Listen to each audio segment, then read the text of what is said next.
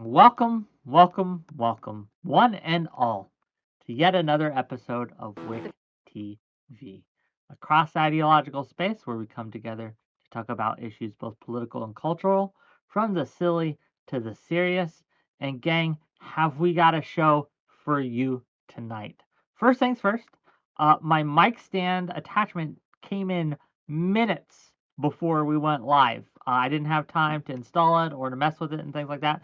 But I promise you, if you think I have mic troubles now, just wait till tomorrow when I have a brand new mic that I mess up in entirely different ways. But that's beside the point. Tonight we're going to be talking about welfare and socialized economies. Um, there is a question: uh, how much does welfare or a welfare system actually benefit us as people? Do we become reliant on the state, or is it a way to help those who are less um, fortunate get out of a rut? Is taxation something that we should be doing more of or less of, or in what degrees? When we talk about the economy itself, privatization versus socialization is a hot topic, and we're going to get into it. And I brought some great guests to talk about it tonight. So I'm going to give each of them a brief opening statement, a chance to introduce themselves, and we'll get right into it. We're going to start tonight by passing the ball to Lactoid. And Lactoid, uh, no stranger to my show. Tell people who you are and what your initial thoughts are, and we'll go from there.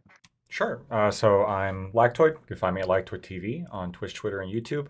I am a libertarian, and according to some ANCAPs, I'm a socialist. I would consider Wait, myself your to be a Twitter isn't Lactoid? I thought it was at no, Lactoid. no. In fact, Wick made this mistake, and it turns out at Lactoid is a very different person, which you guys may be interested in following as well, depending on your sexuality. So you can look into that as well, but if you want to.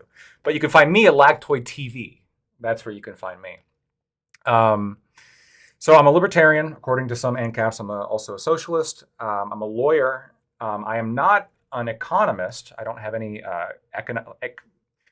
economist credentials, but I have some pretty strong moral opinions and some general statements to say about the world. So if you like that shit, give me a follow.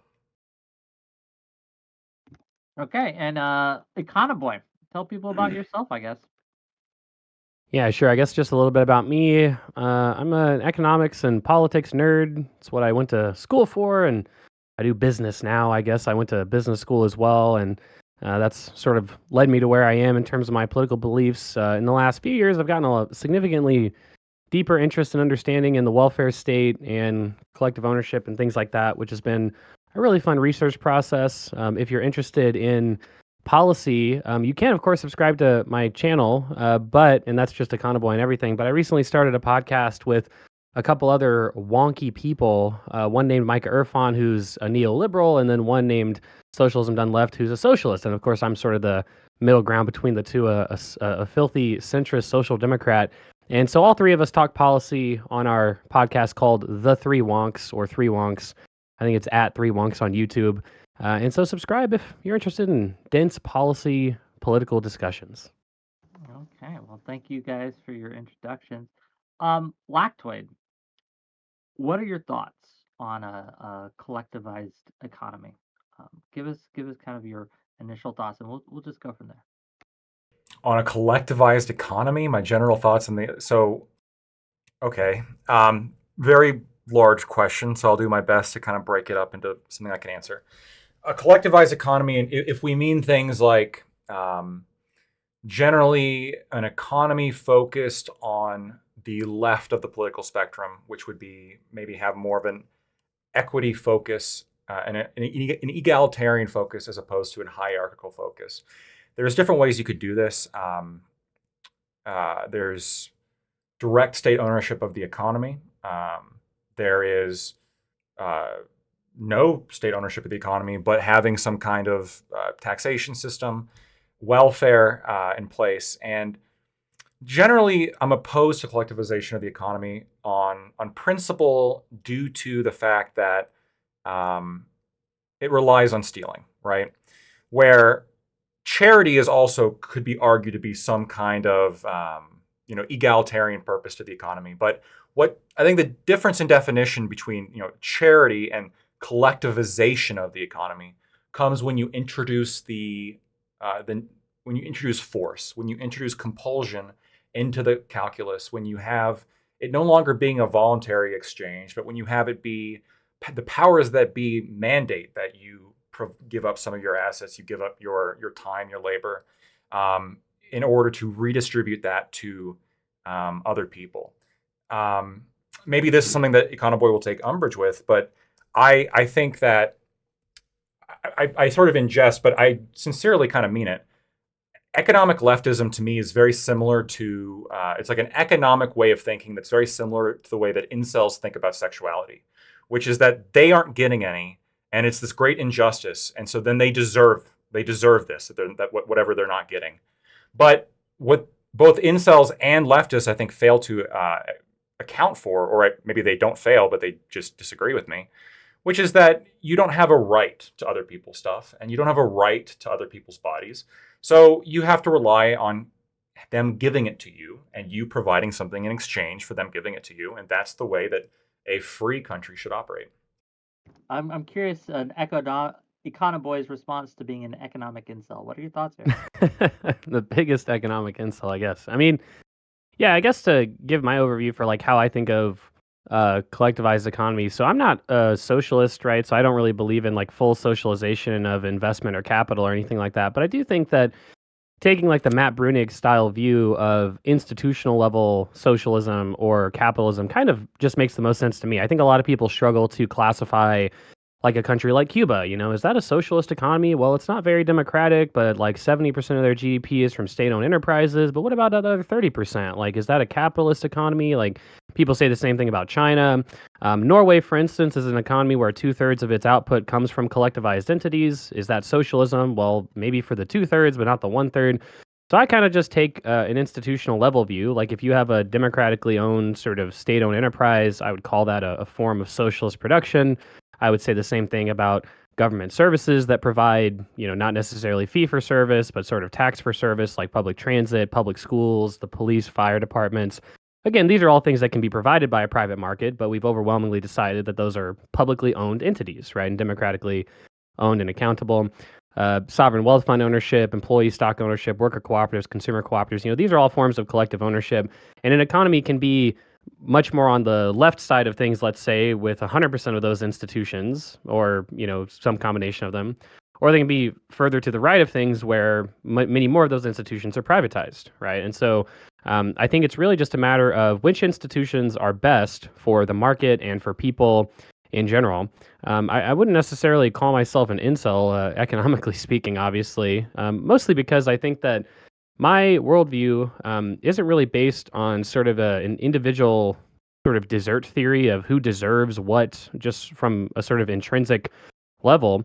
I kind of have some basic moral intuitions that people would probably be better off if they didn't live in poverty. And if it were the case that we could do certain things that weren't distortionary greatly to the market, that didn't destroy wealth to any significant degree, but did in fact alleviate a significant amount of poverty.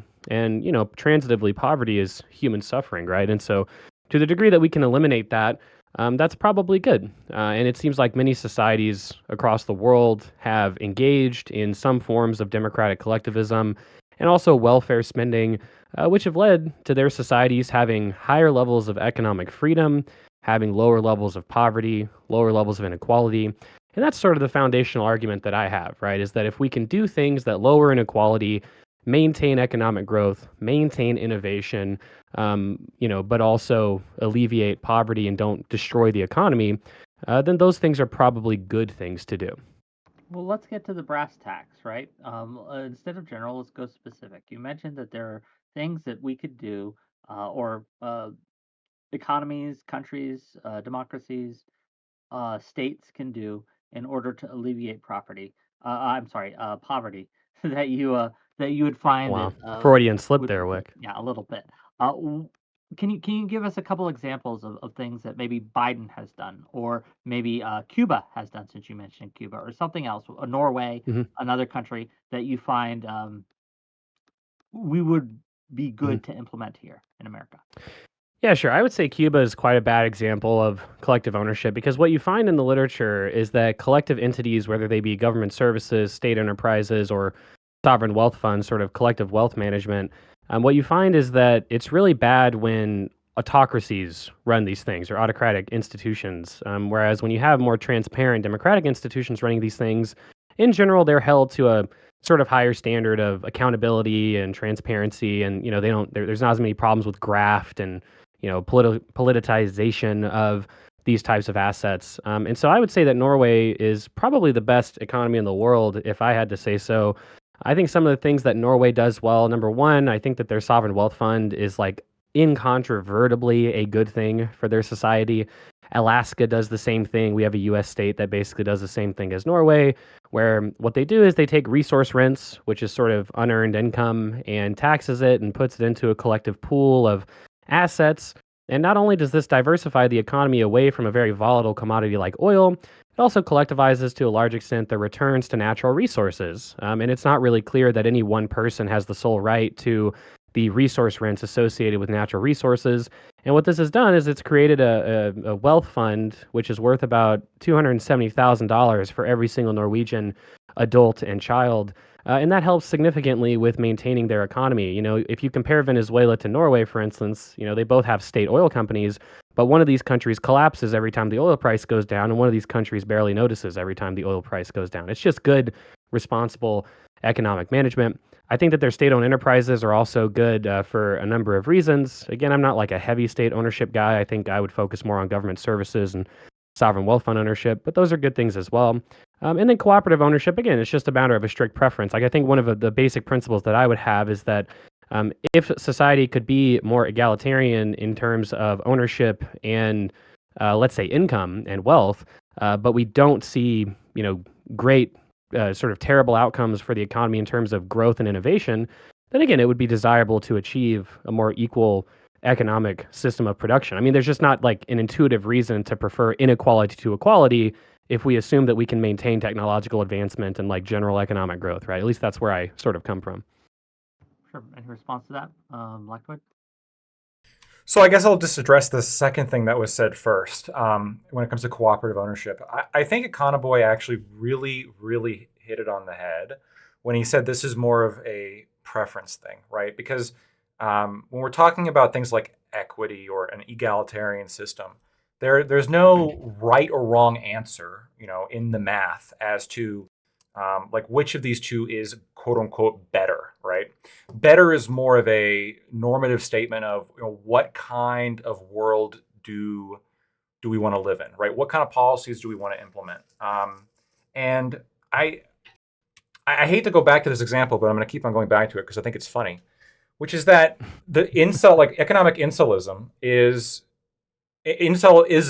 of itself is very much focused on egalitarianism in the same right. It's this concept of, well, you have the top 1%, they're having all this sex, and the rest of us aren't getting any.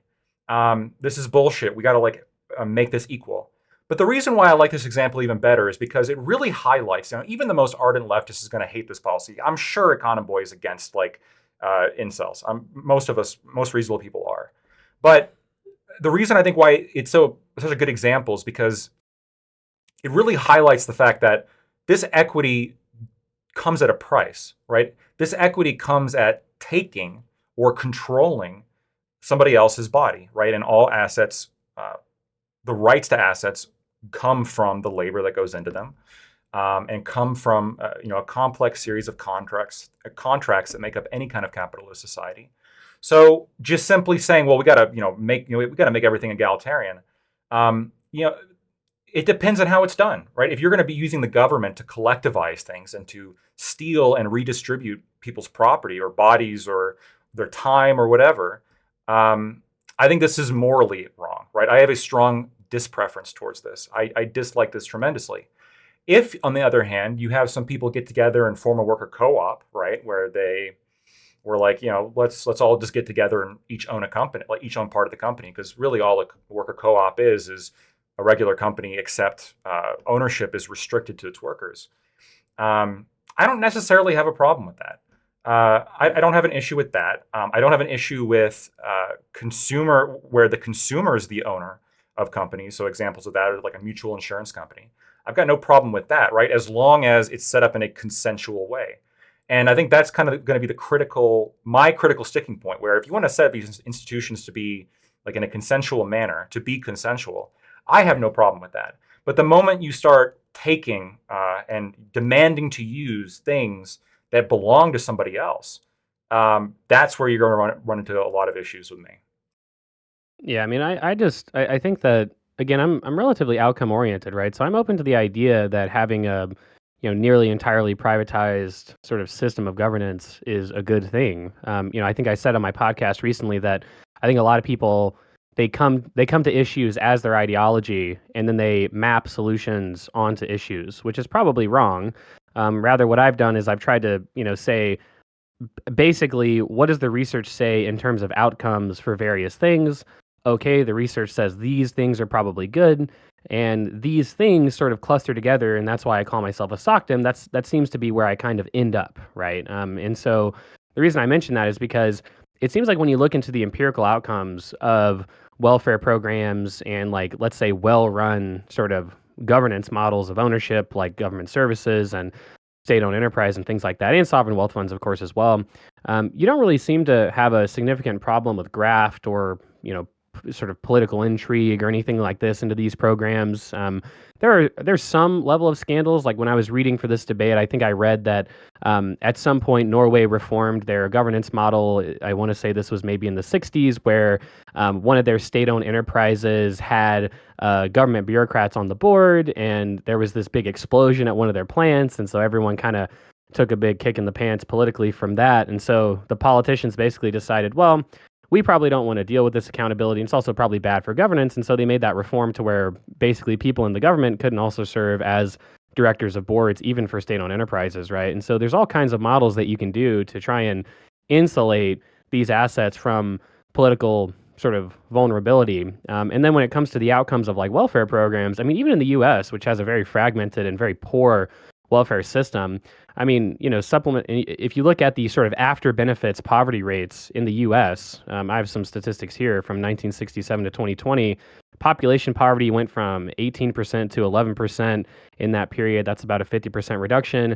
Childhood poverty went from 20% to 9.8%. It's about a 100% decrease, or no, that's a 50% decrease, I should say.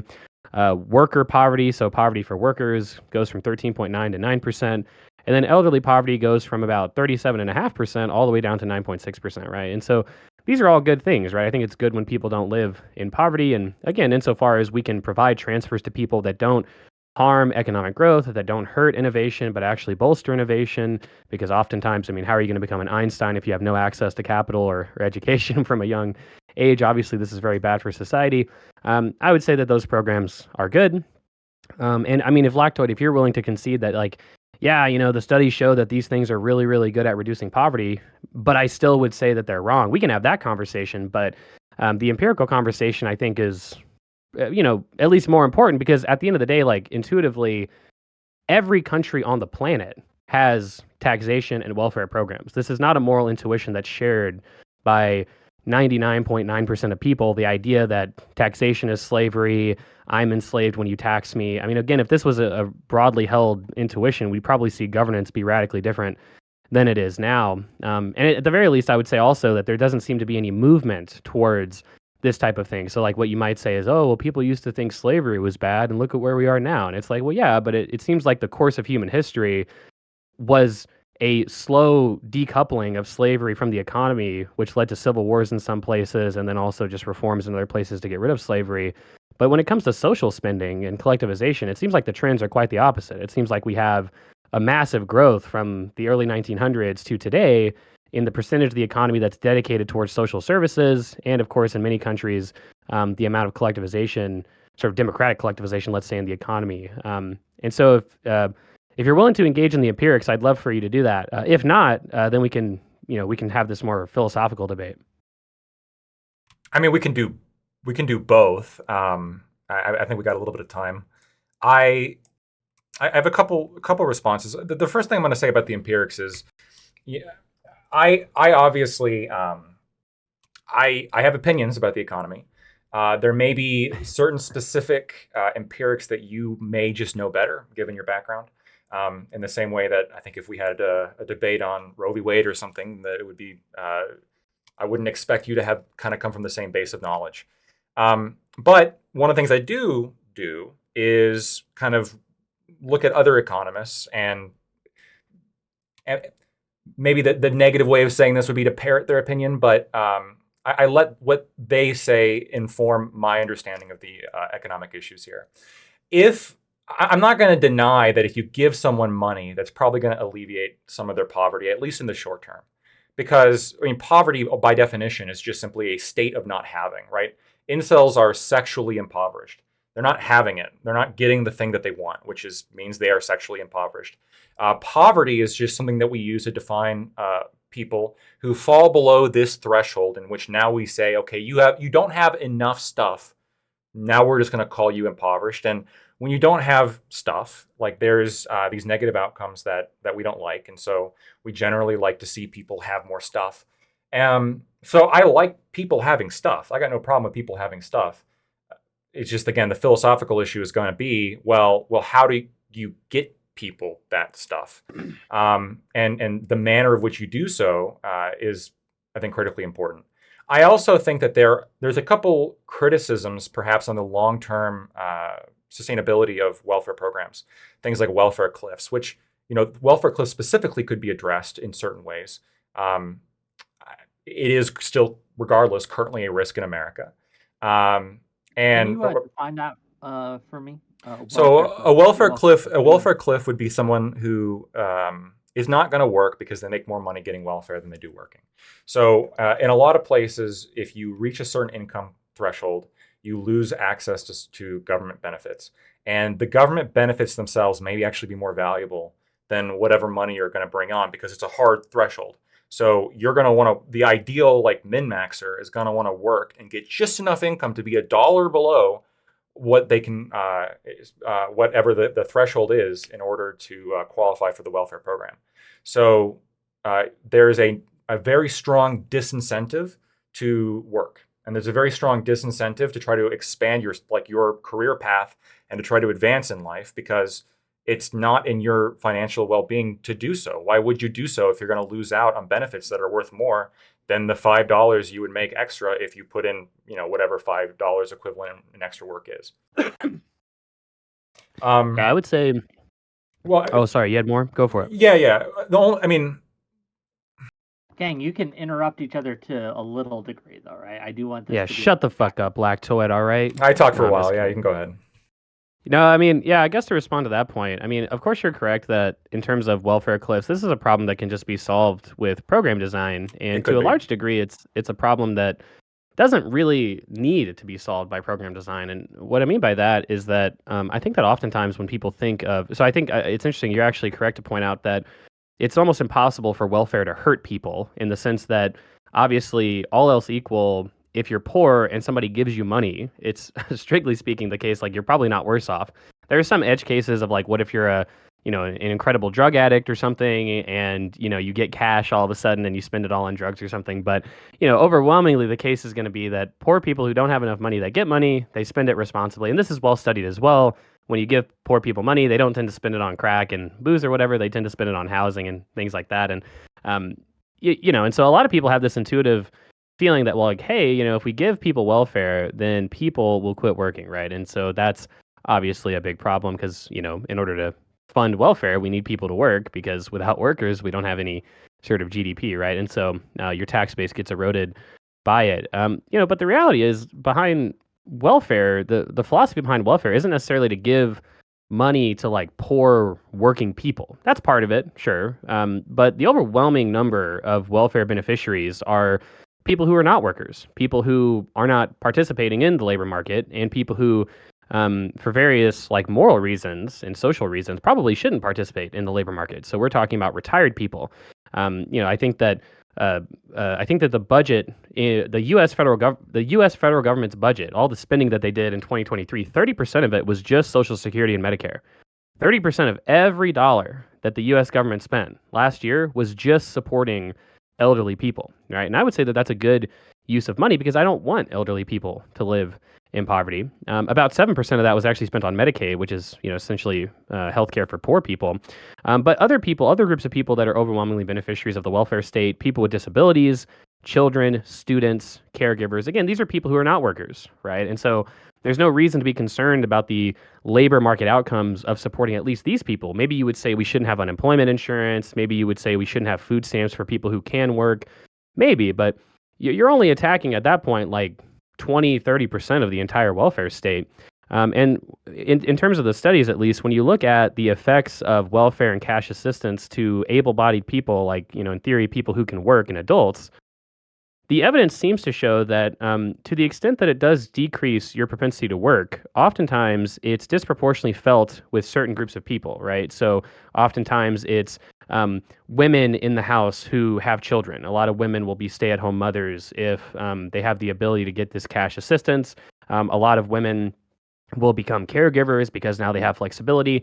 What you find also is that a lot of children, especially in poor countries, so we're lucky because we're in a rich country to be fair, but in poor countries especially, welfare has much more magnitude in its effect because what you see is that children oftentimes get much more education, mothers get much more access to prenatal care, and these are things that are all downstream good for the economy. I don't want children to grow up in poverty, in part for my own selfish desire to not have a bunch of illiterate adults growing up later in the future that are disproportionately criminals, disproportionately reliant on those same welfare systems. Having malnourished mothers and malnourished children and poor children is just in no way in any moral framework, I don't think, good for society. And again, so insofar as we can do those things that prevent those outcomes, we should do them. It appears that many countries have figured this out, including the United States. Again, those poverty rates have gone down substantially. So that's just kind of where I sit. I feel like insofar as we can prove that these programs alleviate poverty to an incredibly significant degree,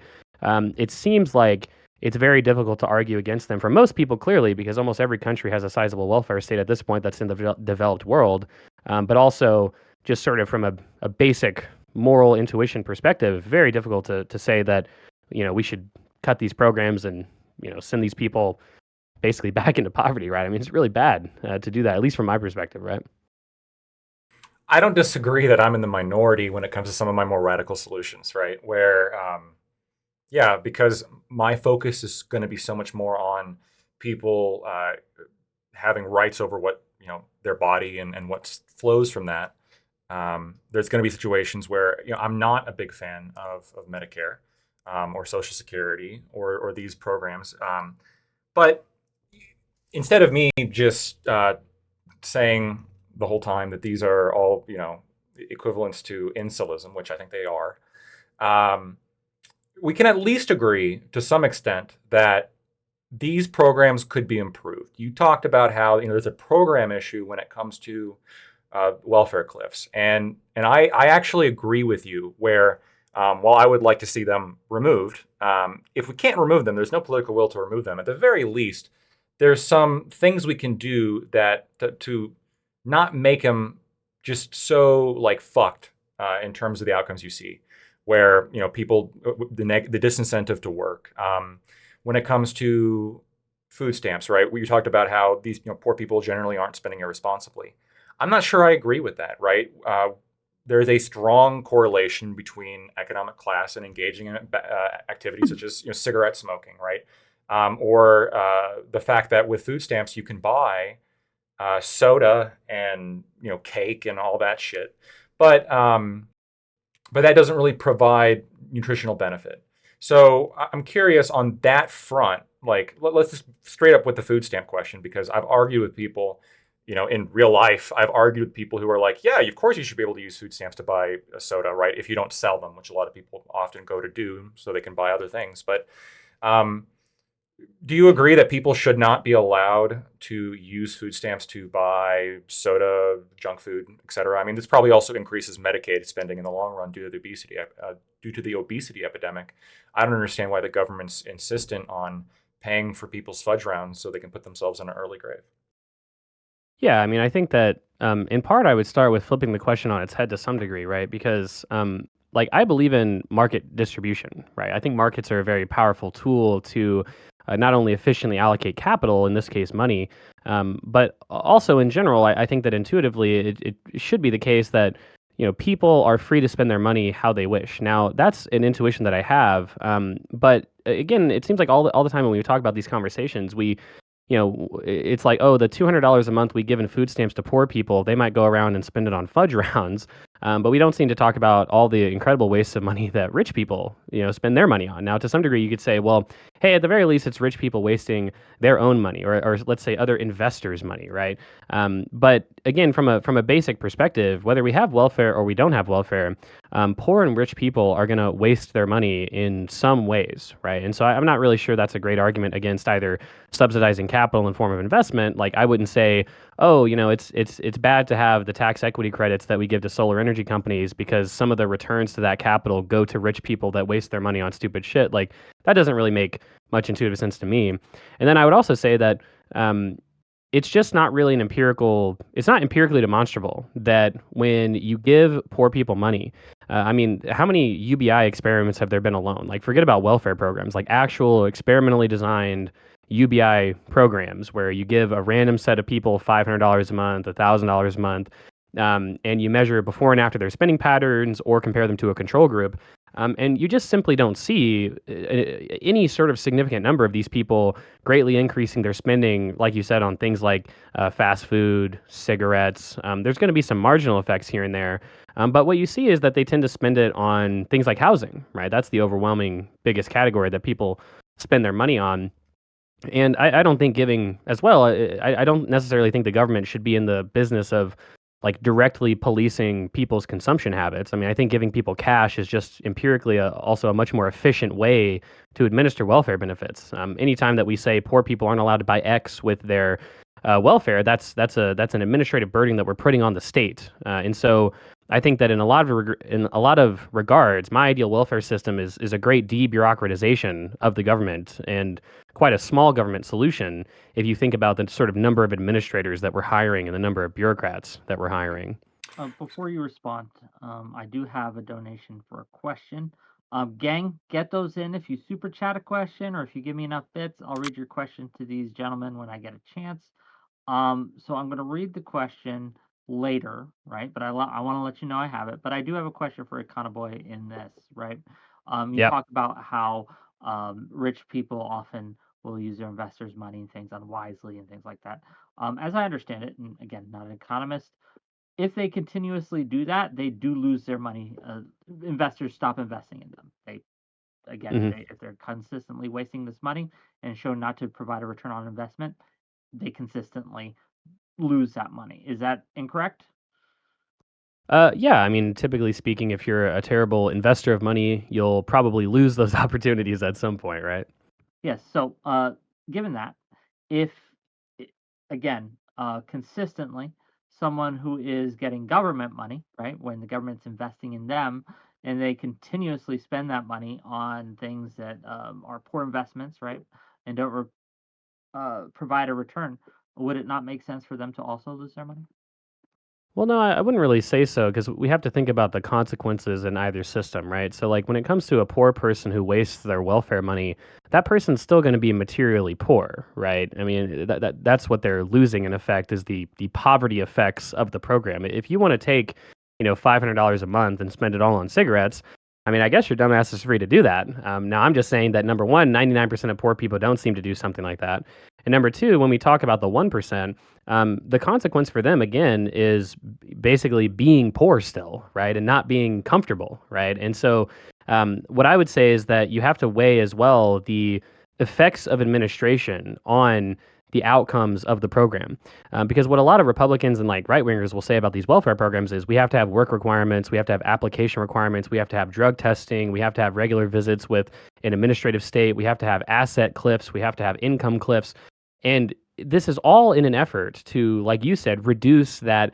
Like with food stamps, we have to have limits on what kind of food you can buy.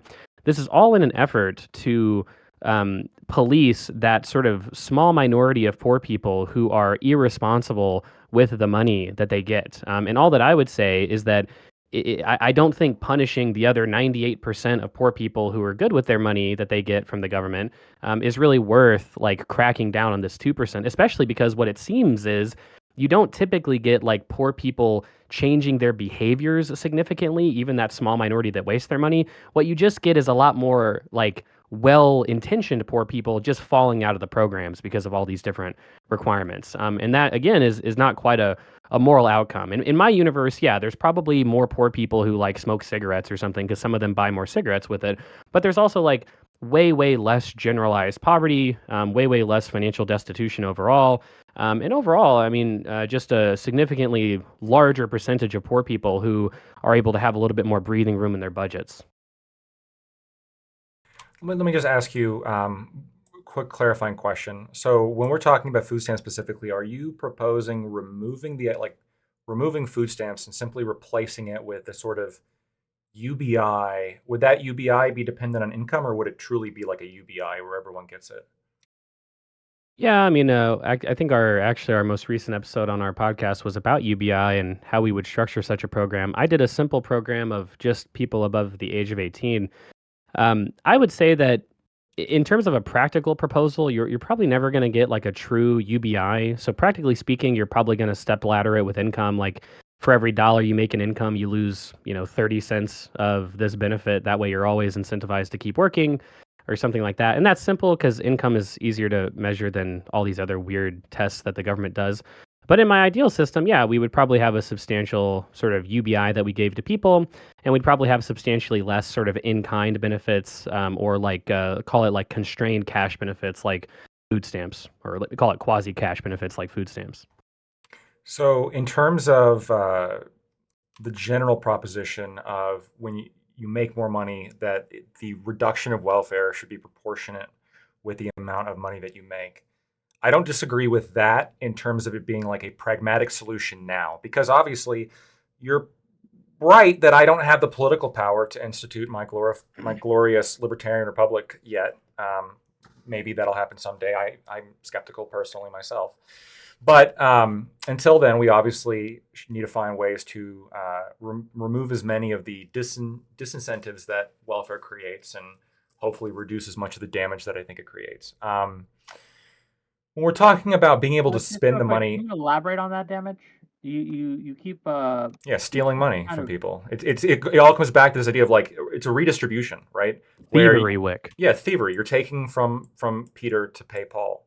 Um, and in some cases, like Social Security, I think it's very directly comparable to a Ponzi scheme. That taking from Peter to pay Paul is a common phrase used to refer to Ponzi schemes. But when it comes to food stamps specifically, or really any kind of welfare, I think you said something interesting that I take a lot, and I think really highlights one of the philosophical differences we have, which is, what about the rich people who spend their money? I don't really want to be in the business of policing how people spend their money. I'm paraphrasing a little bit, but that's more or less what you said. And I just fundamentally, I don't see it as their money, right? This is like the fundamental difference. If you get rich as hell and you blow your money on dumb shit, or you make some really bad investment decisions, I and mean, I would agree. Just to, I yeah, don't know if there's I would agree that a person receiving welfare, it's not like their money in the sense that they worked for it, right? This is a collective pool of money. I'm just saying it's their money at the point of being granted to them, right? I wouldn't like claw back cash benefits at any point, right? So well, but when we give things to people, we can obviously attach contractual obligations to how that's used, right? When your bank gives you a mortgage, you can't just take that money and like figure out a way to like go blow it at slots in Las Vegas, right? You have to spend that money on a house. If you get a car loan, you have to spend that money on a car. That's a contractual obligation of the money. Now, food stamps are created with the idea of, well, uh, there's poor people in America who need food, right? They need nutritional supplementation.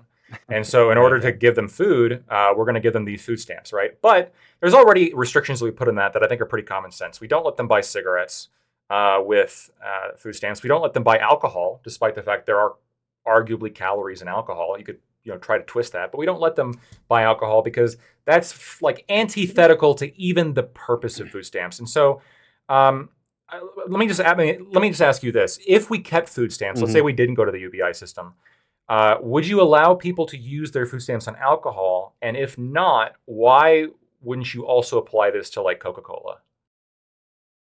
Yeah, sure. I mean, I would.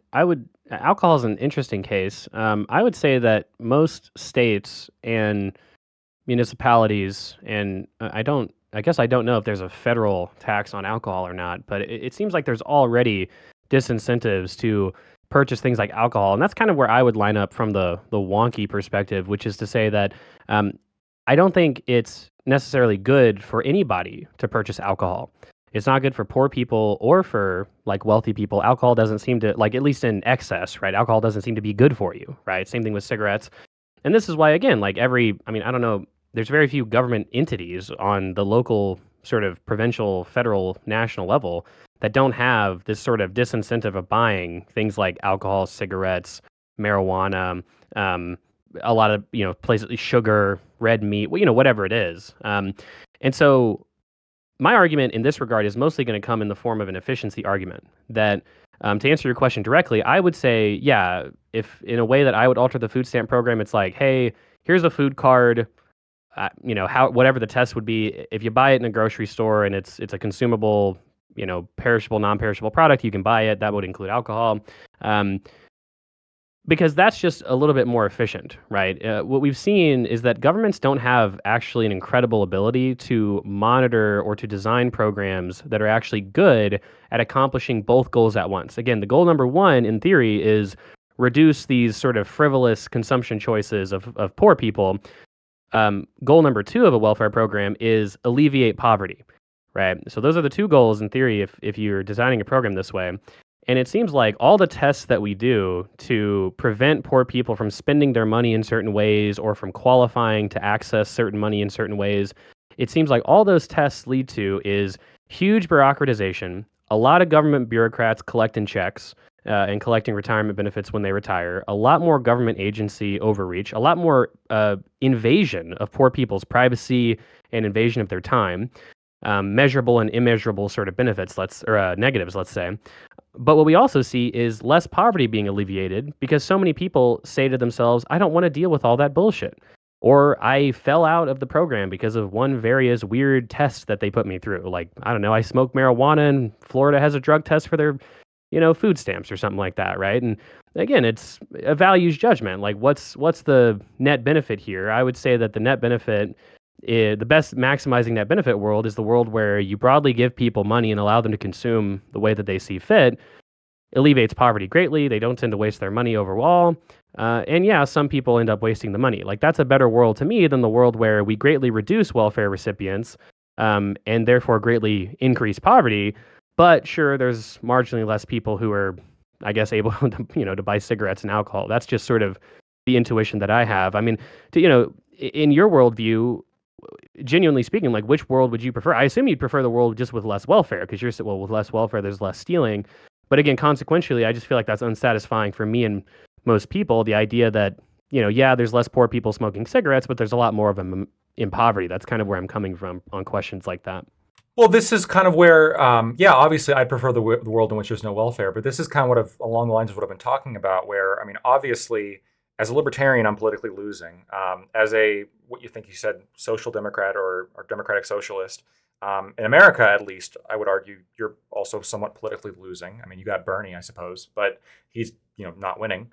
And so, yeah, there's like somewhere in the middle that I think that the political mindset of America lies, where there is like a skepticism of taxation in America. I think if you tax people enough, they definitely feel as though they're stolen from. I don't know if the common person's going to consider it to be theft in the same way, but I can usually walk them through the argument, and at the end, they'll usually agree with me that it's theft. But regardless, they still hate the fact that they're losing their income. And this middle road here, I think, is honestly like pretty reasonable and prudent, which is that if we're going to have food stamps, there should absolutely, if you're going to get this free money from the government or from the taxpayers, really, if you're going to get other people's money, at the very least, it's reasonable for us to put restrictions on what you can spend it on.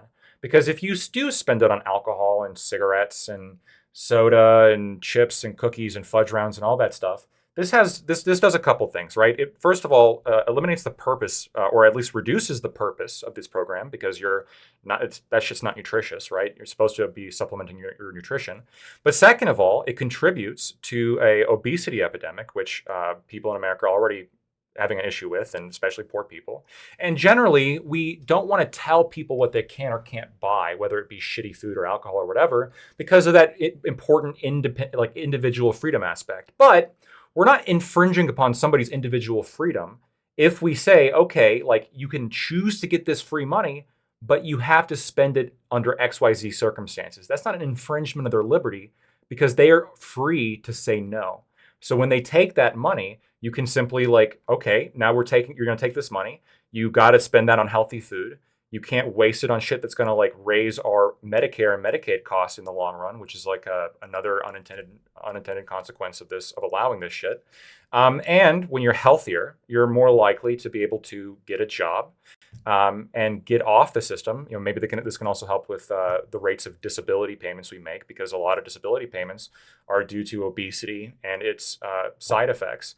To me, like banning fast or unhealthy food from being bought with food stamps is just a no-brainer, right? It helps reduce a lot of the negative effects we see here, and we have the right to do it, given that it's stolen money and we get to decide how it's going to be spent anyway, or the kind of the restrictions on it. And we already do have some restrictions, so obviously we can restrict it further. And Well, just keep in mind though, for every this is something that I wanted for people to keep in mind with these kinds of means tests and sort of cliffs like that you're talking about, things like drug testing and restricting the amount of things people can do with their money. To me, every government bureaucrat should be productive, right? Teachers should be teaching students. To the extent that we have administrators in schools, they should be providing serious value to the school. Bureaucrats administering welfare benefits are amongst the most unnecessary spending that the government does, right? It's the most bureaucratic of bureaucracies. The idea of we're going to hire a bunch of people to determine whether or not you fit the 28 different requirements and whether or not you're spending your money appropriately in terms of designing this program in general, right? And so, for a libertarian-minded person, I'm just not sure that it's clear that one is like strictly better than the other, right? I've heard many libertarians argue that UBI is actually the libertarian thing to do, right? Cash benefits are the libertarian thing to do for this very reason. The idea that you put more means tests on these programs, well, you're going to end up hiring more government bureaucrats, right? And so on one hand, you could say, well, we're spending more on Medicaid and Medicare because there's some marginal increase, like 1% of poor people are X% fatter or something after we unrestrict these programs. But we're also spending a lot more on government bureaucrats and government bureaucrat benefits and pensions later on down the line because we're hiring so many more bureaucrats to administer these programs. And so, I think that if we're starting from the premise that welfare is not going away, and the second premise is how can we make welfare more efficient? Those are sort of the two premises that you offered up earlier. It's really not clear to me that you'd prefer, unrestricted cash benefits from a libertarian perspective, or basically these more restricted, bureaucratically managed benefits. This is a debate within libertarian circles. I don't deny that. A lot of people, in fact, a lot of economists that I hold in very high regard, right, Milton Friedman being one, and several others, have talked a lot about how UBI and how it can be effective in certain circumstances over other kinds of welfare programs. And I think those arguments are interesting, and I'm not necessarily discounting them. The question for me is going to be one of just where I'm sitting on like my evaluation of the overall cost comparison, right? And this is somewhat informed where a lot of you talk about the drug testing requirements for a lot of welfare. So in my state, for example, they did implement drug testing requirements, and they caught some very small amount of people, right? It was when you actually average out the cost of like administering the drug test and drug testing, as opposed to just banning like somebody from using food stamps from buying specific products. I think drug testing is a much more bureaucratically heavy system, right? Because you actually have to do the drug testing, et cetera, et cetera. Meanwhile, with the other one, you can just, here's what you're not allowed to buy, and then put it on the grocery stores just to comply. Don't let you people buy this product with the food stamps. I think that'd be easier. But even with drug testing, for example, yeah, it's true that the actual people who got caught and then lost the benefits, like that number alone wasn't that didn't make up for the cost of hiring all that extra bureaucracy and engaging all that extra bureaucracy. But when you factor in the cost of all the people who didn't apply, because a lot of people who knew they would test positive for drugs and they just didn't apply, when you calculate that cost, it was a overall savings, right? It was an overall savings to the taxpayer. So, like that's an example of where, a libertarian who's like very concerned with government expansion, and I am concerned with government expansion, so I get that side of the argument. And for some things that may just be, I might even agree with them, right? But for this in particular, when I think it would be very bad to just like replace food stamps with a direct check that they can use to buy, to spend irresponsibly, right? To buy cigarettes, alcohol, bad food, et cetera, and put themselves in a situation where they're going to continue to be a burden in the state in other ways going forward through healthcare costs and disability payments. I'd prefer just to cut that to cut that problem at the beginning, right? No, you got to buy chicken and broccoli going forward with the food stamps if you want to buy anything at all with the food stamps. And now you weigh 50 pounds less and you're got a job instead of the current situation, which I think is worse. Well, sure. I mean, I think this comes down to because some socialists will say that in-kind benefits are better than cash benefits because in-kind benefits are decommodification, whereas cash benefits are not, right? And again, I think it's, I guess to some degree, it depends on how sort of maybe small L libertarian you are in regards to how you might design government programs, right? If we imagine, like for instance, if we imagine two programs, right, where we have one program where we just decide that we're going to just build a bunch of houses, like build a bunch of government houses because people need housing. So we're going to build a bunch of houses. Or we're going to give people, let's say $1,200 a month in cash. And, you can spend that money on however you want. And if you want to, I would say do both, frankly. But if you had to pick between one or the other in terms of the sort of cost to the state, it would seem to me that the sort of frivolous cost to the state would be all the administrators that would go into building out a program like that, not necessarily the small amount of ministers to distribute those cash benefits. Now, it's true that on like a dollar perspective, so one thing you mentioned is, well, we end up with net savings to the taxpayer because a lot of people drop off of their welfare benefits. Like I wouldn't necessarily, I mean, how could I disagree with that? You kick a bunch of people off of welfare, you're going to spend less on welfare, right? I mean, that's pretty intuitive, right? I mean, of course that's the case, right? But it's a matter of, well, what's the sort of trickle up effect of that, right? Because again, when people are in poverty, they can't innovate, right? When people are in poverty, they don't go to education as much. When people are in poverty, they don't go to training as much. When people are in poverty, I mean, this has been shown that if you're in poverty, it's harder to get a job, right? It's just harder to do things when you're poor, right? And when you smooth out people's incomes or you provide a basic standard of living, do both obviously, but if you do one or the other, you find that those types of symptoms are alleviated, right? So what's the true cost of kicking people off welfare? I think it's much greater than, the amount of tax receipts that you're saving.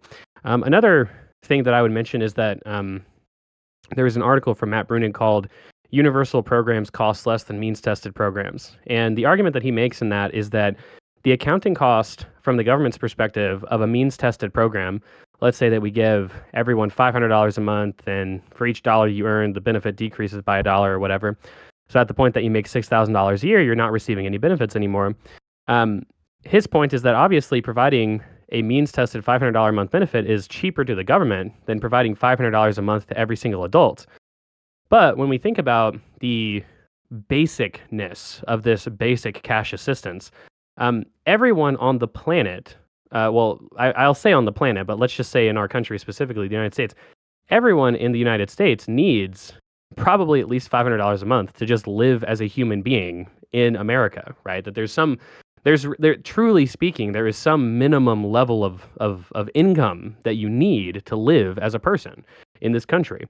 And so by giving somebody, everyone $500 a month, all you're doing is transferring the private distribution of those dollars to the public, right? So it's not clear that the dollars dedicated to achieving your basic standard of living have actually increased, right? Rather, you've just changed the administrative agent of those dollars. And so it's a question of who's better to guarantee that everyone receives a basic standard of living?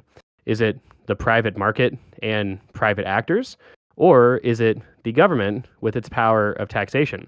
And in that regard, of course, of course it's the case that government through welfare spending can guarantee a basic standard of living to people more effectively than private actors in the private market. It's not clear that charity has ever been an effective way to alleviate poverty.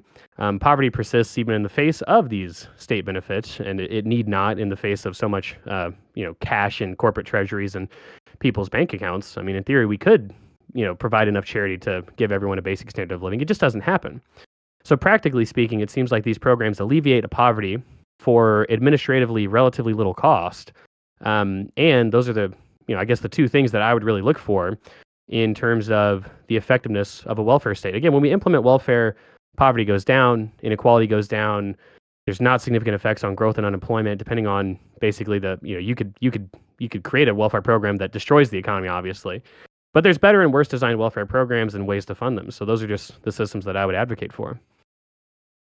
On this one, it's going to be it's going to be like a empirically driven position where if you have, you can show me a specific program where, we sit down and go over all of the, potential downstream effects, and it comes out that the hiring these government bureaucrats actually is more of a waste on this specific program than just giving the money directly. I can buy into it. I'm just skeptical about this when it comes to food stamps.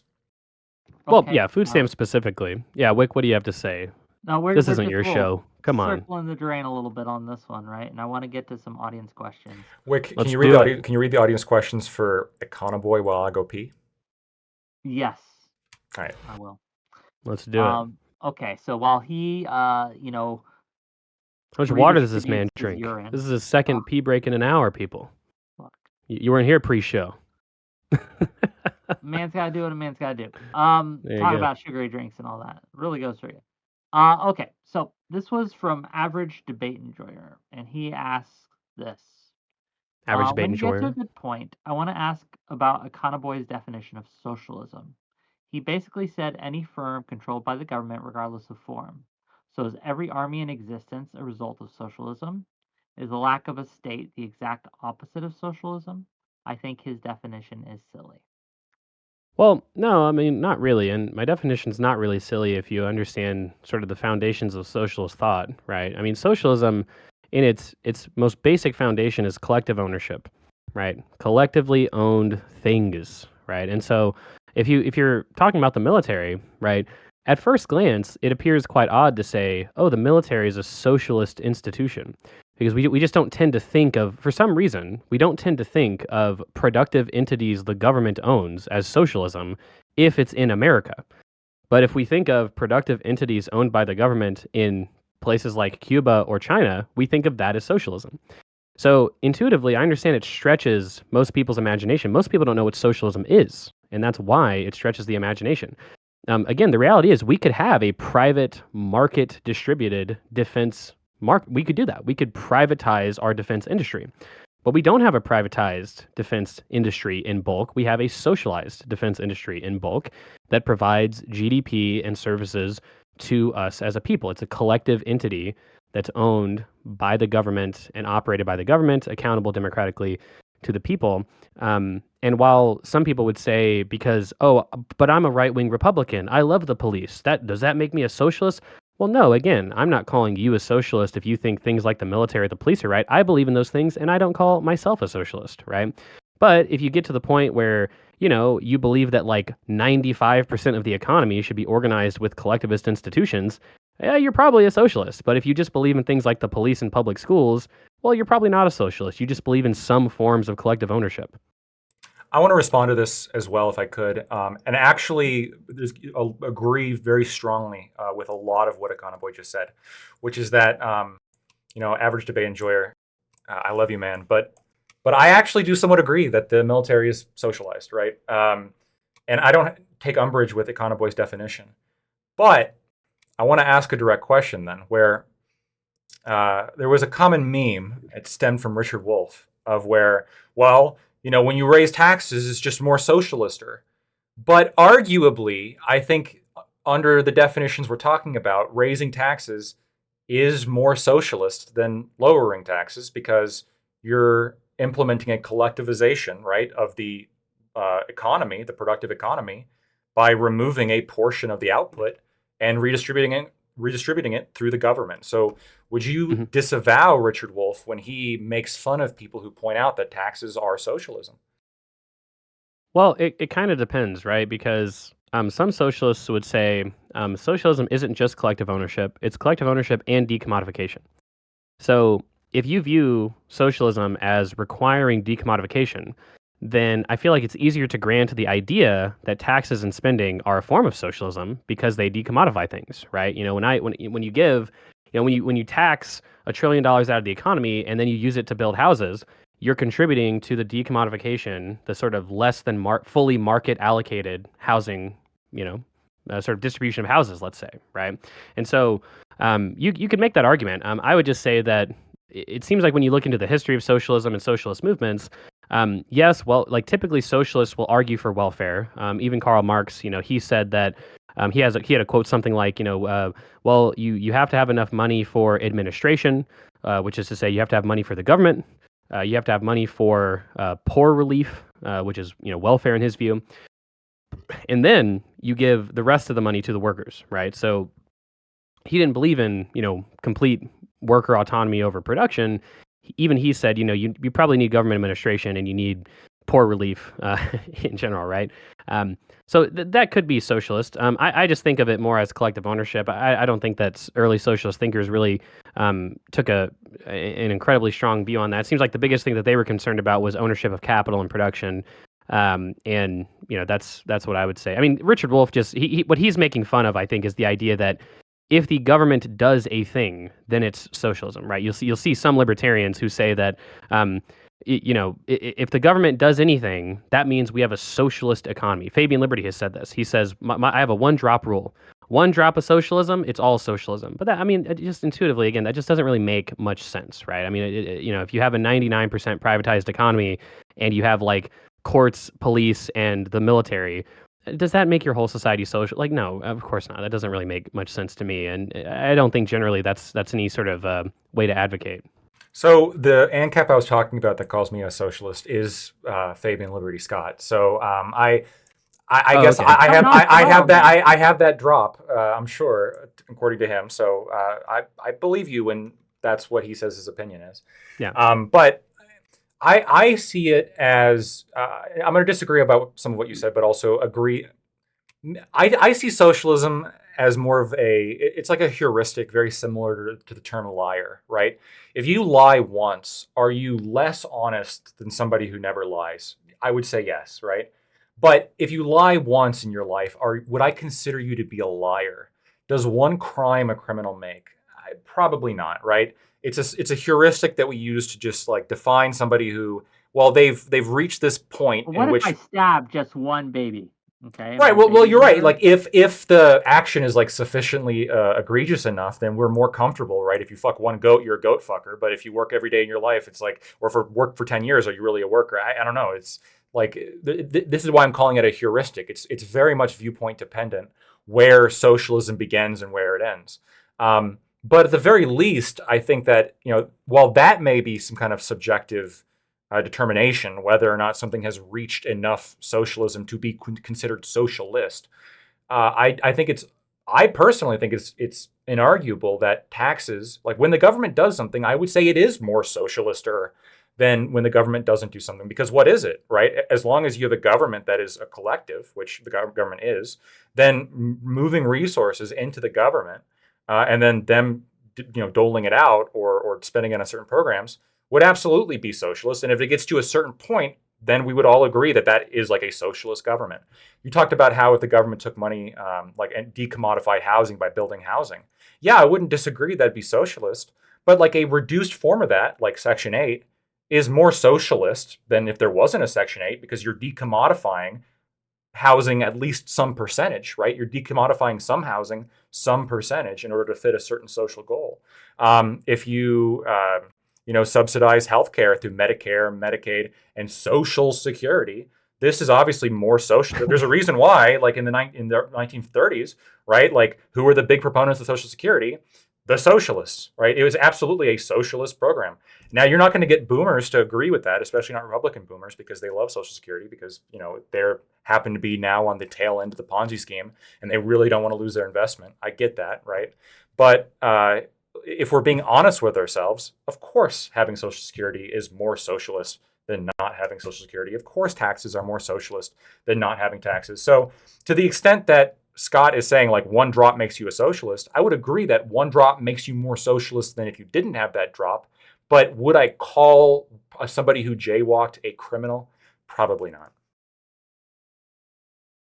Okay. $2 from Testicle Johnson. Please explain. Please don't go into super detail. We got some more to cover. I got more questions. Please explain and give opinion on the gold standard. Yeah, sure. Gold standard. The gold standard's bad because it's rigid and because generally it constrains economic growth. And it's also not clear, especially if you look into the history of the gold standard, it's also not clear that the gold standard actually leads to generalized levels of price stability. It does lead to a lot more periods of deflation, and you could say like average prices were more stable. But if you have 10% inflation and then 10% deflation within like a 5-year period, just for example, that's probably not net good for the economy. The best thing for the economy, to a large degree, is stability. And so the sort of great moderation and when central banks really took the reign of managing inflation, it seems like what you see across the world when central banks do that, when they get rid of the gold standard and they start taking inflation seriously with interest rates, what do you see? You see much more stable and low inflation, and that's probably desirable to the alternative, if you ask me. Lactoid, same question to you, sir. I'm not a gold bug. I think so. Very similar to like rent control and anti like when a disaster happens, laws against price gouging. This is like my understanding is this is a subject in which both sides of the economics aisle are sort of in agreement, which is that this is probably not the best idea. And there's like a fringe minority of people who like really, really back this idea. Do I think inflation is kind of another kind of a hidden form of taxation? I do. But the gold standard doesn't really fix that because that would also mean that the inflation would also correlate with just how many gold resources you mined and like or discovered. I mean, going way back, you saw this happen with the Spanish Empire when they started mining a fuck ton of silver. Well, inflation because silver dropped almost all of its value because there was just so much of it. I would prefer there be probably not a gold-based currency, but a very stable currency that would not have rapid inflationary or deflationary effects, which is not what we currently have. Right? We have No, Jerome Powell print a bunch of shit. Don't cuck me on my next question. Oh, my bad. Yeah. No, it's okay because I think we've talked about welfare a lot, right? And we've touched on socialized economies, but I want to kind of take it from the clouds and get down to brass tacks, right? On the ground, what we see. I guess I'll just ask you both. Under Joe Biden, how's the economy been? What's your leanings there? We're gonna start with Lactoid and we're gonna economy. How do you think Joe Biden has been a good steward of his presidency? Not just with the economy, but in general. What are your thoughts, Lactoid? I've said this before. Based on the research that I've read, there was a couple studies done on this, and who the president is has almost no bear. Like there could be like some tangential effect in the economy. There's almost no effect. Now, that study was done before the reaction to the pandemic, so perhaps that could have changed. Right, the direction to print money was like a higher order, government decision. Now, a lot of that came under Trump, and a lot of that came under Biden. So, that absolutely could have a pretty major effect on the economy that I think is bad. But like other than like kind of black swan events, people like to say, well, the party is what determines the economy. People vote on party based on like what they want the economy to be currently. The economy is so complex and there's so many things in play that it's hard to credit one person with being, or even the president, with having so much of an effect on the economy. That all being said, again, we were just off the tail of a black swan event, and I think you see Biden take credit or basically say what I just said when the economy's going to shit. When you see gas prices expanding, Biden saying, "Well, I don't control the gas prices," which he's probably somewhat right on. And when inflation's rising, well, that was Trump, not me. Typical politician. And then when the economy happens to recover from the pandemic, or you happen to see certain a growth in the stock market, which you are seeing a rebound in the stock market, you're going to see him take credit for it. Do I think Biden's policies have been particularly effective on rebounding the economy? No. And I think that both Trump and Biden, with the money printing, I think Jerome Powell even admitted that they fucked up when it came to the money printing. I think they both really, with the inflation, really fucked over Americans. And I think the inflation is out of control. Definitely was out of control. And if you have, again, the chairman of the Fed saying that he fucked up, I'm willing to take him at his word. Boy, same question. Yeah, I mean, I would agree that an individual president doesn't necessarily have the ability to. I mean, to be fair, necessarily the president could destroy the economy. He could nuclear bomb a bunch of major cities or something. But generally speaking, the president doesn't enact such widespread control over the economy. But certainly, the president does set sort of. Let's say set the agenda, right, and set the tone of policy discourse, especially in a unified government. Of course, we can compare the first 2 years of Trump in terms of economic policy and economic philosophy to the first 2 years of Biden, and sort of see where they come to. Or you could even compare the last 2 years of Trump to the first 2 years of Biden, where they each had the opportunity to design sort of their own COVID relief package and see what the sort of main differences were, right? And I would say that in general, Trump has taken a significantly less austere approach to Republican politics than many other Republicans that were in office. Trump was running trillion-dollar deficits before the pandemic, right? So certainly not quite as scared to deficit spend in Trump's administration, even during an economic expansion. He was calling for the Federal Reserve to reduce interest rates, even in a period when inflation was pretty low, right? So, sort of a classic, almost like Latin American style populist. Just spend the money into the economy if that's what it takes to grow the economy. Who gives a shit, right? Which was kind of funny. But I think that in form, right, Trump is gonna, he's gonna do things that acquiesce a little bit more to the right in terms of economic outlook. He's going to cut taxes for wealthy people. He's going to try and reform welfare to be a little bit more restrictive, things like this. He's going to try and offload state assets to some degree if he can. And I would say that generally speaking, this is probably not a good thing. I say that if you look at the first 2 years of Biden, let's look at some of the things that he did.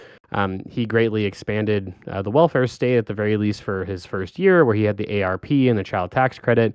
This was something that reduced childhood poverty significantly because, like Lactoid said, poverty is just a lack of income, right? And so increasing, welfare spending is going to decrease poverty. So this is probably a good thing.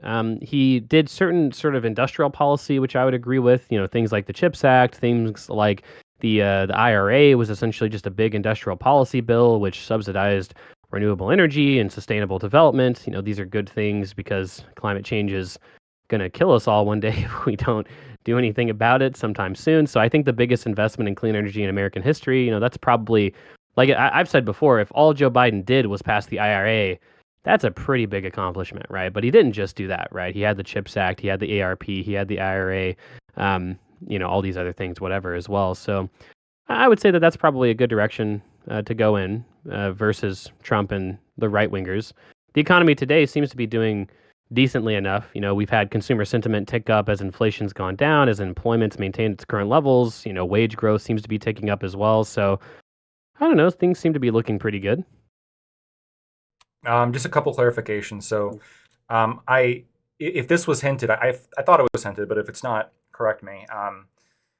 I agree with the hinting that when we're asked how the economy is doing, a big question is how is the economy doing for who? If you expand the welfare state, obviously this is going to serve the interests of people on welfare. So, I mean, by that metric, sure, right? Biden, to the extent that Biden expanded the welfare state, obviously I disagree with that economic action for the reasons we've already talked about. And I just want to make sure I clarify this. When I said that when you give impoverished people money, you alleviate their poverty, I specified, in the short term, and I want to just really maintain that. I don't want people after this panel saying, well, Lactoid is basically Stalin. No, like I'm skeptical as to how welfare can actually alleviate poverty in the long term, in terms of, again, like work distance, disincentivizing work, specifically, but also the ramifications on the economy when you remove money from one place and put it into another. There's a question as to what effect that has. So another thing that you see Biden doing is taking money from, stealing money from people and giving it to college grads, right? That's sure, good for whom? Yeah, great for college, for people with college debt. But you're with people with college debt specifically. Now I know that his relief has been income gradiented, which is better, is somewhat means tested, which I think is better than just forgiving all college debt, because college debt is primarily held by people who have high income potential, obviously, because they went to college and they got a degree disproportionately. So the initial Biden plans, before it was struck down by the Supreme Court, of just forgiving tens of thousands of dollars in $10,000 per person and like $20,000 per couple of college debt, sure, that'd be great for them. But in terms of, first of all, it's a handout to the rich, just straight up, right? A direct money transfer to the rich, essentially. But also, it's just, when you take out a loan, the idea of, well, if enough people are irresponsible with their loans, then it becomes like a problem. And now we're going to, use stolen money to alleviate that problem. I don't like that. So there's a bunch of things that Biden's doing for the economy that I just don't like. But I'm not going to deny that, of course, they're going to be good for some people who have different goals than I do, because that's how politics works. Okay. I guess the what I'm trying to, maybe I didn't phrase it properly, right? Recently, no. there's been a lot of debate, both on the left and the right, over how the economy is doing. Okay? There are a lot of people who say that the economy is still in the shitter. It's not improving. The lives of the poor are still not being improved by any of these policies, etc. Though there is people fighting against that. People who are saying that the economy is much better now. Inflation's on the decrease, etc., etc., etc. I guess I'm just asking where you both fall on that debate. Does that make I mean, sense? my position on this is, I don't know, it's been somewhat nuanced because I think that I think it's reasonable to understand how both narratives could sort of exist at the same time. When you look at inequality over time, right, what you'll see is that inequality over time in the U.S. it's gone up, right? So, sort of relatively speaking, poor people aren't quite as sort of wealthy as rich people are, right? But the thing is, people don't realize that this is true at every level of the income distribution. So when you look at bottom 10% people and their wage growth over time compared to bottom 20%, compared to bottom 30%, compared to bottom 40, all the way up until you get to top 1%, top 0.1%, top 0.01%, the scale of increase in pay has disproportionately gone up at every level of income. So somebody who's 50th percentile has substantially made more money, or like the 50th percentile person is wealthier and has had more income growth than the 40th percentile person, than the 30th percentile, than the poorest person, right?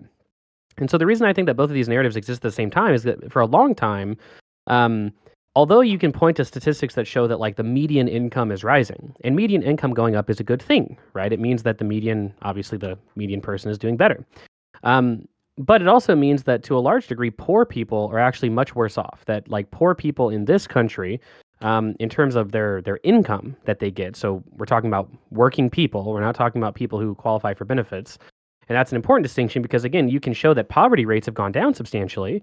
But what does that look like for working poor people, right? Who don't necessarily qualify for as much welfare as non-working poor people. And so you might have a poor person who was poor 20 years ago who's still considered poor today, but they're even poorer, right? Because they simply haven't gotten, a 20% increase in their pay over time. They've maybe gotten a 5% increase in their pay over time.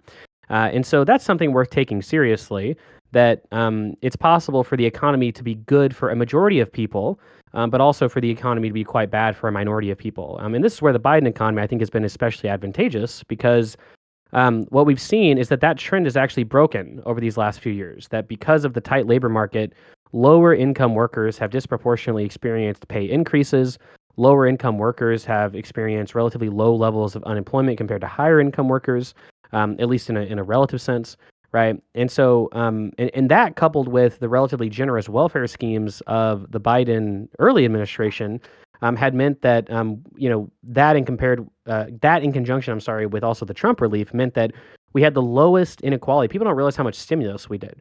We had the lowest levels of income inequality in like 45 years.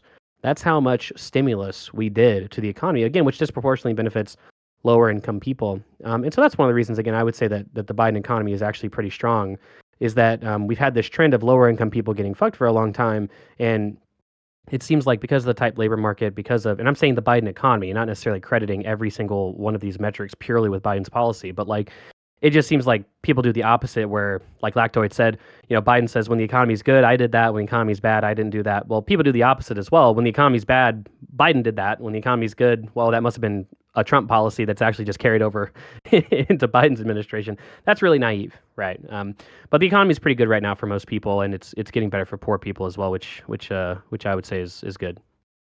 So this could be an empirical question. This is data that I've at least found from Cato. I mean, my understanding that for basically since the 70s, the median income, or probably even before then, but I think that the measurement was just since the 70s, the median income on each quintile is going up over time, right? Which I think would make sense when you're just looking at the overall growth of the economy, and that poverty rates going down is, you know, is what we're talking about when it comes to, like, again, people not having stuff at the poorest level. When you describe how, yeah, you have some people who 20 years ago, they're poorer now because 20 years ago they were making the same, or making a certain amount of money, and then they were getting 5% raises over time, but this isn't keeping up with inflation. This is kind of my point when I'm describing inflation as this hidden tax, where it's a way to take more of somebody's income without necessarily increasing the tax of what you're directly taking. And this is, I think, one of the criticisms of having the government control the money supply, which is that they're able to do this when it comes to welfare programs or redistribution programs. And one of the effects that we did see with this massive stimulus that you're talking about is for the maybe this just reversed. If it did, I didn't hear about it. But for at least for the majority of Biden's presidency, you saw inflation outpacing wage growth. Yeah, you saw a lot of wage growth, but you saw inflation outpacing wage growth, which means that people's wages were really not overall increasing. You saw a lot of that just be eaten up by inflation. And where did that inflation come from? Well, there's a lot of global factors such as the Russian invasion and COVID supply shortages, et cetera. But even Jerome Powell again admitted like his errors when it came to the money printing. Money printing, of course, raises inflation. When you have too much money chasing too few goods, you get inflation. So yeah, we have all this inflation to show for that stimulus. And there's also something about the stimulus that I thought was just like brutally unfair too. Maybe this offends my inner sense of justice, where you had people who were like, I knew nurses, for example, RNs that were going to work every day, and like the amount they were being paid overall was actually less than there were people than people who were unemployed who were getting the federal boost. And they got that federal boost for quite a bit. And the federal boost was pretty crazy. The initial federal boost that was proposed by the Democrats was even crazier. I don't remember the exact numbers though off the top of my head, but I remember that the Republicans actually argued the Democratic position down to the number that it was, which was also crazy. I don't understand why people need more money to survive during a pandemic than they were making beforehand, when there's already a freeze on rent, when there's already these other programs that are in place. So not only did you boost a fuck ton of inflation, but you also disincentivized work, and you also arguably punished people for doing what they should be doing, which is working, and you punished people who were doing important work during a pandemic, aka being a nurse. I mean, I guess so. Honestly, I'm not really sure who. Like nurses make pretty good money, so I mean, I just looked up. I've known several RNs nurses, don't. and Or I mean, I LPNs, don't know. I'm sorry. looking up here. LPNs. Oh, okay, sure. Maybe there are two different a few different categories of nurses, but In general, I mean, I think that the most that you can make, like the $600 benefit, sort of minimum, was the minimum amount that you could receive on unemployment benefits being boosted, right? And so unemployment added in that minimum benefit, but then kept the income sort of smoothing effects, which I think was, most unemployment programs will be like, oh, you'll get 70% of your, last sort of weighted average paycheck for a period of no more than 3 to 6 months or whatever. But if 70% of your last paycheck was less than this amount, then we'll just put you to the minimum benefit. And so, I mean, sure, I guess in one regard, you could say, well, it's unfair that those people don't have to work, but also I have to work. Again, the reality is that the welfare state is overwhelmingly for non-workers. For the minority of people who are on the welfare state that are sort of able-bodied people participating in the labor market, I'm not sure, I'm not sure why it would be the case that we would say it's unfair, since that's a benefit that nurses qualify for if they're in the same unemployed circumstance, right? So I'm not really sure how that's unfair when everyone has the ability to take out of this program. It's just the case that people who've been laid off from their jobs are getting this money. I mean, it's not exactly preferable to be laid off, right? So I'm not sure that nurses would have a huge problem with it in general. So When you say it's not preferable to be laid off, generally I would agree with you, because the general program is, yeah, there's, seven, depending on the state, 70, 60, whatever percent of your income, that's what you get. But for half of people during the pandemic, they were making more of unemployed people. They were making more than they were making beforehand, right? So you had people get a pay boost following this. So they weren't making less; they were making more for not working. And you had a lot of people making a whole bunch more than people, perhaps even in the same job, that didn't lose their jobs, or perhaps it would be bad for them to lose their jobs because they were LPNs and they had to go to work in order to help address the pandemic. It's true, I suppose, as with all welfare programs, that the potential applies equally, because if anybody um, falls below a certain income threshold, or if they can qualify for certain government programs, or if somebody loses their job, they can qualify for unemployment. But it's not a realized benefit, in the sense of, you had a large group of people who were benefited by losing their job and not looking for another job, because they also removed the requirement of job seeking. They were all benefited, and you were actually disincentivized to go look for a job if you were making more money off of the unemployment. And then you had a whole bunch of people who didn't have that benefit realized, and couldn't have that benefit realized, because if nobody's working, then we all die. So those people, the poor schmucks like myself who worked the pandemic, well, I mean, fucking idiots we were to actually work. We should have fucking took advantage of the system. Damn it. well, I mean, lucky you guys not having to be laid off and having to go and wait in an unemployment line to get your benefits, right? I mean, there's two ways to think about it intuitively, and that's sort of my way. I don't really think it's I have conversations like this with my mom, right? And she has a friend who's like a very sort of like a very sort of like almost like the poster child for why we shouldn't have welfare because it's unfair, right? Someone who's very lazy, doesn't like to work, like does just the barest minimum to qualify for benefits. And my mom, she this is her best friend, so she loves this person, but she talks about this, and she says, man, it just feels bullshit that I have to go and work, and she gets to sit at home and just collect however much amount of government benefits. But the question that I always have for people that have this intuition, the question I have for my family members, the question that I've asked my mom is, well, yeah, but mom, look at your friend's lifestyle, right? She lives in a broken down trailer park. She has no stability of income or living. Yeah, she's getting maybe, I don't know, $700-800 a month that covers her barest needs. She's got 2 children she has to feed, a husband that doesn't work. Would you switch places? Like, just think about it. Would you switch places with this person? Now, overwhelmingly, the case is no. You wouldn't switch places with this person. Now, to Lactoid, to your point of the idea of, well, temporarily we had this circumstance where you could actually make pretty good money on welfare. You could actually make 30, 40 grand a year or whatever it is, just on welfare. I would agree that if your unemployment benefits specifically, so in the literature, most welfare has necessarily no effect on the labor market because, again, it's people who are non-workers anyway. But obviously, unemployment insurance is the biggest sort of welfare benefit that you might give to workers. And so, how does this affect the unemployment level?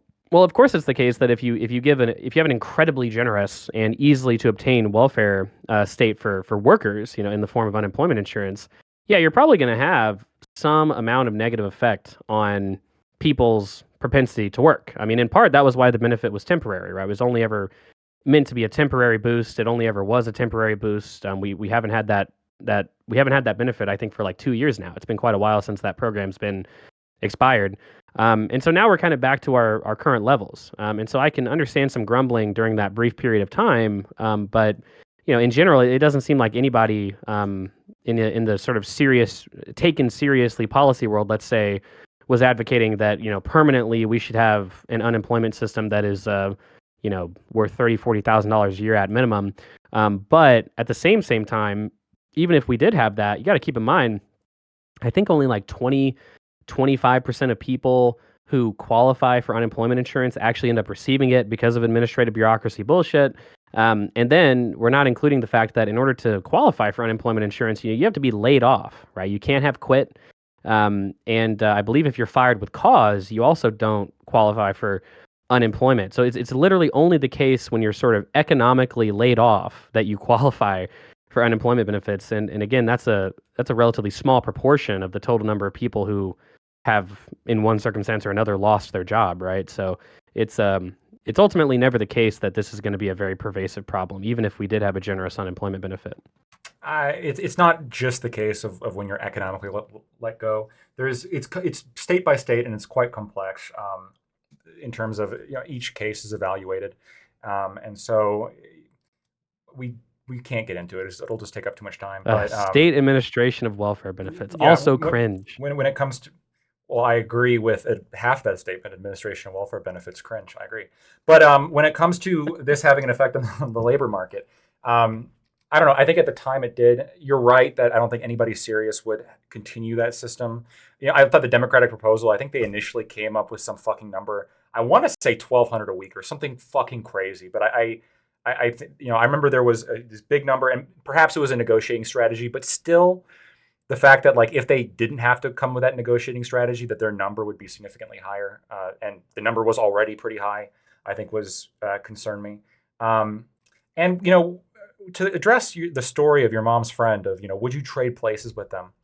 I actually I know what you're getting at, and it's a way to sort of calm the feeling of rage that people get when they feel that somebody else is getting undeserved desserts when you're not.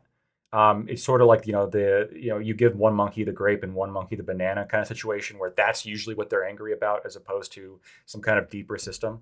But for me, and I think for a lot of libertarians generally, that's not how we look at it. We're not looking at it in terms of like, would you trade places with them? Well, no, I wouldn't trade places with them in the exact same way, maybe not to the same extent. I'll add that caveat right now, but I also wouldn't trade places with a murderer, right?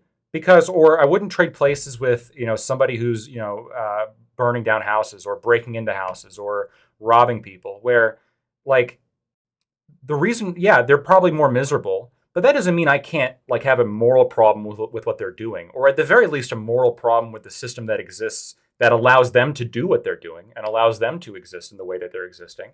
Because the real reason why I have a problem with these people that do this is not because they just happen to be living this this lower existence. It's because they're living off my money and they're living off the money of workers, right? They're living off people who actually go to work. And I think there's a divide in leftist circles even where, communists and leftists, maybe not you, but the more tanky types are like, we are for the worker. We love the worker. And some of the initial Marxian theory and the initial left-wing theory is really focusing on this concept of workers' rights and the workers getting the means of production.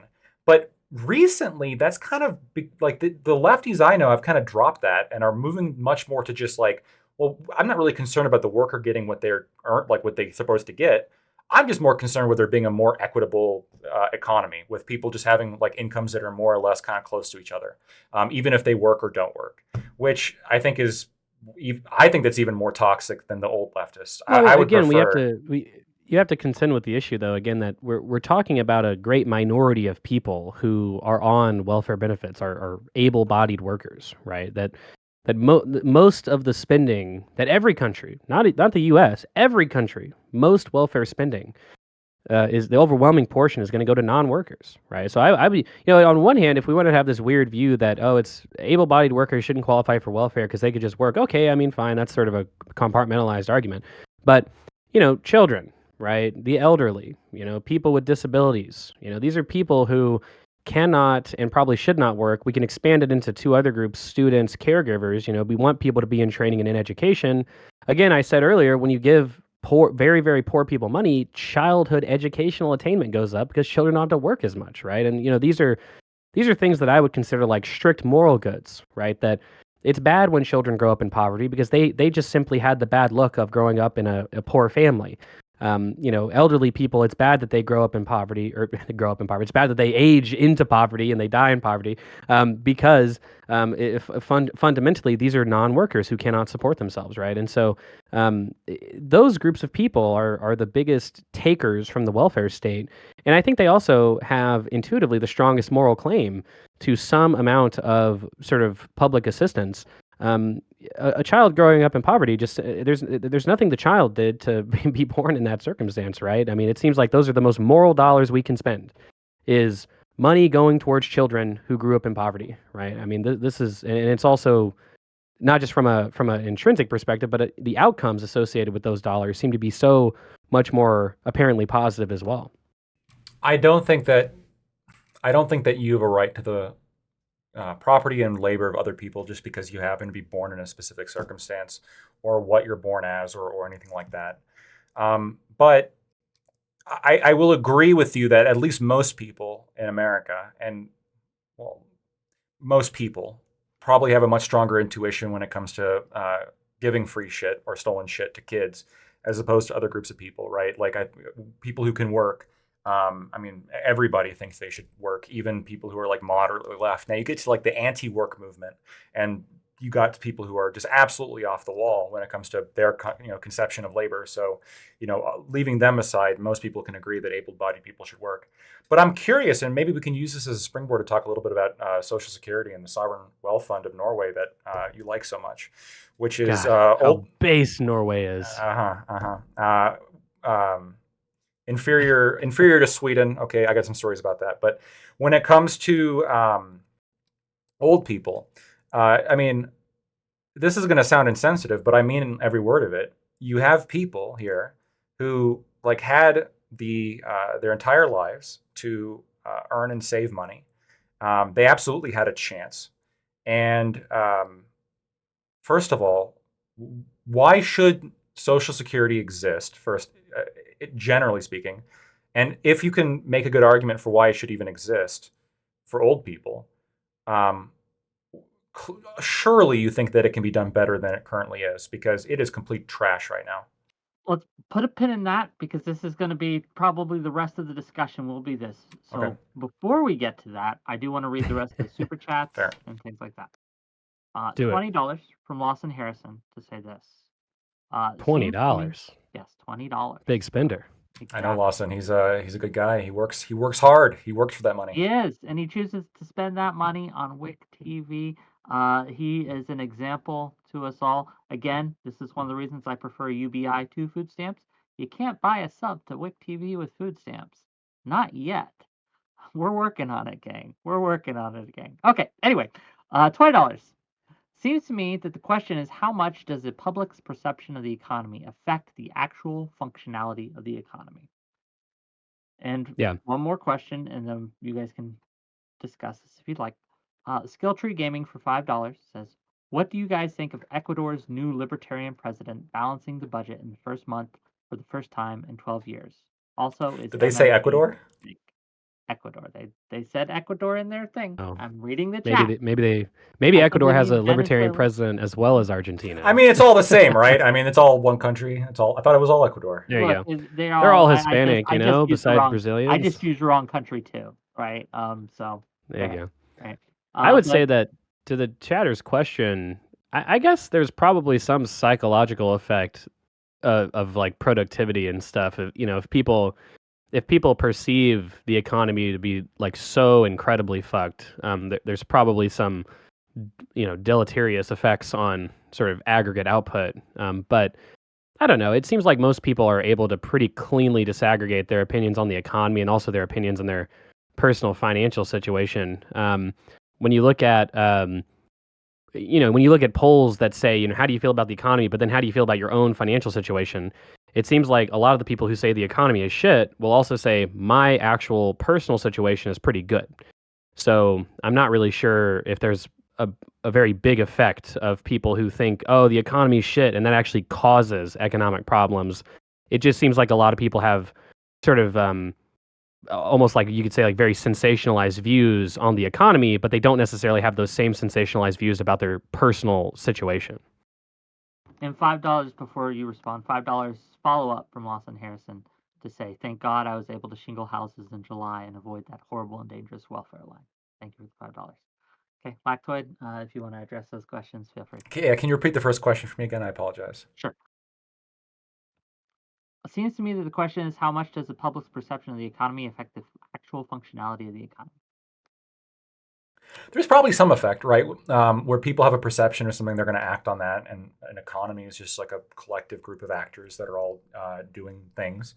So, if you feel the economy's bad, and so because of that, you're not spending, or you're spending on certain things. Maybe you're stockpiling, I don't know, ammo and food tins in your basement because you think the world's Contributing bad. to the grocery and gun economy, you Sure, mean? you're contributing to the gun and grocery economy, but like that's a very specific industry that is now being bolstered at the expense of perhaps other industries because people hold this belief. And there's a lot of people where I think that there's examples of this that are very stark, like cryptocurrency, where people's belief on what it's valued is arguably the entire value of what it is. So yeah, perceptions absolutely matter. In this particular case, I'm guessing what the asker is referring to is like, well, people perceive the economy as doing bad generally, but like according to XYZ metrics, we don't think it's all doing that bad. I mean, if people's perception is just wrong, then they're fucking wrong. But yeah, it's going to affect their behavior. To what extent, I don't know. Yeah. Sure.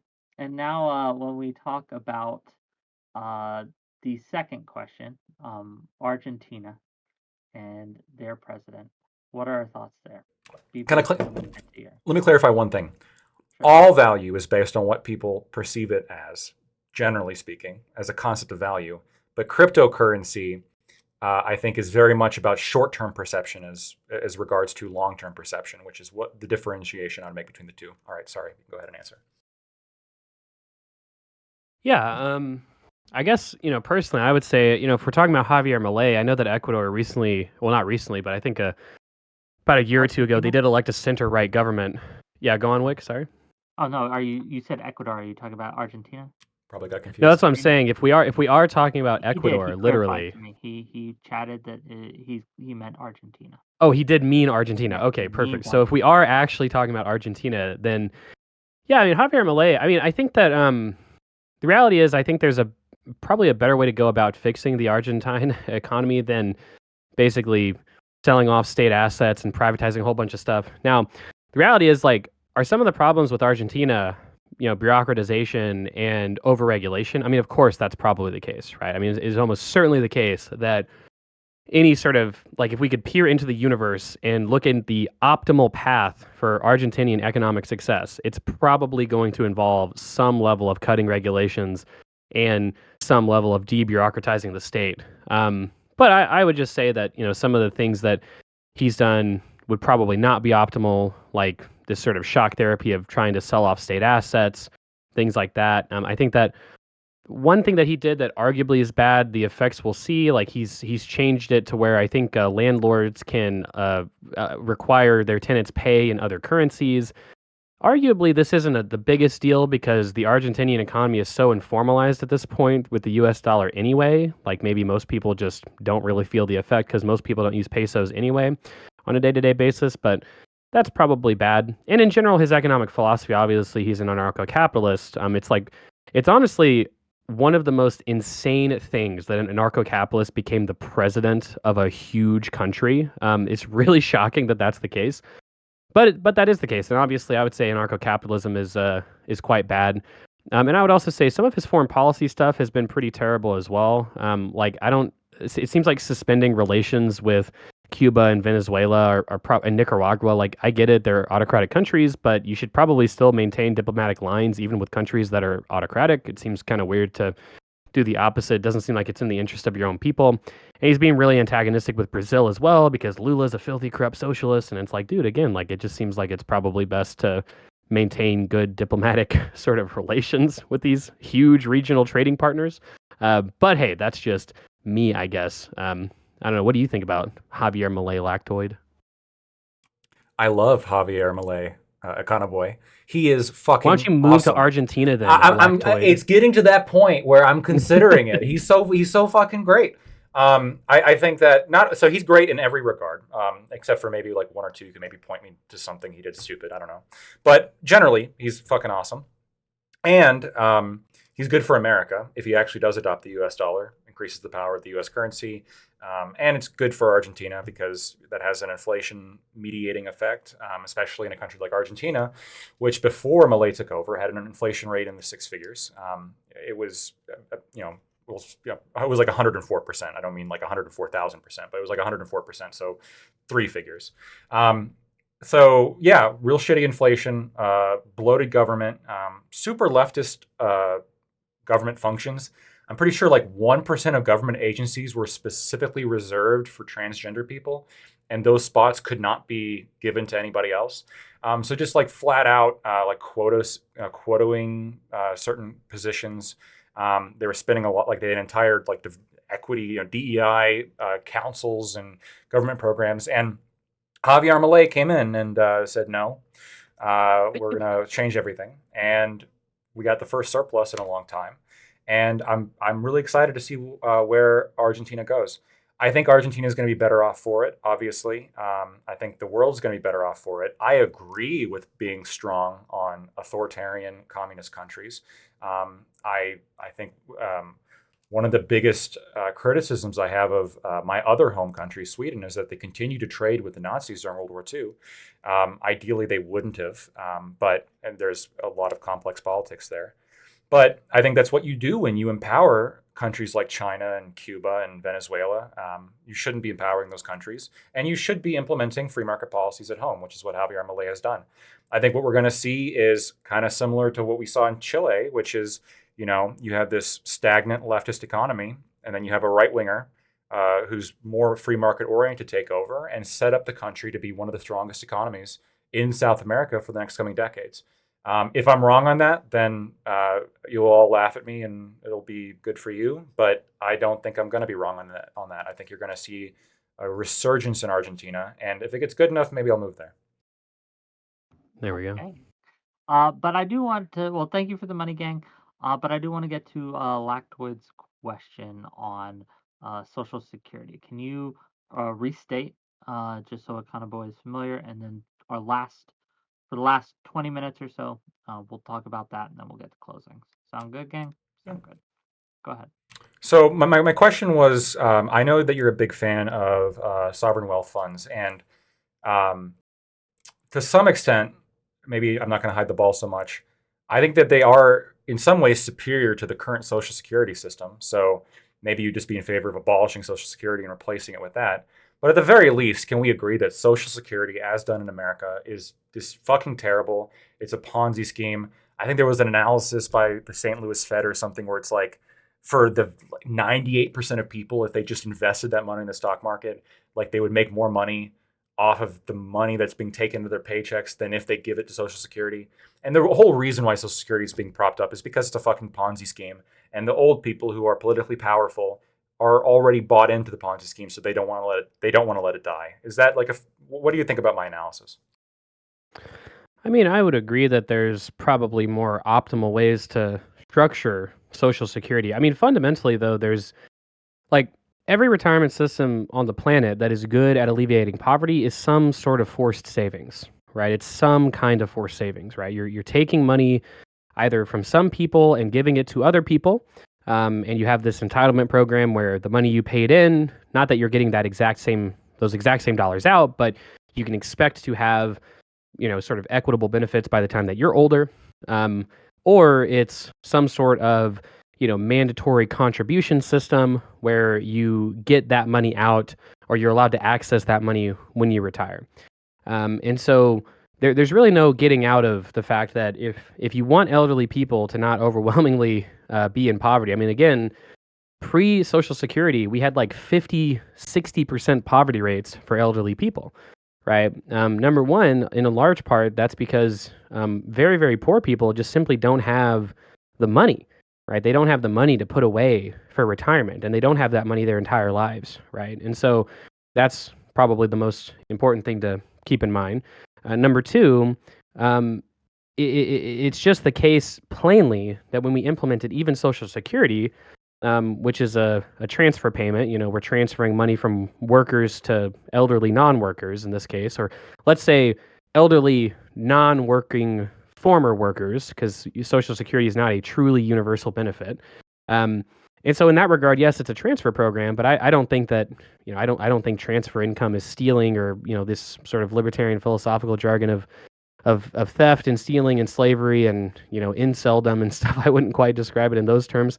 But what it is very effective at alleviating poverty. So I think that even the way that we structure Social Security in America is very good at accomplishing the goal of alleviating poverty. And the U.S. doesn't even, the U.S.'s fiscal state in terms of Social Security and retirement benefits isn't nearly as dire as some other countries, right? Greece had like full blown economic meltdowns because of their incredibly generous pension scheme, where you could retire at 60 with a very generous income. If you do stuff like that, yeah, you're probably going to have drains on the economy because, again, if you're taxing current workers and giving it to older people who are not working, well, you're taking money from productive entities and giving them to unproductive entities disproportionately, right? So I think it's very important to keep that in mind, that there is a limit to like the amount of welfare you can give. What I will say though, however, is that if you tax things very, very efficiently, and this is something that we proved in the last Three Wonks episode, actually, the one about UBI, was that shockingly, you could actually fund $3,400 a month for every single adult with very little deadweight loss associated with taxation. Now, to be fair, a benefit that high would probably cause problems with working, so maybe even if you could, you probably shouldn't. But the point is to say that the ability to tax and spend on welfare, the capacity to do that in a way that's efficient, is actually quite a bit larger than what we currently do in terms of welfare spending. So I'm against forced savings, almost by like tautologically forced savings. Obviously, that's something I'd be opposed to. I do think it's stealing. Well, it could be stealing depending on how it's done, right? If you're taking money from one person and giving it to another, that's obviously stealing. If it's forced savings, when you're like mandate somebody save like 10% of their income or whatever, I think Singapore does this, where it's not like they don't really have like a social security program in the same way, but it's like by government mandate, you have to put a certain amount of money into like a savings account or like some kind of 401k system, where then like you can access it when you get older. I think that like the forced savings issue dodges some of the issues with Social Security. A big issue with Social Security is, again, you're robbing Peter to pay Paul. But another reason is that it creates, like all Ponzi schemes, it creates an issue when the inflow begins to drop compared to the outflow. So most Ponzi schemes collapse when they run out of people to scam, right? Because then you have this pyramid that's built on bringing new people into the system. And when you can't bring new people into the system, the whole tower of dominoes falls. And so if you're experiencing, let's say, something like the Western world is experiencing, like a fertility drop, or maybe even in Japan, like some places in the East, well, even China, so I guess everywhere in the world except for certain developing countries, you're seeing, I think, a real issue that's going to happen when it comes to pensions and retirement, where you're going to have a increasingly small group of young people being forced to pay for this life of elderly people who disproportionately have more wealth than the young people they're taking money from, right? Old people in America at least make more money than younger people do. They have more assets than younger people do at the very least. So I don't even think that poor people, I don't know why old people being poor is like a bigger problem than young people being poor. I mean, I don't even think being poor is necessarily like a government problem to begin with. But I especially don't see why it's more important to alleviate elderly poor people as opposed to young people, poor people. And then when it comes to pension schemes, yeah, I mean Greece, Illinois is another example of an area, a locality that has a terrible fucking um, uh, retirement situation going on where their unfunded obligations have like exceeded the GDP. I think the math worked out like every person in Illinois would have to pay 80 grand in order to equalize and actually pay the unfunded pension obligations. Absolutely disturbing. I think this is just like a natural byproduct of having the government do this shit for I mean, political I'm reasons. perfectly willing to criticize bad, sort of poorly funded retirement systems, right? But I just don't think that it seems like a lot of countries are able, perfectly well to afford their current level of pension benefits. Now, to some degree, you might have to reform your systems as you find that certain cost pressures exist or whatnot. I would say that even in terms of depopulation, right? At least America specifically, let's say, Well, we have is able to. immigration. But anyway. Well, I'm just, yeah, exactly. Like, at least in America specifically, we're able to avoid this problem for a pretty extended period of time because we will have an increasing population for much longer as projected than many European countries. I mean, even people don't realize that Russia's had a decreasing population for a pretty good while now. Just like Japan, it seems like Japan's the only country that gets talked about in terms of a decreasing population, but Russia's had a decreasing population for a while. China's beginning to have a decreasing population. Yeah, so I mean, it's really happening all across the world. But again, even in a world with a decreasing population, you can structure a social security system in a way that is not necessarily pay-go, which is kind of what we're describing now. You pay for current beneficiaries concurrently. But you could structure a system a little bit more like, you could take an Australian model style system where they have almost this government sponsored 401k. You put money into it, and I think the government matches some amount of it as well. And then you have this means tested Social Security benefit at the end of the day. That way, you save a lot of money because a lot of the money that you put into the retirement system yourself is private dollars. So, that's privatized sort of forced savings accounts.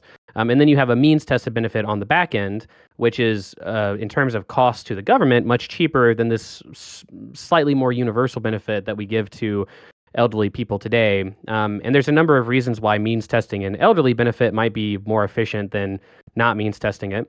I would also say that, again, if we had a UBI, right, you could save a lot of money on Social Security if you had something like a universal cash assistance program, because you'd be able to save a lot of money on administrating other welfare benefits. But also, if you're giving everyone like $500 a month, in theory, you could decrease Social Security payments by, let's say, $250 a month. So elderly people are better off, but the actual spending that you're spending on the retirement system goes down substantially. I mean, I think there's like, I think I looked at the numbers. There's like a really crazy amount of people who are on Social Security, like 50, 60 million or something like that, like a really large percentage of the population. And the average benefit is, $1,600. So if you were to take that average benefit down by 250 million, well, obviously that's the average monthly benefit, right? So, if you're able to decrease the average monthly benefit by $250 and, you multiply that by 12, so that's $3,000 a year, and you multiply that by literally 50 million.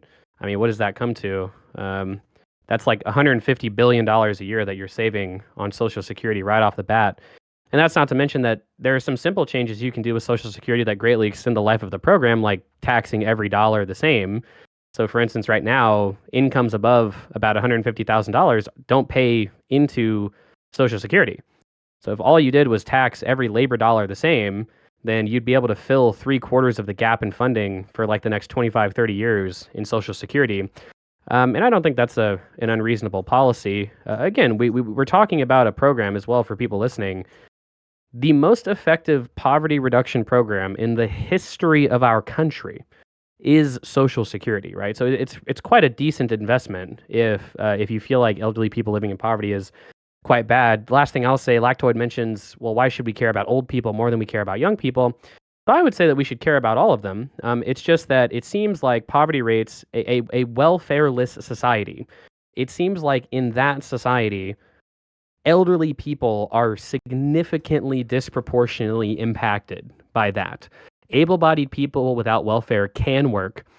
Children without welfare are not as costly to support as elderly people. So a lot of them do get the support that they need even without welfare. A lot of them don't, to be fair. But elderly people fall into the worst of both buckets, which is that they're expensive to support and they can't work. And so that's why the poverty rates that I mentioned before, this sort of like early welfare society, pre-welfare society, the poverty rates for elderly people were 50, 60%. Like we've yet to have poverty like that for any of these other groups that I'm talking about, students, able-bodied poor people, children, people with disabilities. And again, part of that is just because of this confluence of factors with elderly people. So Social Security based, and we should definitely keep funding it until the wheels fall off, if you ask me. All right. I don't deny that. Yeah, if you give a bunch of money to a group of people, like old people, who again already have more assets than the rest of us, that they're going to be, wealthier and happier with that. But You could means test it though. I mean, that would you solve you that you problem, you right? could, yeah. If you means tested it, that would solve that specific problem, no doubt. A question. This is like a kind of a thought experiment. Let's assume that what I said was correct when I said that like for 97% of people, if they had the money that they otherwise paid into Social Security, if they had simply taken that money and put it in the stock market or even government bonds, for example, like the vast majority of them would make more money overall for their retirement. Let's just assume that's true for a second. If that is true, and leaving aside any kind of alternative pension programs for a second, between having Social Security and not having Social Security, those are the only two options. Why wouldn't you just not have Social Security and allow people to make the decision to either be better off when they're older, or maybe they want to spend their money when they're young and live it up? Give them that autonomy, that choice of what to do with their own labor, as opposed to mandate that they have to inefficiently set a certain amount aside so the poverty rate gets lower when they're old. Yeah, so I would argue that Social Security per dollar is not necessarily an inefficient use of funds. I think that what you find in a lot of the literature on Social Security spending is that there are certain sort of economic burdens that old people place on other people because of the fact that they don't have this robust Social Security benefit. So, for instance, for the elderly people that aren't living just in abject poverty with very, very little assistance, a lot of those other elderly people have to live with their children, right? And having a society where elderly people have to live with their children is probably not an economic boost. It's probably more of a drain than anything. One interesting study I found was that a 33% decline in the proportion of elderly people living in a shared living arrangement is the phrase that they used, to be a little bit nicer, I guess. Which is probably a good thing for the economy. Obviously, you pay that in the form of a payroll tax, so that's probably good. To answer your question in terms of why not just let people make the choice to invest in the market? Obviously, part of the reason is that most like poor people don't necessarily have an ability to do that, and those are the people sort of disproportionately affected by the time that they retire by not having money. Again, it's poor people don't have the money at any sort of point in time in their life to invest in the stock market. I mean, even today, with relatively high incomes, I think it's like a slight majority of people have any sort of stock ownership, much less poor people. Poor people have very, very little stock ownership. And so that's why, force everyone to pay a little bit into the system. But then net transfers to poor people are higher than they pay in taxes. So you're not totally fucking poor people over by having them pay a little bit of payroll tax. And then by the time that they retire, they have this benefit that they can rely on.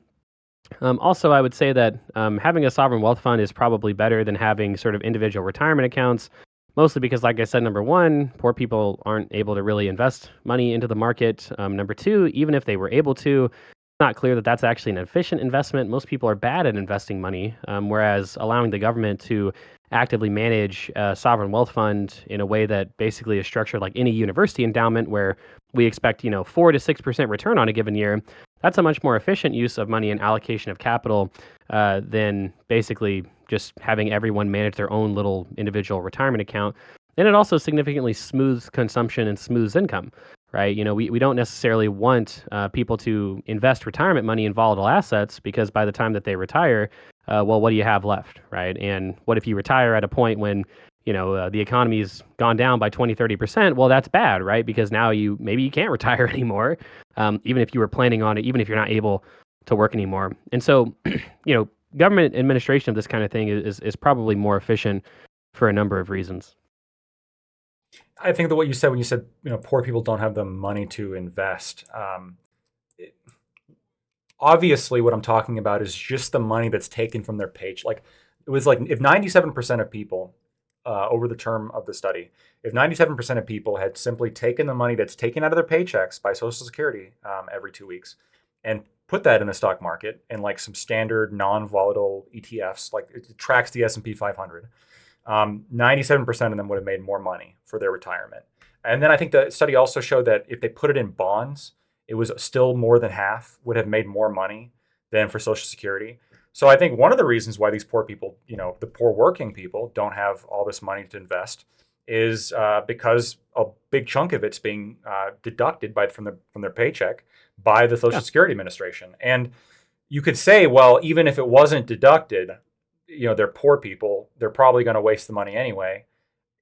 Put crudely, I don't disagree that most people, probably a lot of Americans, like even rich people, they don't, they live paycheck to paycheck in America. Like I saw some like crazy stat of like a significant percentage of people who make over $200,000 a year.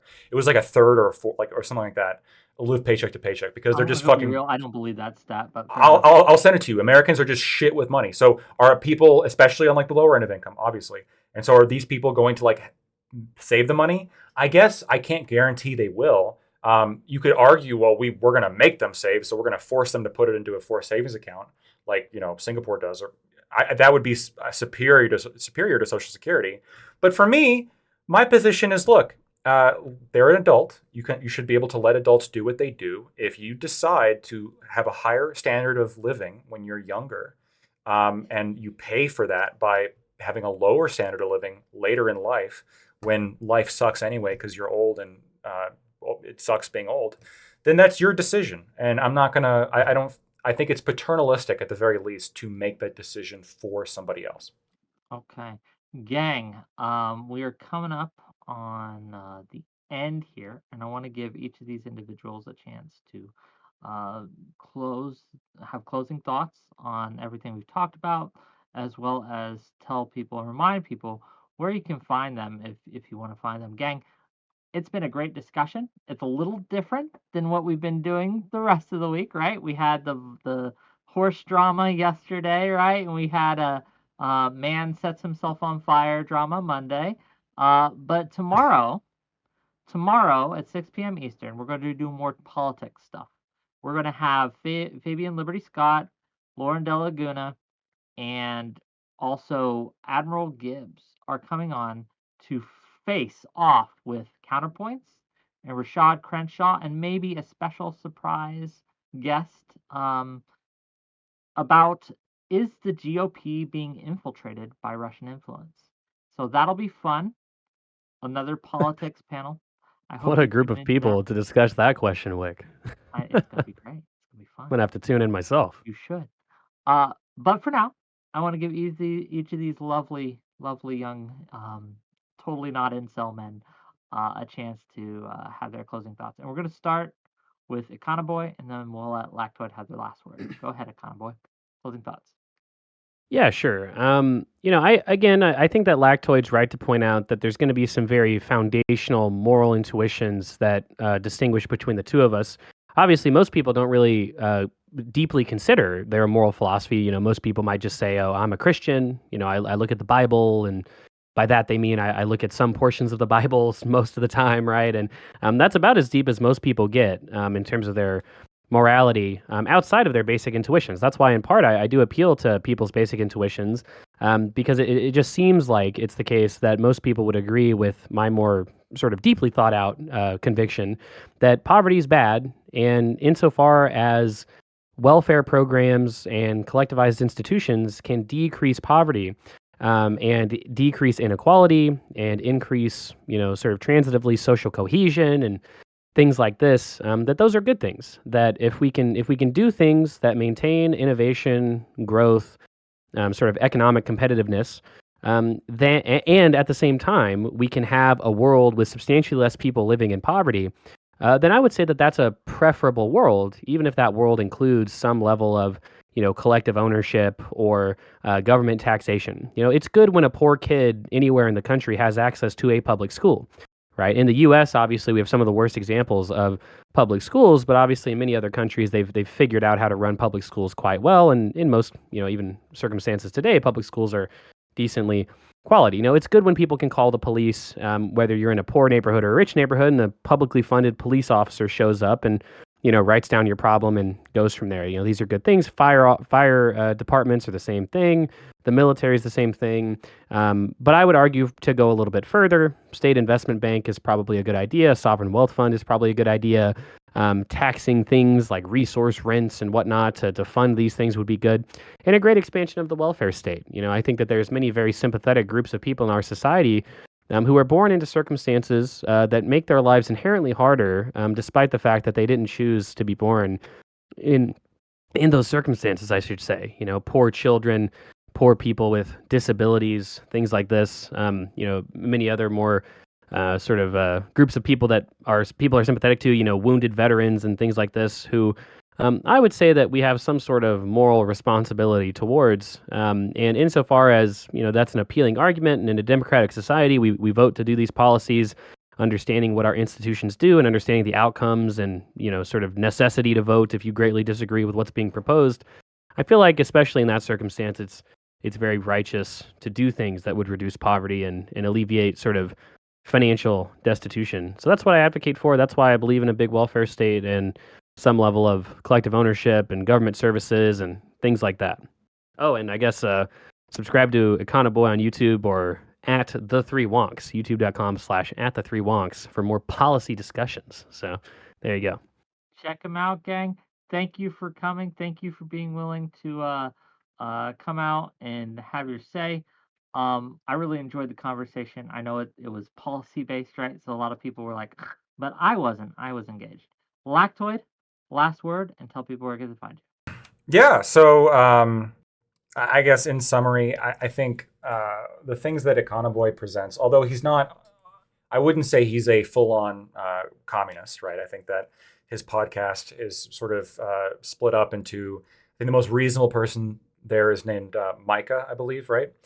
He's pretty dope. And then you have SDL, who I go way back with, who's got crazy economic positions, and then you kind of play the middleman, so that's kind of the moderate. Well, I think there's some things you said that I agree with. There's a lot that I don't agree with. I think fundamentally the things that we don't agree with each other on, really do come down to a level of philosophical differences that exist.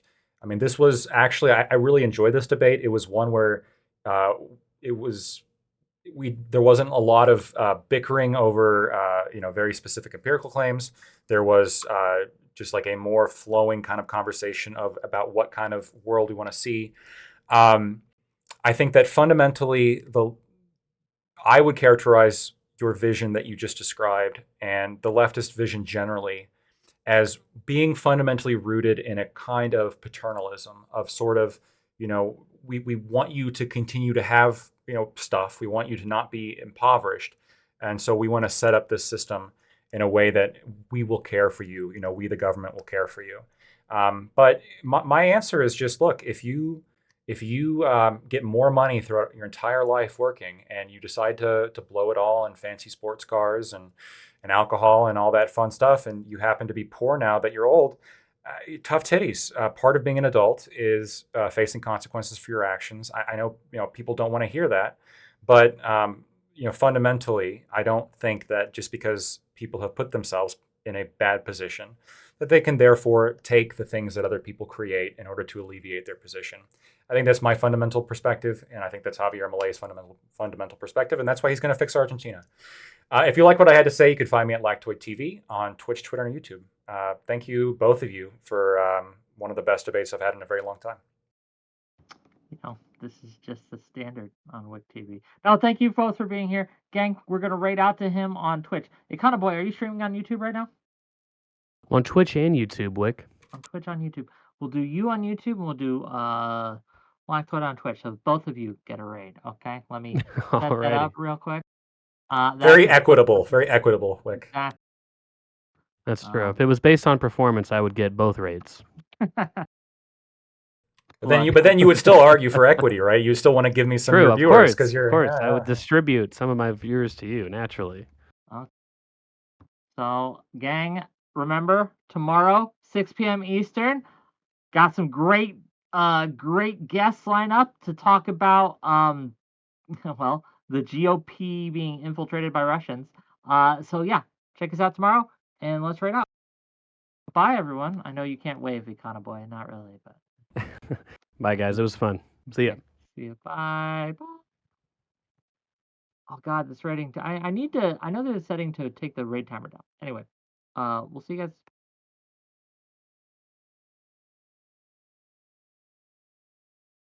What's up, Wick? Wait, it's saying what is it? Did it not work? It rated out. It says rated out on my No, screen. on YouTube.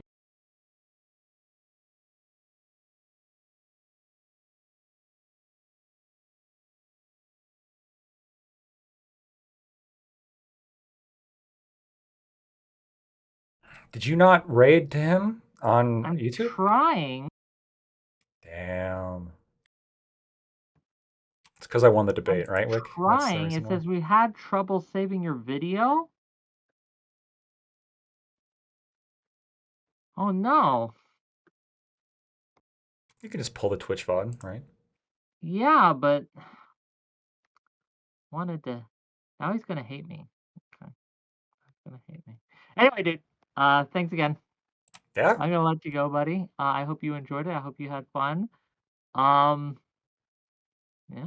Any before you go, just for all of your loyal viewers who are tuning in, you said the mystery guest. There any hints on who that might be?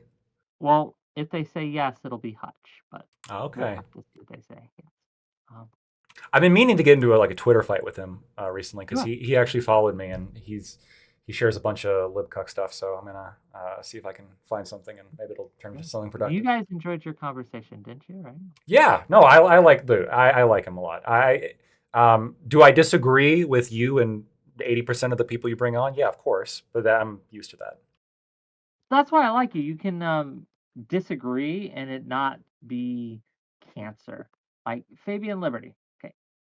I think he's great in small doses. Let's say that. I know how you feel But about Scott. I Yeah. couldn't do what Prime does and bring him on like every week. But I think he's great in small doses. I'm excited to have him on tomorrow. It's been a while. I think he's good for the topic. So yeah. Yeah, I think Scott. I think he does. Obviously, he pushes things in the correct direction. I think, but his recent angle has been that I'm a socialist. Gibbs may be a socialist. He said he wasn't sure about that one. So Crypto socialism? Admiral Gibbs might be a socialist, Okay. but I'm for sure a socialist. So that's where he's coming at things. So you, Wick, are, I mean, Stalin at this. Exactly. Which is funny because the socialists call me a Nazi enabler and a lib cuck and basically I'm center right according to them. So it's just funny to see. I'm getting it from both ends, gang. Like I can't please anyone. Look, at the end of the day, I just try to go with what I think is right. I'm a issue based person, which means I don't decide the issue based on my politics. I decide the issues based on their. I decide my politics based on the issues, right? So what that means by that is sometimes I consider myself a Democrat. I consider myself center left, but sometimes on specific issues they are wrong, right? And I'm not going to just go along because I'm a Democrat and I have to have all these policy positions. No, if there's a policy position that the Democrats are advocating for that I think is wrong, I'll say that. I'll be like, no, I'm not gonna go along with that. Now, overall, right, we have to elect elected representatives, so I have to kind of weigh and balance, like, okay, where do I mostly fall on the line of that's been Democrats, right? But I can imagine a scenario where one day it becomes not. But we're not there. Can I ask you if, let's say, Biden, we had a debate earlier on Biden's mental acuity. Yeah. Let's say that let's say he dies of like old age or something, like just prior to the election, would you vote between Kamala and Trump? Is there any question there? Are you like No, well, it's simply because, like, look, Biden ain't my first choice. I'll be real with you, was he right? anybody's first choice? Biden wasn't my first choice. I mean, he was. There's a good portion of the primary base in Yeah, I 2020 guess. who elected him, right? However, uh, Kamala would be way not my first choice. But I do think that Trump is uniquely bad. And I think at least, like, for example, if it was Kamala Harris versus like Mitt Romney, I would probably go Mitt Romney. I'm not gonna lie, right? But yeah, against Trump, Kamala every day, right? Against someone like Mike Johnson, Kamala every day. Okay, I think Mike Johnson, especially his, I think it was shameful what he did with the Ukraine funding bill. Shameful. I think that is very un-American. I think it's very wrong. And I think what he did was a betrayal of the country. So yeah. Would you vote for? Is there any Republican that you would vote for over Kamala Harris? Well, Mitt Romney, Okay, besides he's a Mitt, Republican. besides Mitt Romney, Liz John Cheney. Kasich, Oh, you would vote for John Kasich over Kamala. yeah, over Okay, Kamala Harris. Yeah. interesting. Yeah, he's not too Nikki unreasonable. Haley, probably not. You don't I like don't. Haley? Well, she's not enough, right? Like, I'd vote for Haley over Trump, but yeah, Yeah, I that's a think, tough one. yeah. Um, Dude, they I hate don't know, Nikki like, Haley now, dude. It's and to be fair, these are just off the cuff things. Like, obviously, I don't know all of Nikki Haley's policies off the top of my head, right? Like, if that was the actual choices, right, that I had to kind of put my uh when I before I go into the ballot box, I would look up their policies and their not only their policies, but I think another important thing about electing a representative is the team they bring with them. I think that's one of the Biden's strongest suits is the team he brought with him was excellent, and they've done an excellent job for the most part. Not always, right? There's a few things, but I think overall on foreign policy, Biden has been amazing. Um, I think economically it's been a mixed bag, but yeah, I think the foreign policy thing puts it over the edge for me. um I agree with what you just said when you said it's kind of about who they bring with them, but also who they pick. So I've been pretty transparent about this. The biggest motivating factor for me right now to vote for Trump is the fact that any Republican president will pick their Supreme Court picks off of the short list given to them by the Federalist Society. And that organization, the Federalist Society, is super principled. They're super awesome, and their justices are fucking great. And I think we see that in action. So that's like the biggest Well, issue for me right now.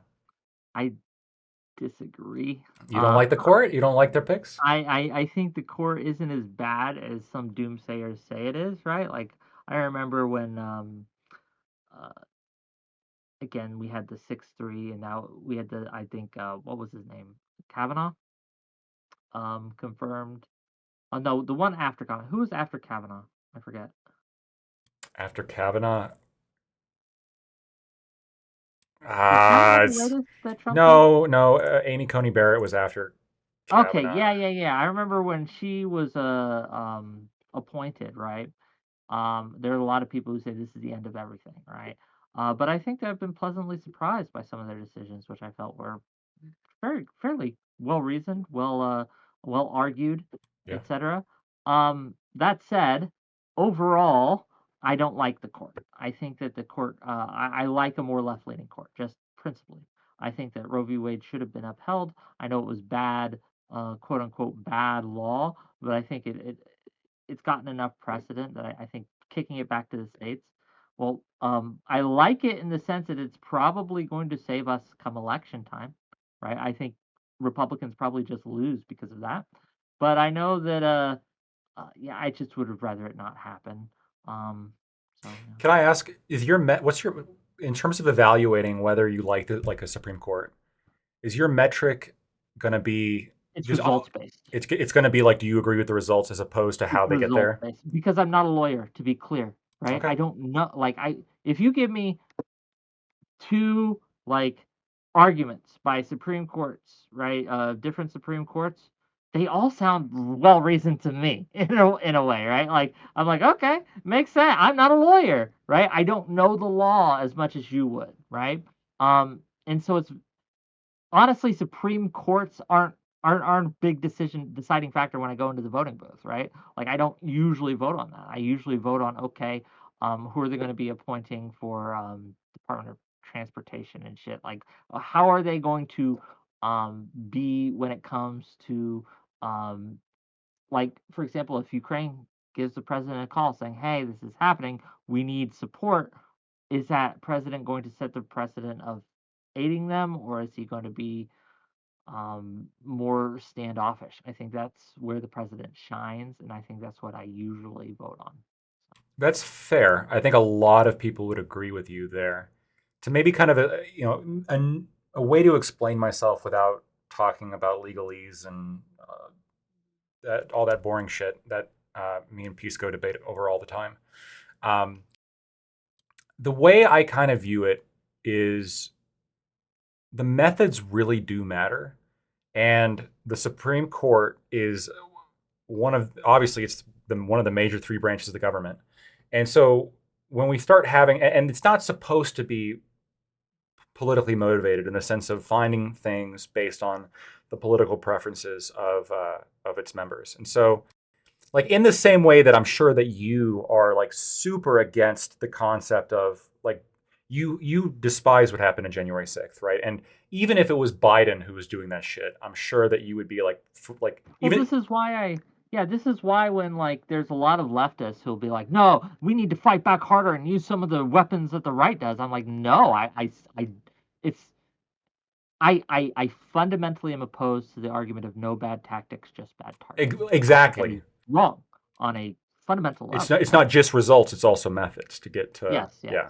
Well, it's the same thing with the Supreme Court though, right? It's not just the result, it's also methods. I guess, but again, I have no uh this is my ignorance here. I cannot measure, right, the method in that way. I Okay. don't have the background to accurately, and rather than pretend I do, right? Rather than pretend I do, and then just do this post hoc reasoning backwards, right? And just use the talking points of whatever side I happen to support. I just say, you know what, I don't know, so I'm going to not. That's not going to factor into my decision. So it Sure. usually does. Maybe one day I'll convince you. I'll get you on the right path. One day. But I know you got another debate, and I gotta go eat. So I'm gonna peace out, Girl Scout, and yeah, thanks for the great debate. It was fun. Yeah, thank you. Catch you later. All right, everybody. Sup, loser toid. Thanks, Kamikaze. Really appreciate that. Um, you're lucky we believe in freedom of speech here. We're gonna keep you around. Nair Bizitza. Oh, there's a whole debate about fascism here. Dems and Twitch poll having debates about packing the courts. Yeah, packing the courts is pretty fucked. I'm not saying. I think Wick was very honest about what he just said. He is just simply ignorant on admittedly ignorant on the differences between judicial philosophies here. But if we're talking about preserving institutions, right, and the norms and traditions that make America secure and stable, packing the court for political purposes is fucked, and that was the threat, and it's fucked. So yeah, pretty shitty. Because the argument was the Dems wanted to pack the court full of partisan hacks in order to get that branch of government to do what it wants. People are okay with this when it comes to the court, but they never stop and think like, would anybody be okay with this if it was a different branch of government? Would you be okay with it if, let's say, Congress like was 51% Democrat, and then they just started like packing Congress with more Congress people that shared their opinion, and then now it's like 1 million Democrats to 49 Republicans? Like, would that be fucking crazy, right? Wouldn't that be crazy? And it wouldn't be crazy because there's not some kind of obscure law, or not obscure, because it's not like an overt, explicit law against it. It would be crazy because it undermines the very purpose of that institution. The purpose of that institution of Congress is to provide representation to the people. That's the point. And if you do this like roundabout fucking thing, you defeat the purpose, which is wrong. With the court, you pack the court, you defeat the purpose, which is honestly interpreting the law based on what the law was supposed to mean at the time of writing. And there's people who are so interested in the political outcomes that they're, want to pack the court with partisans, open partisans, who are just like, they'll pull shit out of their ass when, like for Roe v. Wade, for example, they'll pull shit out of their ass and it'll stick for years. And then when it gets taken away, people believe that the court is the one being politically biased when the decision was politically biased to begin with. All right, I got in less than a minute, we got another panel. So great transition, great timing. We got to finish up that panel and talk some shit about Democrats and lefties. And oh, by the way, I thought that was a good debate with Econo Boy. I really do. That was one of the best debates I've ever had with Econo Boy. I was expecting a lot worse in terms of just it being heated and insults being thrown around. But no, that was fantastic. I really, really enjoyed it. And I hope you guys did too. So what is the next panel's topic? We're going to be discussing civil rights for gay couples. Apparently there was I think it was Tennessee. I got to just refresh myself when we go into it. It was like Tennessee or some state that is allowing government officials to deny marriage licenses, which is not legal, I would argue. Not a big fan of that. Nice to hear a convo instead of source. 100% agree. When I was saying like this is generally the case, it wasn't like, well, blah, blah, blah, blah, blah. No, it was, yeah, like we kind of had a similar understanding of the relevant empirics, and it wasn't like a gotcha battle. So yeah, that was great. Anyway, that's the first topic of the panel is going to be marriage licenses. And then we're also going to be talking about the IVF decision again too. I do think the IVF decision is important enough to warrant a couple panels on this, just given the fact that, first of all, IVF has essentially stopped in the state of Georgia. Or sorry, Alabama. Yes, it stopped in the state of Alabama. But also Trump has come out against it, which controls the GOP, essentially. So that's going to be an interesting battle. Yeah. Thought that was a relatively already decided. It was already decided. There was a whole big thing where a lady refused to provide a marriage license. And look, if you're a government employee and the government tells you to do something, you do it or you resign. Sorry. It's just how it goes. IVF decision. There was a Supreme Court of Alabama decision which essentially banned in vitro fertilization because of the destroyed embryos. There's so many destroyed embryos. And those were considered a human life. It didn't overtly illegalize it, but what it said is there's a private cause of action, death of a minor child, a statute that goes back to like the 1870s. I actually did a deep dive on some of the history of abortion law in Alabama. In Alabama. So I should be able to contribute quite a bit to that portion of the panel. Anyway, I'm going to go ahead and jump on in. So first what we're going to do, don't go anywhere. We're going to go ahead and switch over there, and then we're going to jump on over to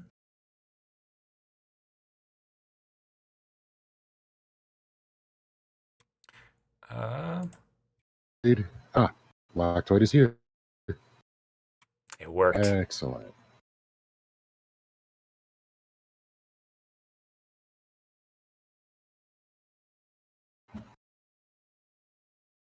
And then we are waiting on Mooncake. Perfect. Gives me enough time to piss. Situate yourself. Yeah. I'm very proud of you for working in the tough titties, by the way. Hey, the people demand it. I try to provide. Yeah. Capitalism. We let the market decide. I'm shocked Fairy Queen still has a smile on her face after what she just endured for like the last couple hours. You actually have the energy to smile. It was something. Did you guys enjoy our conversation? What did you guys think about what we were talking about? Did you guys have any thoughts to, like, what did you like? I was going down this road of saying that, like, logically, if you own your body, Hey, then thank you, X Rocks. yeah, the crux of what I was basically saying was that I think that the extreme form of libertarianism is, when I walked into it, seems to lead to collective ownership of people anyway, by virtue of the fact that you don't make yourself, you are made by two other people. And not only that, but they were That's made by their parents, and therefore, like, it sounds weird, and I don't deny that it's wacky and wild, but basically, like, in a really strange way, it seems to devolve into sort of a socialist sort of that's way. because he's an Anne Ryan like libertarian. He's not like a Jeff Munson libertarian who's like might makes right. I do what I want. I'm a sovereign person. He's like an Anne Ryan. Like let's have our little communes, and I'm a moralist. That's why you could derive that. There's definitely like multiple schools of libertarian thought, and like I don't know. His is fucking annoying to me, but that's neither here nor there. He makes my brain scream, and I don't know why two people can't own one stick. I just he, But I, Kai, you nodded at that though, like that eventually libertarianism seems to become socialism in a really weird horseshoe theory. So okay, so it's not just me that arrived at that. What's your reason though? My reason was this weird, slavery by parents sort of logic was just sort of how I came to it. But what's your thought process behind that? I really don't have one. I just know that it's going to end up that way no matter what, because when nobody owns anything, or when everybody feels like they own all these things collectively and nobody can use anything, how are you going to use roads? How are you going to do anything? Yeah. So eventually we just end up back at square one. I think that the part that Hey, thank you, Ancom. Hype train. We got a hype Wait. train. Where did woo! these I'm people go? We're missing people.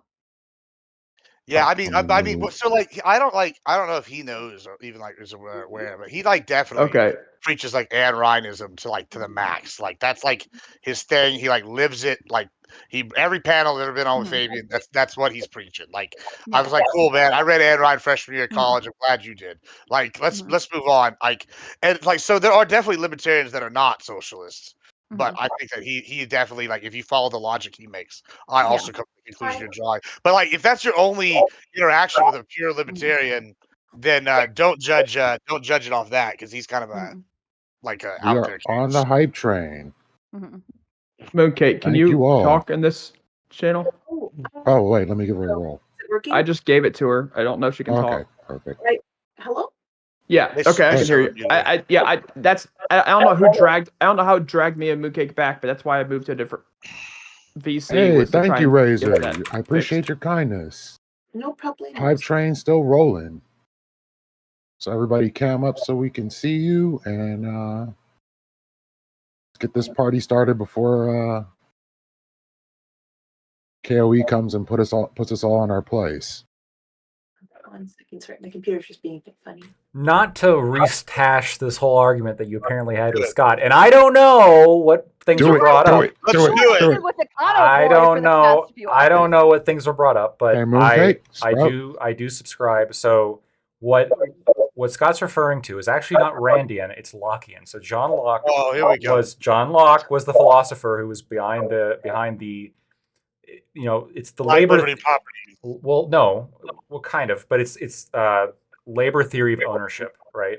Where I've heard even Destiny explain this one time, which I think was really good. Where it's like if you steal my property, that let's say I spent 5 hours to work, to build. Let's say I build a chair and it takes me 5 hours. If you steal that chair from me, you essentially have just taken away 5 hours of my life, right? What's the difference between that and like putting a gun to my head and forcing me to build a chair for 5 hours? The end result is I'm out the chair. And I didn't consent to that, and I'm out 5 hours. Yeah, but where Fabian gets mixed up though, and this is why I'm calling him Randian and not Lockean, is because he takes that logic and then he combines it with his moralist arguments, right? And Locke at some point is moral, like has some moralist aspect, but he'll turn right around and be like, "Hey, these are like the absolute truths, right? Everything is derived from this. So once you like go against this, then the morals don't really matter." Versus Fabian will do that. Actually, Lactoid, like when we were discussing this today, what Fabian told me was something a little bit different. I don't know that he subscribes to the labor theory of like right to property ownership. We had a whole conversation about bodily autonomy and right to bodily autonomy and homesteading. You probably use that term too, right? Yes, he did use that term, right? And like essentially, like the part of the key part that I wanted to hash out with it is that he says that like right to private property comes from bodily autonomy, and that didn't seem to make sense to me. It seems to me like the it should be the reverse, which is that you have Thank the you, right to bodily Kyle. autonomy because you own yourself, like you own your body, and that's the reason why you have the right to do whatever it is you want with your body. It's because you own your body. But that was something that Scott rejected. He actually said that in fact, like the right to owning yourself or doing what you want comes from bodily autonomy. So we had a whole hashing. Anyway, this is not the topic of the panel today. I think Scott shares some ideas with Locke, as do I. I think where he falls away from Locke in a way that I don't is he has this concept of homesteading that I don't really fully understand either. I have a lot of disagreements with him on it, but generally, I do think property rights flow from personhood, right? From your life, right? Because you can't take any of my property without taking away some chunk of my life, assuming that I use some of my life to get that property. But then, like, we get into and this is part of like one of the things that I brought up too. I'm just glad that that's just it though. admitted. But that's just it though. Like, and the reason like why he says that's not. I mean, like we can talk about this later if you want, but Sure. but it just seems to me like if you think that you own your body, if I really do own my body, then I own my genetic material. And you even said, like, when we had this discussion earlier this week, that if you apply this analogy to just about any other thing, to a car, to building a table, to building a house, right? That if that this would still apply, right? You're using your resources that you have a right to build something else. That therefore means that that means that you own the thing that you created. And so I understand why it's morally gross to say that about like your literal child that you give birth to, but I don't think like on that I don't think that it's logically I don't think it makes any sense. And it gets even weirder because if you own your child, then that means that not only do you own your child, you potentially own everything that they ever create or everything that they ever make. You also own their genetic material, which means if they grow when they grow up and choose to have children of their own, you therefore wind up owning their children. So it's the reason I bring this up isn't the gotcha, oh no, you can't be a libertarian because then we would all be slaves. The point is that if the point of it is to protect individual rights in the face of a collective force, it seems to devolve into collective property ownership anyway, by virtue of the fact that you don't own yourself because your creation and existence is based off of the investment of labor of other people and is literally the product of other people. I just want to go right before I forget. I'm really happy that Lactoid brought this up earlier on the sliding scale of who's the most socialist. That he is somehow more socialist than I am. As Somehow, I've been yeah. saying, I'm the Really? only true conservative here. This is really exciting. He calls me a socialist too, but And I know why. Yeah, which your is funny because you're response is libertarian and I'm not. So like, yeah, well, he has to believe one drop of socialist makes you a socialist. That's his position. well, but like the thing is, like the axiom that I think that like just to have an axiom at all, isn't that basically a theological argument though? It's bad because it's bad. A person can't be property because they can't be property because then it would all fall apart. Yeah, Like, kind sure, of, kind right? of. So, but that's a problem. well, right? it's not. It's not a problem in a logical system.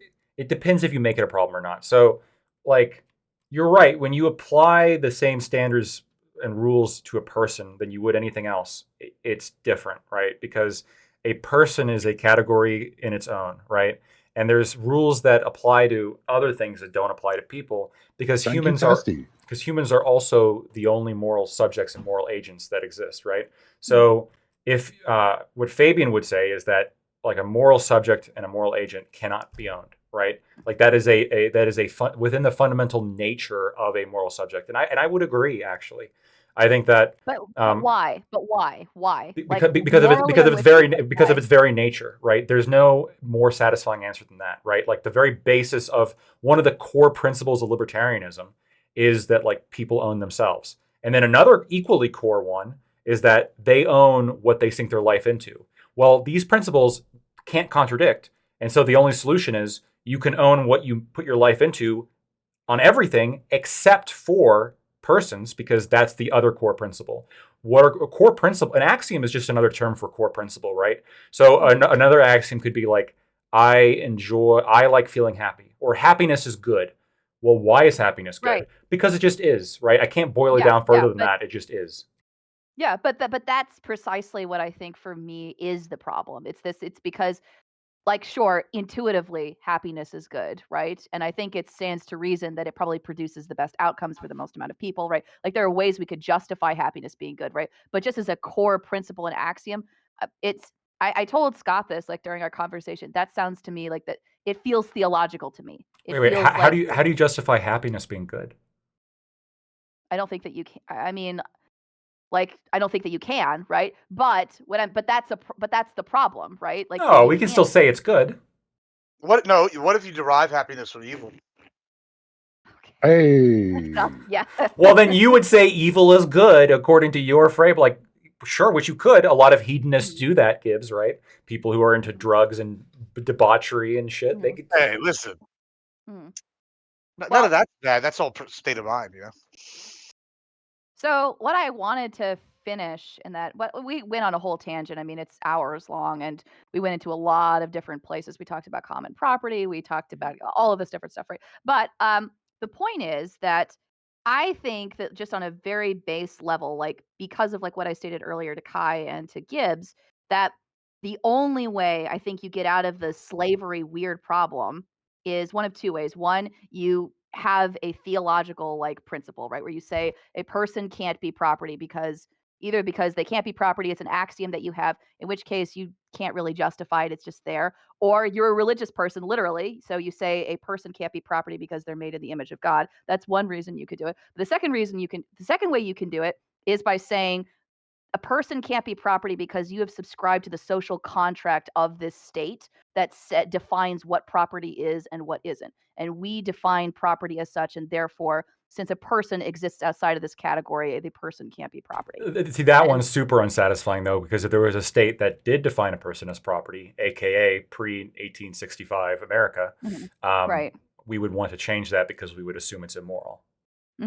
Right, and I don't disagree with you. That is the issue with social contract theory. And it's also a problem because your definition of what is a right is entirely defined by you, not just by the state, but by you being a citizen of the state. Right. So if you exist outside of the state, right, there's somebody that's not a citizen of your country doesn't have freedom of speech. They don't have the same rights as a person that a person would fundamentally have if they subscribe to that social contract, which becomes an issue when we're dealing with refugees, with people who, like, hop the border, et cetera, et cetera. Well, Or they even do have those prisoners of rights. They war. do have those rights, but they only have the rights at the mercy of the citizenry, since it's the citizenry who votes to. Well, but then it's not really a true right, then, right? Yeah, well, yeah, exactly right. That's That's my issue with social contract theory.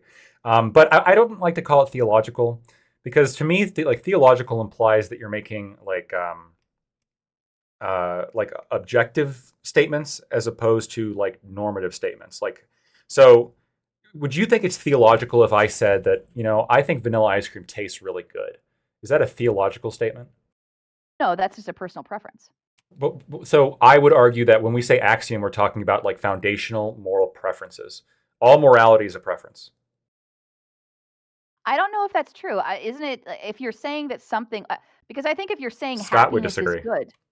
Yeah, it means you prefer happiness.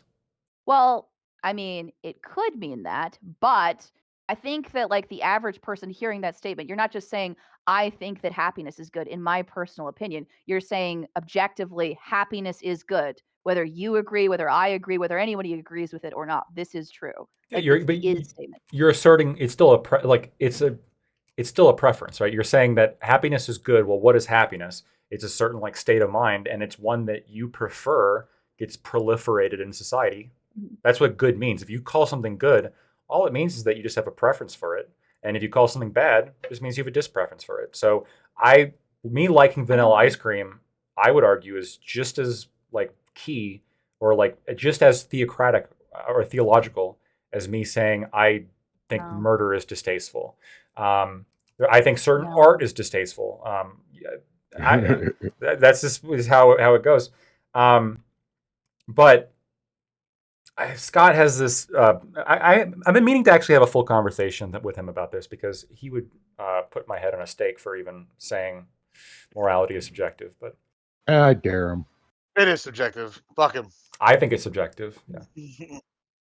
It's just like flavors of ice cream. Well, Now, if I said like vanilla ice cream is the best flavor objectively, this could be a theological claim. But then someone might say, well, what do you mean by it being the best flavor? And if your answer is just, well, I prefer it the most, then it's subjective. If you say like, well, there is a great seer who exists beyond the clouds who has said that vanilla ice cream is the best, now we're getting into more theological.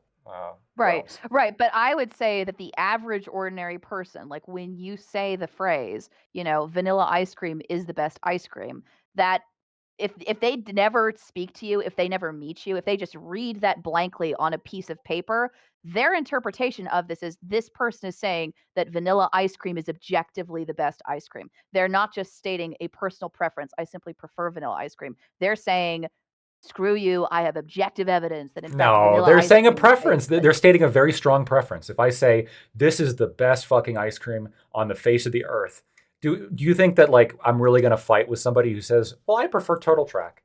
No, like they can prefer Turtle Track. I might say like you're objectively wrong sarcastically, but there's no way to tell like who's actually right on the difference between Turtle Track and vanilla. It's just a differing opinion.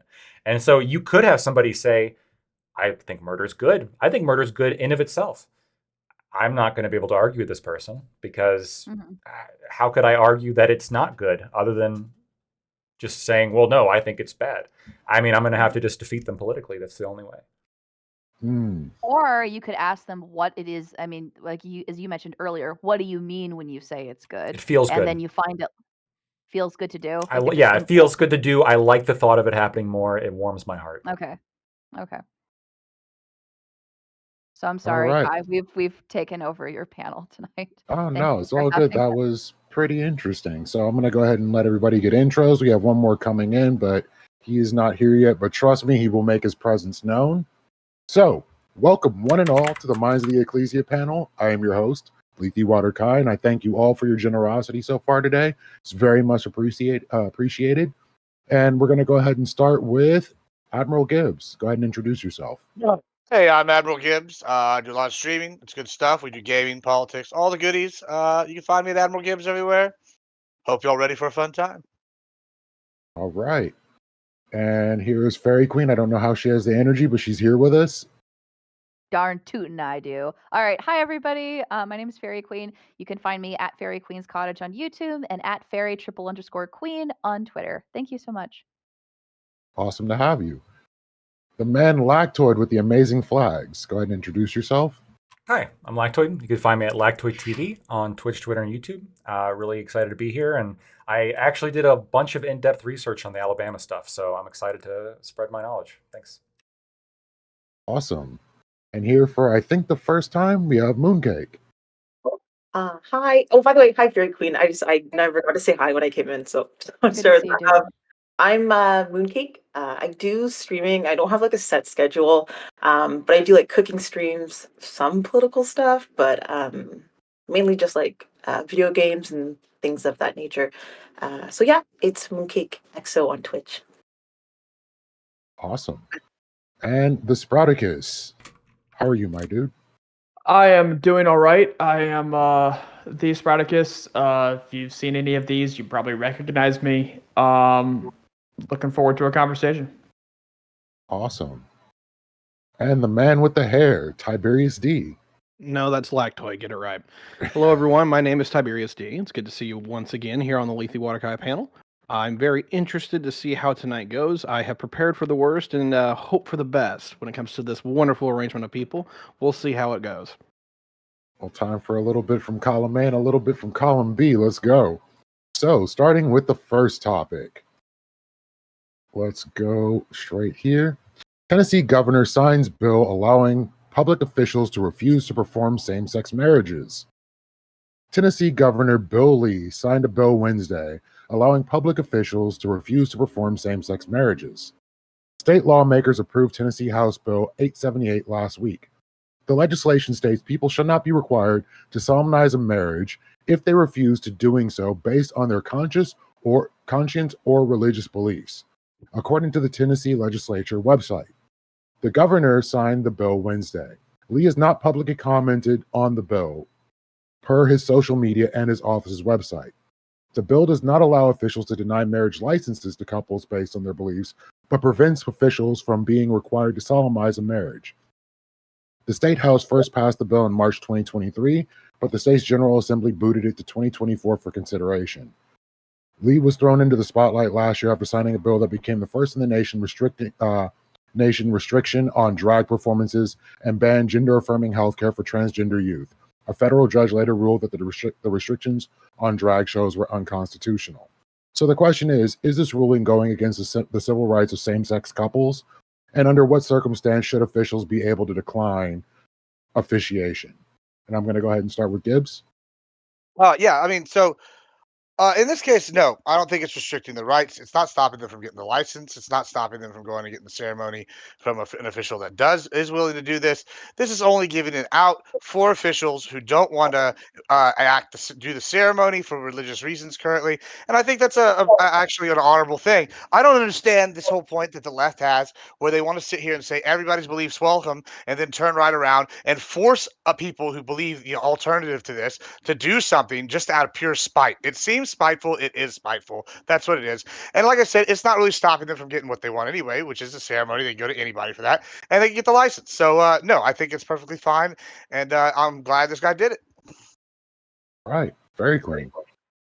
Okay. I would agree with Gibbs actually. So because again, like you can still receive a license, you can still be legally married. It's not preventing the couple's legal right to marry. It's simply saying that they're like that people should not be required to solemnize the marriage. That's literally like what the bill says. That they just simply don't have to perform the actual ceremony. I this goes back to I'm sure we'll get into the should the bakery be forced to bake a cake for the gay couple. My answer to that is no as well. They should not be forced to do so. And we can get into this later, but essentially I think this is fine. I think it's shitty. I think that it's gross if you don't, but I don't think that people should be compelled to if it violates their religious principles. All right. Lactoid. I'm going to take a position here that some might surprise some of you. Leftoid. Yeah, leftoid's coming out here. I'm a little bit concerned about the idea of a government official refusing to do the law, and look, I think Obergefell was the wrong decision on a couple of grounds, but it's still the valid law of the country, which is that same-sex couples have the equal right to marry as different sex couples. And if you're a government official, you should have to follow the law, and you should have to do what your job is, even if it makes you uncomfortable. And if you don't want to do that, you can resign. Kim Davis, got in the spotlight because she refused to give marriage licenses, and the Supreme Court refused to grant her the ability to deny same-sex couples marriage licenses. What I'm looking at is, in order for a marriage to be valid, this needs to be solemnized or whatever. And so if they're doing that in contradiction to Obergefell, they shouldn't be allowed to. And I have a feeling this Tennessee law is going to be struck down. I agree with their anti-drag law, though. We can talk about that if you want. But this law, I think, probably should be struck down. All right. Mooncake. So yeah, I would actually agree with basically everything Lactoid said about this. I just don't think it's appropriate. And from what I could find online, there was a 2021 survey done that showed that more than 54% of Tennessee residents supported same-sex marriage. So it doesn't seem like there's this big issue with same-sex couples. My only fear is that if you have someone who doesn't want to allow same-sex or like be a part of it to get married, what happens when it comes to divorce, right? Would it be the same thing that whoever that goes to, they might not have to, I guess, do it. I don't know how divorce works, but sign whatever, or oversee that process. And as Lactoid said, especially when it comes to government, I do think religion should be kept out of it. Whatever the law says, I don't care where you work. I think it should be abided by that. So yeah. Right on. Spartacus. I think we're getting a little feedback off you, Okay. Mooncake. Oh, sorry. Let me see. Okay. Cool. So a couple things, I guess. we started off with Lactoid talking about marriage licenses being denied, which is not happening here. What we're talking about is we're talking about ordained ministers or people that are given the power underneath the state to marry people, deciding not to marry people for because they're same sex, goes against their conscience or it goes against their religion. Now, they are a public official, but they're a public official that is a part of the church, right? Like, this needs to be recognized. And I think this is potentially a good bill. I'd have to look into it more. But I think it's potentially a good bill. But at the same time, I would have to go with the consistency check. And if a church is going to deny same-sex couples marriage, then I would also expect them to deny couples that are living together in the same house before marriage. I would expect them to solemnize that marriage as well. So I would ask for a consistency check on the side of the churches. But then we move to there's no big issue with same-sex couples. Whether or not there's a big issue with same-sex couples, it does not matter. It's irrelevant to this conversation because you're talking about one person's conscience or one person's religious belief. And then divorce is done by judges. There would be no issue with divorces. Judges can't rule on religious belief or conscience. Now, to follow those, there's one last section of this that I don't think has been hit yet, and necessarily it's that the government would have to provide certain officials that would solemnize this marriage, if you're going to allow like more so these private public officials to decline to do so. So they need to be able to find someone who will. And so I believe that the officials working in the courthouse should be mandated that they have to solemnize any marriage that falls within legal grounds to ensure that they still have the right to marriage. All right, Tiberius. Yeah, I'm really having some serious problems just swallowing the fact that we're back to 2012. I guess the memes are right. Like, we're literally going back after Oberfell now. Okay, fine. Like, we can definitely argue, and I'm actually with Lactoid on this, that the decision was dog shit as far as a legalistic standpoint. But as far as like a moral standpoint, yeah, like this is horrible. And we're back here again. It's like the Republicans want me to vote for Democrats. Like, I want tariffs. I want increased military spending. I want education reform. There are so many things that I agree with the Republican Party on that we can fucking do. But this is what we're doing instead. Like, you guys are going to get your ass kicked in 2024. Absolutely going to get fucking throttled. And this is why. Your priorities suck. And I'm tired of it. Ooh-wee. Well, on that, I'm going to go ahead and open up the discussion. Have at it. Not all at once, guys. Gibbs. Oh we yeah, can't I hear mean, you. yeah, that's fine. I'm sorry, I was responding to my chat. Yeah, I mean, I'll go first. Y'all want me to? So I actually want to push back on mainly the one aspect of that, right? So we're talking about this, the word solemnize, right? It's a ceremony, right? So basically, we're adding the religious aspect. If anything, this is taking more religion out of the hands of the government, right? So we're allowing people with religion to want to be exempt from something they think is a religious act and doing it. Why would we want the government be involved in religious acts in the first place? That seems like a bad idea. Like, you have freedom of religion. Just because you're a government employee doesn't mean your freedom of religion is thrown out the window, and you should be forced to do things that go against your will, like within reason. And this is like y'all saying, what an act of law is forced. No one's stopping them. This is not stopping them from getting the law done. The getting married. I mean, this is not stopping the licensing. They're able to go get this from anybody that's willing to do it. They're just choosing, like, say, like you have a really religious, like a judge, for example, and they're like asking him to perform the ceremony. He can have the ability to say no based on his beliefs, which I think is very much within reason. And the idea that this is like some sort of like conspiracy that the right has against like gay people is really just bullshit, and it's just a lefty talking point, because I mean, all they're trying to do is sit here and defend their own rights to freedom of religion, and which shall not be infringed. We don't Can have I- freedom. No. We don't have freedom of religion enshrined into the Constitution for this exact fucking reason. We have the freedom of speech. We have the freedom of assembly. We have a number of these freedoms that if you can't express those or your religion through this, your religion is fucking dog shit, and it doesn't belong in our Constitution or a part of our general fucking society. More importantly, Lactoid was 100% dead fucking on with this shit. All this is going to do is get ruled unconstitutional, so this shit does go to the Supreme Court again, and we get to relitigate Oberfell. Like, there's no conspiracy here. It's plain fucking right in front of everybody's face. Like it's not a game anymore. It's just not. Can I ask a clarification? Because this is based on I've never been married. Solemnizing a wedding or a marriage. This is like required, right? If you don't do this, you're not legally married. No. Not necessarily. No. Not No, necessarily. that's not No, true. it's Based an on my officiant. Google- One second. It's an officiant. So whenever you're at a marriage, the person is making the announcement. Like, repeat after me, or do you take this woman to be your wife? Lawfully wedded wife. It's that person is who we're discussing right now. This is not necessary. To have a fully fledged marriage certificate. You can have the courthouse sign the marriage certificate. So the courthouse, you ever heard of a courthouse wedding?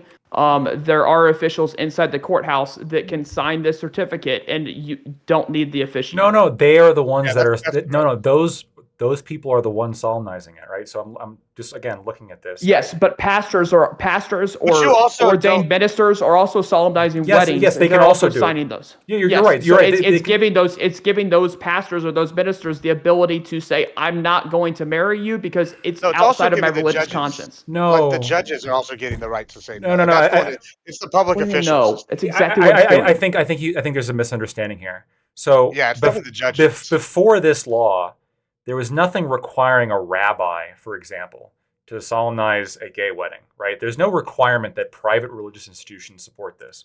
What the issue I have with this law is it specifically states public officials. So those are going to be, and I'm like looking at the list here, right? Like courthouse workers, commissioners, magistrates, et cetera, like people who are at the courthouse that basically make your marriage happen. And so if they are allowed to discriminate, like now this is kind of fucked now. So you can go to a courthouse, get a marriage license, and nobody there signs it, or nobody there like does the ceremony. So if technically you wouldn't be married, that runs directly afoul of Obergefell if that's the case. Yeah, but listen, you still have the way to do it. Like right now, for example, my friend is having a wedding and they wanted me to officiate, right? I don't know, like maybe it's a meme, who knows, it'll be funny. So I'm like I just ordered a package to become like an ordained minister. Universal Life Church, right? Right, yeah. I mean, Yeah, well, this is gonna be, I'm an ordained this is minister gonna too. be- Yeah, it's super easy. This is gonna be it's super easy, right? So like, yeah, I mean, hey, you know what? Back to it. 5 minutes. Here's the new crit thing. We should be experts in all religion. Are you a minister? You're not. Anyway. You can, by the way, on that same website, you can order a doctorate in divination for $19.99 plus shipping and handling. That's hilarious. But like, yeah, so my point is though, it's not like people can't go get this done. It's super easy, it's super cheap. Like they could go to anybody to get this done. You're not forcing people not to get it. And it's not all public officials. It's just certain judges that have like a religious background that are gonna say, no, I don't want to do this. Like, yeah. And also, Lactoid, what about common law marriage? So Okay, Lactoid. common law marriage is in the fucking bucket. We can talk about that. That's Lactoid. I'm just saying.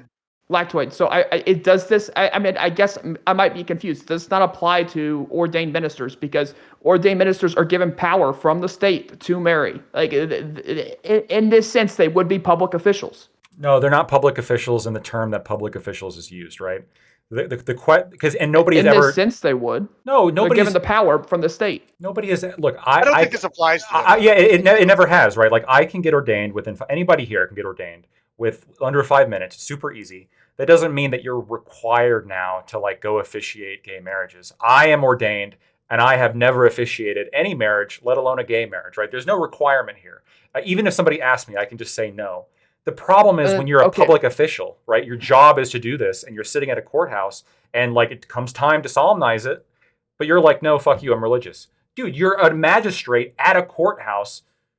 You are the symbol of the government. You are the government. If you refuse based on religious reasons, this also kind of runs afoul of the Establishment Clause, right? You have the government establishing a religion, in this case Christianity, saying that because of my religious beliefs, I'm not going to do my job. It's not just Christianity; it's any religious beliefs. Like you're right. It's any. You're right. Yeah. Well, hold on. It's just the religious beliefs that would have a problem with officiating a gay marriage, right? The other people. Yeah, but the crux of this lies on whether or not you have to have your marriage solemnized in order to be married.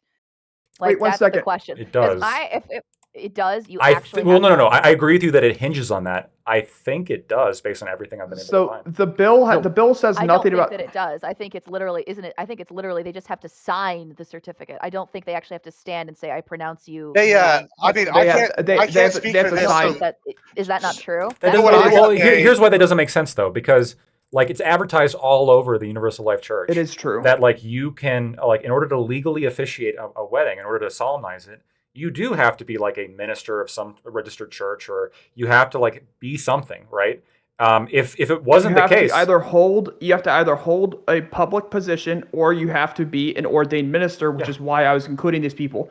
But by the way, the House Bill 878, which turned into Senate Bill 596, which was passed by the Senate, it does not mention anywhere about public officials. The exact wording of this bill is a person shall not be required to solemnize a marriage if the person has an objection to solemnizing the marriage based on the person's conscience and religious beliefs.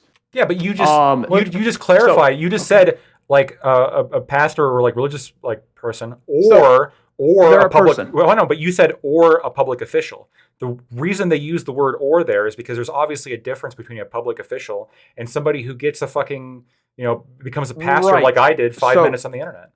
Okay, so 1 second. There is a difference. I would agree. This bill says person.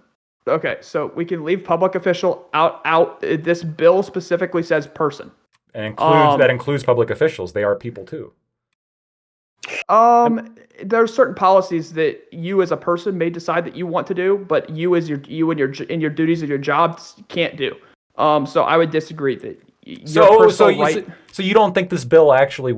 You think I don't think this does anything. You don't think the bill does anything? They just passed it for shits and giggles. Yes, I think this bill literally does nothing. Okay, I disagree. I don't think that's the way. Look, I'm with Lactoid on this.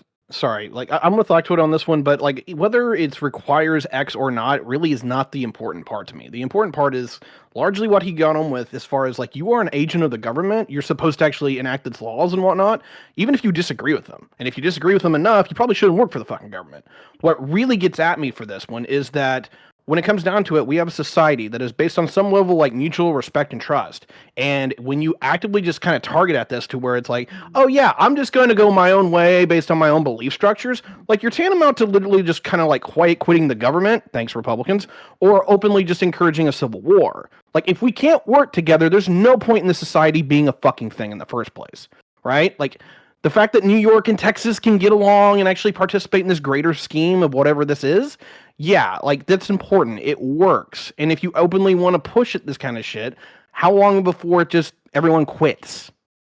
So my response earlier at the beginning hinged on the understanding that you didn't have to have your marriage solemnized in order for you to be legally married. If it's the case that you do have to have your marriage solemnized in order to be married, then I would change my position and I would agree that like yes, they should be. I'm saying no because I'm assuming that you can still be legally married. You don't have to have someone pronounce you man and wife in order to be legally married. That's what it's hinging on for me right now.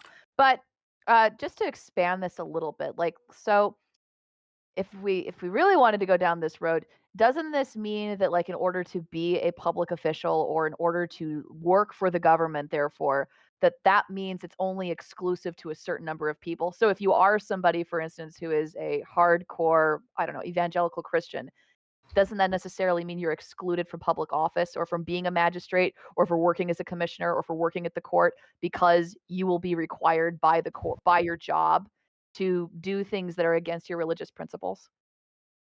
Meaning that you could make a really weird case saying that like maybe it's discriminatory in another sense. Like you cannot work at this job because if you were to work at this job, it would violate you would be forced to violate your religious principles in order to do so.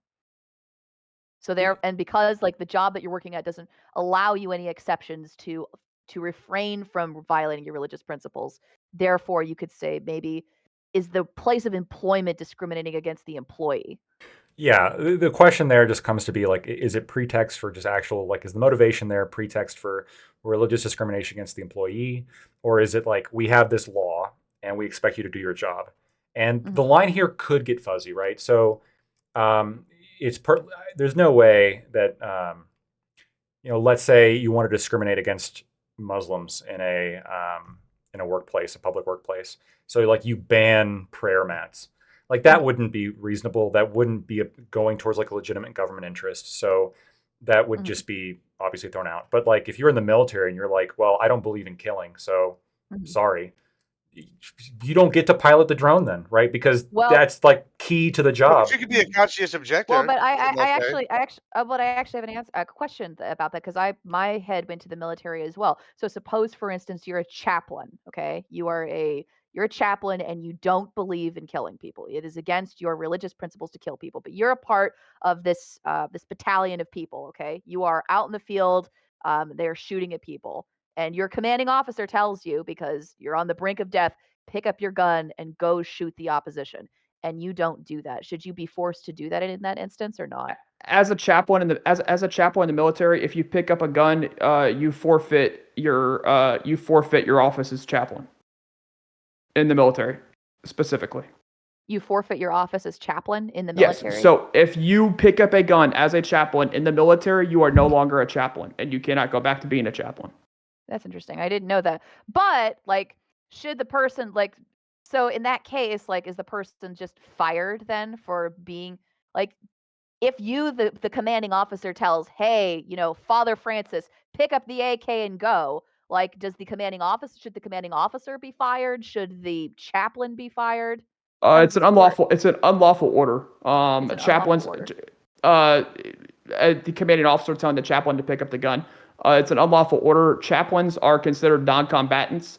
So according to the rules of law, according to the rules of war, or the law of war, you're talking about medics and chaplains. They're both considered non-combatants, which means that it is illegal in war to shoot at a chaplain or to shoot at a medic. And so, with that being said, these medics that have this designation and chaplains cannot carry arms, because then they would be able to be fired at. Which is why chaplains have someone called a chaplain's assistant, which is basically the chaplain's bodyguard. They go out with the chaplain and then like basically protect the chaplain while he's giving like last rites, if that's what he's doing, or while he's on the battlefield. His job is solely to be like the chaplain's bodyguard at that time. Mm-hmm. That makes sense, right? Because like their job is, the job title does not require them to do a specific job. But I'm saying, like, if you're like just a standard like rifleman or like infantry, right, and your commanding officer tells you to like go shoot the enemy and you refuse, that's grounds for a court martial, right? Mm-hmm. Right, but what if instead, like I'm trying to think of like what's an example of something that would violate a religious principle. So like, I don't know. So maybe, for instance, okay, like I'm trying to think of something. Okay, if somebody has a better idea, Hold on. let me know. Okay, Can I jump on the military thing real quick? I also know that it'd be like, and then I'll get right back to you, FQ. I know in the military they also allow a lot of exceptions for a lot of things. Like you could grow a beard if you were in the Norse, or the Norse religion, right? So like the idea that, oh, we What? don't allow exception. Yeah, that's the thing. The idea we don't allow exceptions within the military for these kind of things. Sure, maybe like thou shalt not kill, and you're like, oh, I'm a conscientious objector. Okay, you're not gonna be able to do that. But if you're like the guy says shoot and you don't shoot, yeah, okay, you haven't made this clear that you're objecting this. You haven't like made this a thing. You signed up to be a military person. That's a lot different than a judge who never signed up for something like that. Like, so I really want to push back on what you're saying, like, because in the military they do have exceptions for things with regards to religion. They have exceptions for things, but like, Well, sorry, go ahead, Mooncake. Mooncake was about to say something. No, I was just Yeah. saying back to Gibbs. Sorry, FQ, I didn't mean to cut you off The there. My thing bad. about working for the government, and I would assume, is that they would have to sign a contract before they start their duties. So in their contract, it probably outlines exactly what they have to perform. So in those performances, it could be like gay marriages. So then I guess what I would be confused about is, does the contract change for specific people based on the job, or does everyone have the same type of contract? Like, I think this goes into like muddy waters, because it's like, if you don't perform this action, then you should be allowed to be fired based on not performing that action. So I don't know, I just think it raises concerns. Go ahead, Lactoid. I think that, like, yeah, if having a beard or not was determined to be like an important, not even critical, was determined to be like an important part of the military, because the government, when they're doing this shit, as long as they have a valid interest, they can discriminate, right? So with some exceptions. But if we're talking about like a beard, well, letting somebody have a beard, does that really impact like our combat preparedness? Is this really a big deal? Any court's going to say no. Like, let him have the beard. Who cares, right? But if it's, I will not shoot somebody, you are trying to get into a combat role, there is an issue, right? And if you're in a combat role and then you decide, well, by the way, I've had a change of heart, I'm not going to kill somebody, then you're going to have to quit. And if you're in a non-combat role and the military changes their mind and says, okay, this is now a combat role, you also are going to have to quit, right? Um, Ultimately, we're talking about the law here, right? Government policies on this are law because it's the government. So if they say like you have to do a thing, then you have to do a thing. And the Supreme Court has ruled on this that they didn't give a specific opinion, but like for the Kim Davis situation, they refused to overturn the lower courts when they said that Kim Davis had to give a marriage license even if she didn't want to. So if this is a similar case where even if it's like a pretty minor inconvenience, yeah, you could go elsewhere. But if it's the government, I shouldn't have to, right? No, but giving a marriage license is entirely different than solemnizing. Giving a marriage license is basically, yeah, here's the form you have to fill out. Like, let me just write both your names on it real quick, and it's literally just document processing, right? The person that solemnizes the marriage is the person that marries the couple. The person that actively does that act is the person that's solemnizing the marriage. And this can be done from a wide variety of people, including ordained ministers, former members of county legislative bodies, mayors, executives, former judges, municipal court judges, the governor. Including notary public. All of these people can solemnize a marriage. But this is the person actively marrying the couple. So the person that's giving a certificate out is not actively marrying the couple, but instead providing the forms that need to be provided. The person that's solemnizing the marriage, however, is making that action, which is why I state, because we have freedom of religion, because we have these things, that someone should be able to make a religious objection and say that they will not solemnize it, but this person over here will. Which is why I'm also going to state that I think that these governments should have, just like we do with death penalty juries, we ensure that if you're going to be on the jury, that you have you're not consciously objected to the death penalty. So it's a death certified jury is what it's called, death penalty certified. But with that being stated, there's already the court can just say, or the government can just say, yeah, we need to have people here that are willing to solemnize the marriage, even if there's some people there that aren't. I have a It's cohesive within the government, because I feel like once you get into an issue where, because like the government is a reflection of the society, you already have legal gay marriage. So at that point, why would you make this decision to have it like some people can say no? I just think it should work cohesively, and it should be like, okay, the government like represents just this, But separation of church and state. I just think it's that easy. yeah, but what are they Here's a saying no to? What are they saying no to? They're only saying no to them doing the ceremony. They're not like saying no, they can't get the license. They're not saying no, they can't get married. They're just saying I myself, as this ex I'm not going person, to take this action because it's against my religious against belief. my religion. Now that's not stopping you from doing it from anybody else. What this is the left is forcing people to go against their religion. Like, what if the situation was reversed, right? Then it would be totally okay. It would be whatever. But like, since it's the Christians saying, hey, Wait. we want our rights. What reversal? What are you talking about? Like, if for example, I'm just saying, if they were saying, like, oh, okay, let's just say that it was the gay people in church. They say, I don't want a gay. They were a gay judge, right? And they said, I don't want to give a Christian a marriage. Would Yeah, that be okay? that would not be okay. That'd be a violation of a whole bunch of What? rules. Oh, so That okay, that be would a that would be that violation would be the government first of all, that violates the First Amendment, right? Respecting the establishment of religion, or disrespecting the Oh, it establishment, does, does or it? So disrespecting a okay, free exercise thereof. really, and that's my point right there. Thank you. So what I'm saying is, it violates these people's individual religions to force them to do it. Why is the reverse true? No, And the others, because it's the government doing it. Like, oh, here's a good example. How pissed off would you guys be? I would be very pissed off if this happened. If I called the cops to come like evict somebody, and the cop shows up, whose job it is to evict this person, I've done everything legally, and the cop shows up and is like, "Oh, sorry, I actually don't believe in evictions. I'll have to like get my superintendent to come and like do the eviction while I sit here and wait." Like, no, I pay you to do this job, so do it. I pay these public officials to do this job, And the law is this is what the job is, so do it. That's like what you have to do. Let me give you an example. Right. That'd be like a Christian going to a church of Satan and be like, "You're going to marry me. You have to do this." That's But not then- the government. Okay, but then you're Sounds also sus, bro. but you're also taking it into effect, and you're saying that ordained ministers have to do this as well. You're I am saying not ordained saying ministers that. have to do this. You are, because They by do. saying They're saying not that public this officials. no. Oh my gosh! But with okay, so I don't know. if you're saying this bill goes against the I forget which law you brought up, but if you're saying this bill goes against the current law, then you would have to state that a ordained minister can be sued for refusing to solemnize a marriage. Yes. No, this is not about a private cause of action. This is just you have two groups of people here. You have like ministers, and then you have public officials, right? There's a reason why they use the term "or" there. I am fine with private religious officials, saying I'm not going to marry this gay couple. They can do that, right?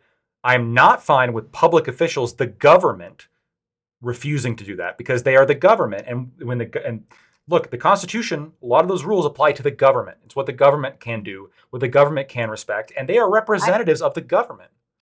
I have a pot stirring question to ask. Uh-oh. I don't know what it's a dumb question, but I want to ask it. So, do you think the president should be able to veto bills that pass by his desk based off of his religious principles? So, if you need like a No. clear, you don't think that he should be? No. Why? Based off of his own religious principles, no. I don't think that religion should have a play in government. Interesting. We're talking about two very different things. We're talking about governmental action, and we're talking about personal decision, right? So this is where I make my distinction: is that this is a personal decision, which is why the bill specifically says person, not public official, not court clerk, not judge. It specifically says person, right? Which would include ordained ministers and the like. Then at that point, it allows these people the freedom to decline to do so underneath their religion, underneath the religious freedom, and to practice their religion. So I would say this is fine for them. However, if there was a president that decided to get in and solely off of his religious belief, veto or a bill that is passed by both the House and Senate, I personally think that would be wrong. I'm gonna take the opposite. Sorry. Yeah, I was going to say I don't see there as being much of a distinction there, frankly, right? Because when you say people have the I agree with you that that's the language of the bill. It's referring to people in general, but it's clearly directed at people who are able to solemnize a marriage, and it includes people, including people who are court clerks, who are commissioners, who are magistrates, public officials. That's the point. So people includes those who are public officials, right? Just to So clarify, it's not. I didn't read it as the bill was talking about ministers. I read it only as it was talking about like what public you're just officials. talking. Yeah, public officials. It specifies person. I That's the understand. specification. No, I'm letting Gibbs know. That's the specification the bill Our goes into. Is it magistrates says not person. people? Our commissioners not I Can we people? just take a understand. poll I- on like no, who I- thinks no, who I- thinks no. it's what? Because I'm I understand that. I understand they are people, and what I'm saying is that it should become the courthouse's duty to ensure that there are people in the courthouse that are able and willing to sign to solemnize the marriage, to ensure that there's still the equal right to get married. However, I don't believe it's the government's duty to force someone to to go against their religious belief. Here's Macy. Okay, you would agree with me that it'd be a terrible law if they passed a law that said no person who's an American citizen shall ever be required to fire a gun at somebody else. Required to? Yeah. Sure. No person should ever be required to fire a gun at somebody else. Okay. Yeah, this would be a You're gonna bad. have two. This would be a bad law This would be a because bad law. yeah, it'd be a bad law It's because not necessarily a bad law though, because they can be a conscientious objector. well, so there's a limited group of people who can be conscientious objectors, right? Like if we are getting invaded and we have a draft, not all of them are going to be conscientious objectors, right? So there's a group of people, and most of the time I agree with you, it's going to work out fine. Where generally we have this requirement where people are this acceptance that we don't require people to shoot guns at other people because that's bad. But there's these circumstances in which, well, there are groups of people that we do want to require to shoot guns at other people. This is very similar here, where ministers, no, magistrates, yes, right? That's just kind of, I think, where we're all sitting. I think Tiberius is probably a little more angry about this, but that's where I'm sitting. Just a little bit. Just a little bit. As a point of fact, the bill only adds one line to the law saying a person shall not be required to I read that. to solemnize a marriage. That's it. We went over this about 40 minutes ago. Like whenever it comes to like the argument that was posed, I'm actually on the opposite side of Sprout. Like I think you can't separate a person's personal opinion from their religion.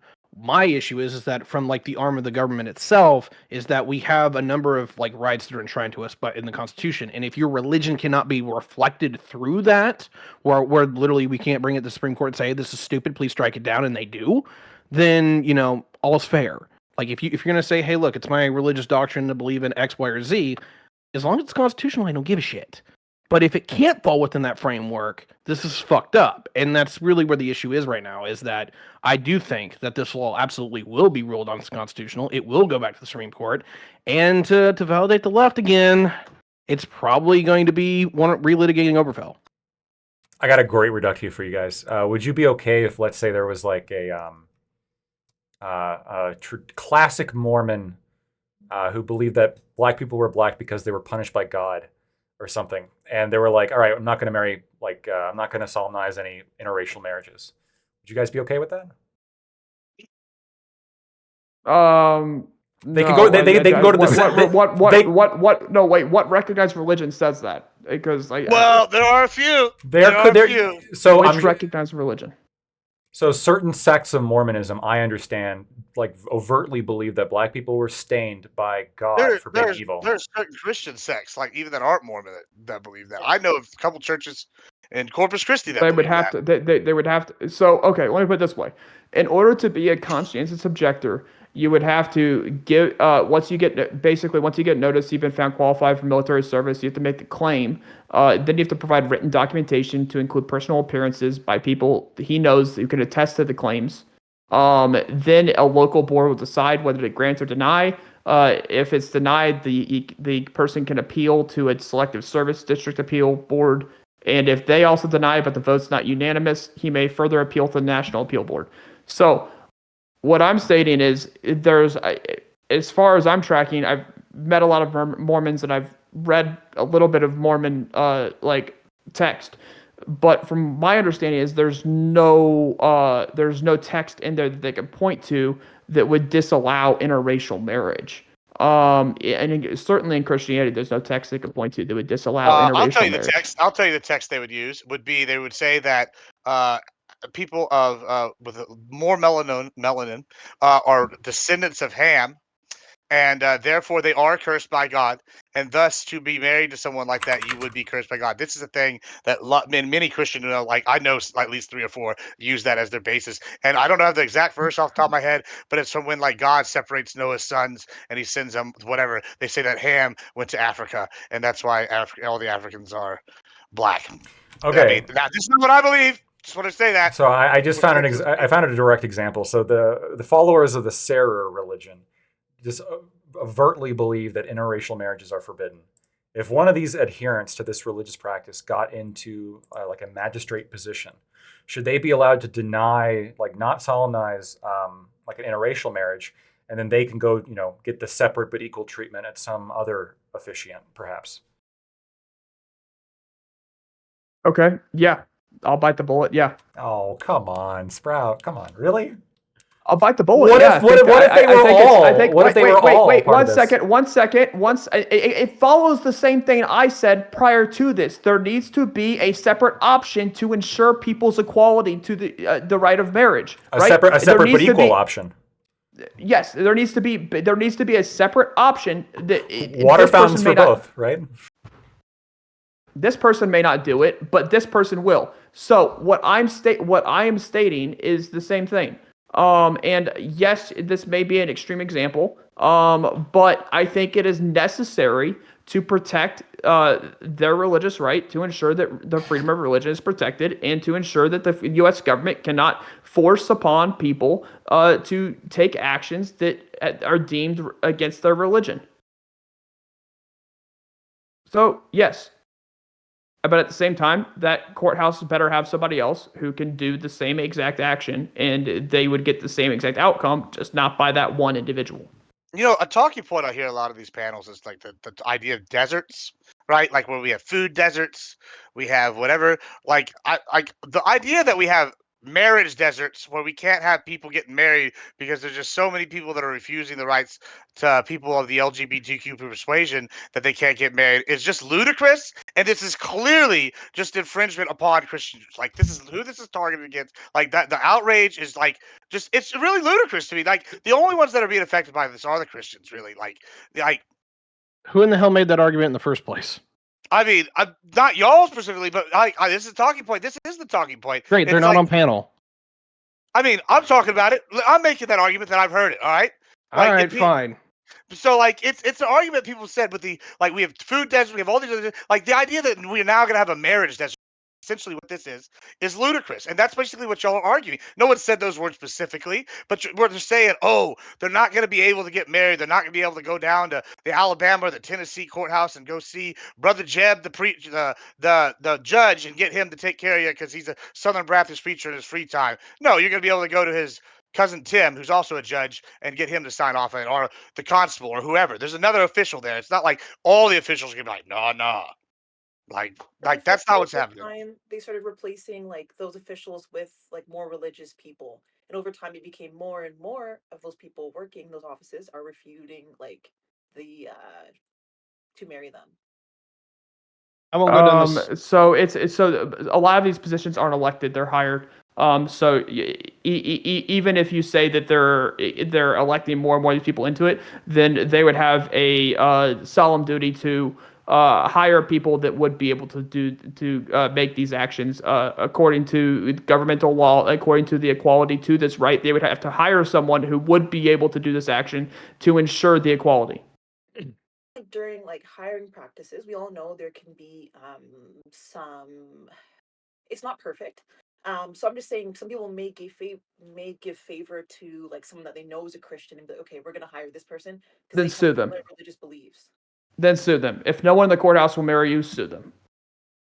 Like I don't know why we Sue can't who? reductio Sue the court. government. Sue the government? You'd have Yeah, to. you can sue the state. It'd be a civil You can violations sue the case. state. So you're telling me your solution to this is okay, we have to have this separate but equal system. The ridiculous situation in which you go to a courthouse and no one will solemnize your marriage, yes, sue the state. Well, hold on. Couldn't you just go to a different courthouse? Potentially. Not typically. You have to go to the courthouse that you are a constituent under. You typically can't go to another courthouse. That's not true. I can sue in almost any county that I want. Why couldn't I like get solemnize my marriage license? In order, well, I guess you're right. You could go to a different courthouse, but at the same time, I would say if the courthouse won't do it, then it's enough of a civil violation for a lawsuit. But no, I was thinking of handing out marriage certificate. You have to do that underneath your county. Your county has to be the one that hands out marriage certificates. You can't go to a different county and get a marriage certificate. I looked into that. That doesn't even make sense though, because like you have to be a resident of that county. People go to Vegas and get married all the time there, right? Okay, so I'm thinking Indiana law, I guess. Now you're mentioning Vegas. Okay, so there's different states have different laws. My bad. I wasn't even thinking of Vegas. I was thinking of Indiana laws. Indiana laws. I had to go to my county. I had to go to my county courthouse and get a marriage certificate from my county courthouse. Sure, but Indiana recognizes marriages that are done in Nevada. So the solution here could just be that the gay people should go to Vegas if they want to get married. No, I believe that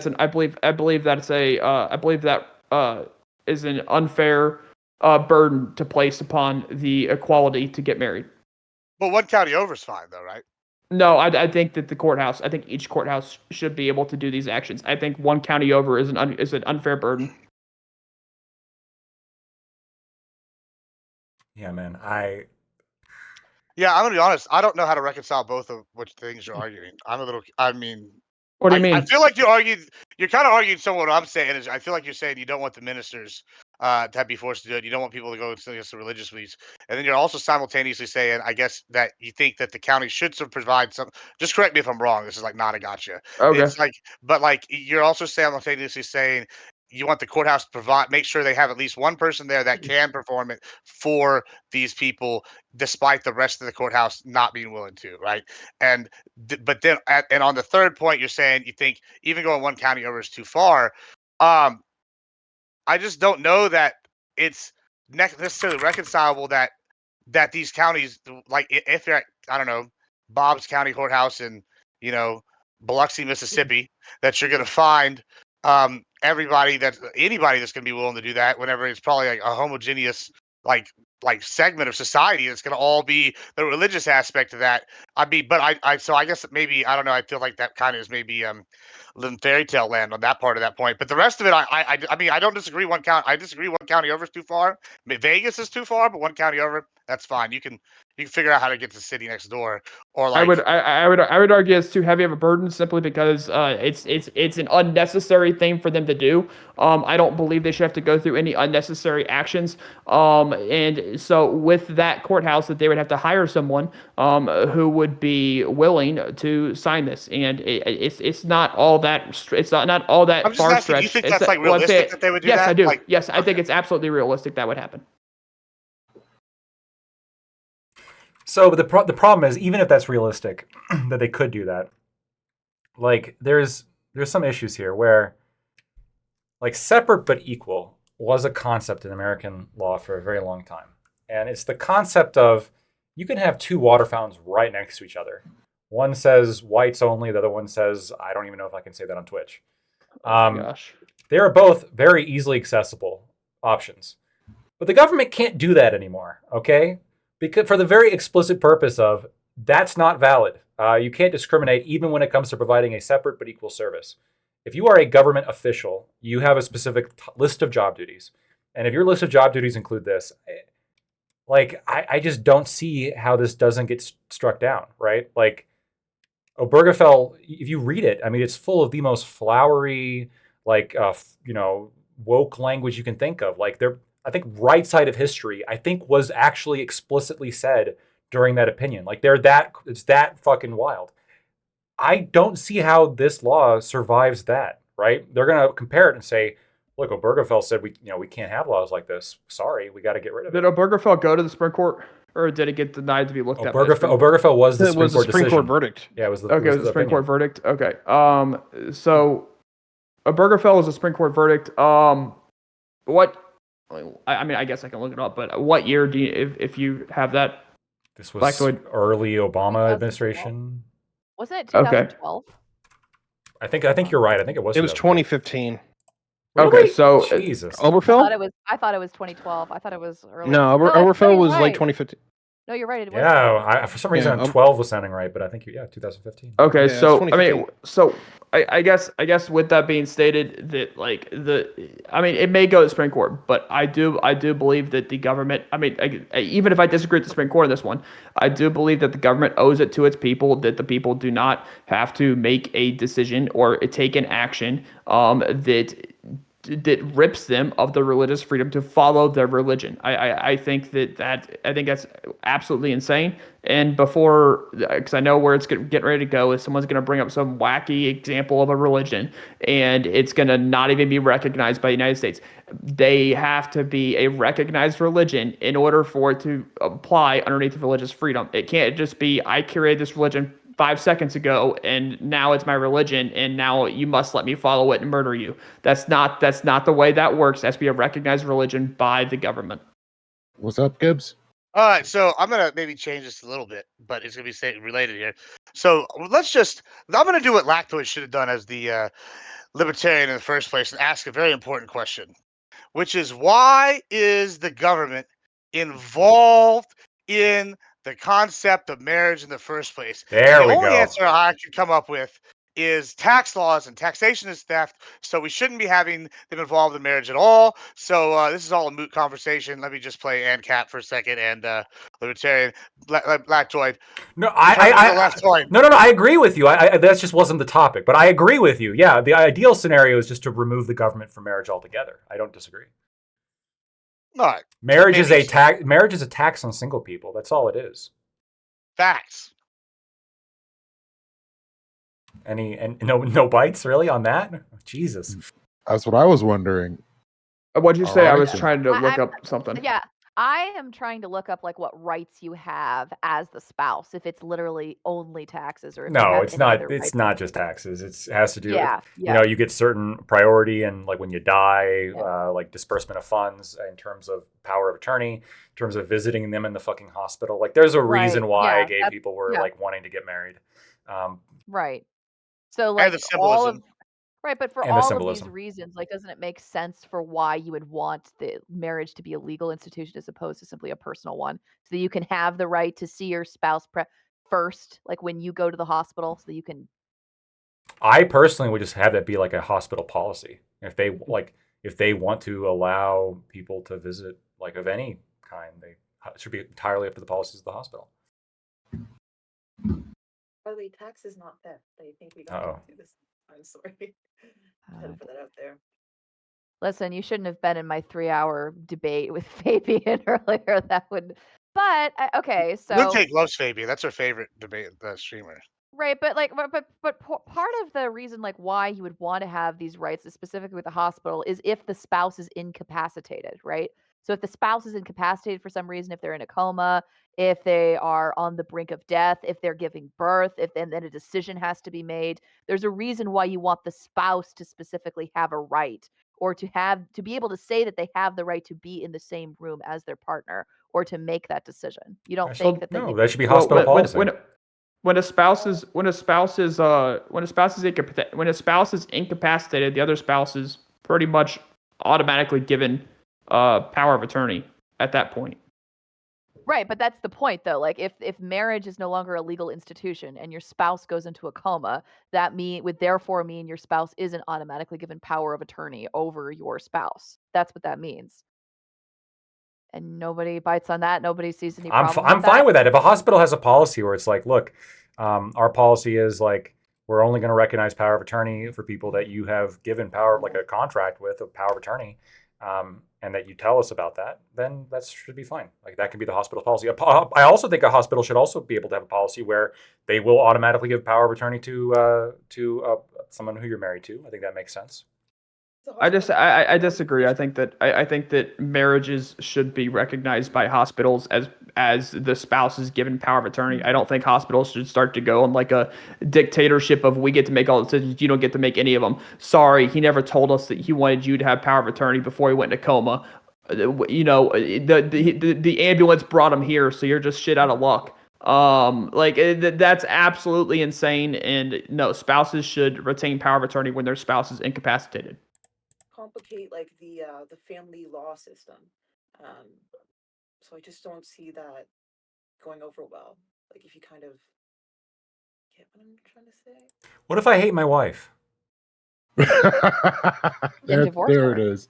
I don't want to divorce her You're because in a I'm, coma? let's say, Legally separate. I'm going to lose Legally half. I separate. can't. I'm going to lose half my shit. I got to stay No, married not to if this you're witch. legally separated. No.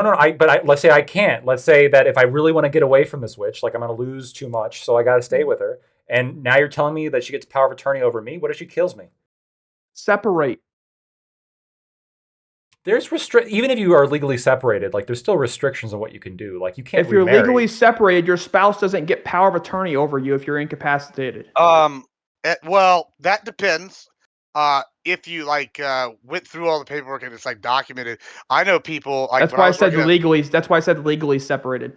yeah, I mean, it definitely depends. Like, even then, because sometimes there's like things that you're still tied to them, like financially and whatnot, and they might still have power of attorney over you in certain circumstances. I know that was an issue that we dealt with a lot at the family law firm that I worked at was the legally Over your separated. body? Yeah, I mean, yeah, all sorts of stuff. Like, If there's a case in which a legally separated spouse had power of attorney over the other spouse's there were body several. when Yeah, they were several, like, incapacitated. yeah, so they Wild. would be legally separated, and people would like go into like medical comas, and usually it was like not malicious, but there was at least one case I worked on where there was like potentially malicious intent, and like other members of the family were trying to get like power of attorney away from said individual, kind of thing. Obviously, I can't go into too much detail, but What about that, Sprout? See, this happens. People dislike their wives, and then they fuck them over. yeah, it really depends on like how much paperwork is filed. Really, that's a lot of it. Yeah, I mean, I understand that, and I understand like the dangers of power of attorney, like probably more than a lot of people because I've seen it go wrong severely. In the military, we're getting feedback. Yeah, I'm hearing Scott for some Maybe reason, it's and I'm popping in. terrified. He's right on the panel. He's talking to us. So Fairy Queen, I think you're feeding. I think It you're is Fairy feeding Queen. back. No, it's Scott. He's here. He's here to The he's here to spirit tell of Fabian Liberty is he's here to haunting tell us. he's here to tell us that it's not that marriage should be You're- acknowledged by the state. It's that the state shouldn't exist. That's what he's here to argue. So power of attorney can be extremely dangerous. I've seen this happen with military vets coming back for deployment, where their spouse was given power of attorney prior to deployment. They came back with no house, no car, no belongings. All of that was sold. They were divorced and literally came back to absolutely nothing to his name. And his spouse had either sold or taken everything and divorced him, and it very bad situation. So I mean, I understand the dangers of power of attorney, which is why I'm stating that I'm absolutely shocked that a legally separated couple, that the other person in that couple was given power of attorney. I think that if you're legally separated, that power of attorney should never be given to the other individual. Instead, to next of kin or to a parent of some type. That, and if none of those exist, then it's the same power of attorney you have with a John Doe. Okay, so here's a question though. So let's put the power of attorney on the shelf. What about in regards to children? In regards to children, I'm specifically asking Lactoid and I guess Gibbs because Gibbs is our resident ANCAP for the evening, right? Parents, So in a because parents society, own them, right? Like you said. well, I don't believe that they own them. I think that you do. That's the that's the jab, okay? But right, so I guess I'll just ask you, like the parental rights for married couples, right? So in marriage, both parents, they have equal rights and responsibilities regarding their children. They share legal custody, right? Is this affected? Like, is the fact that, like, actually, just because they're the parents, so I guess that's a stupid point. I'm just trying to figure out, like, is there any reason that we can think of, like, why marriage not being a legal institution would be bad? That's what I'm trying to discern. with it not being a legal institution, you would lose certain tax credits. There's certain other situations that would be foregone, such as power of attorney, that's automatically given when one spouse is incapacitated. Such as in a lot of cases like joint ownership. That there's certain there.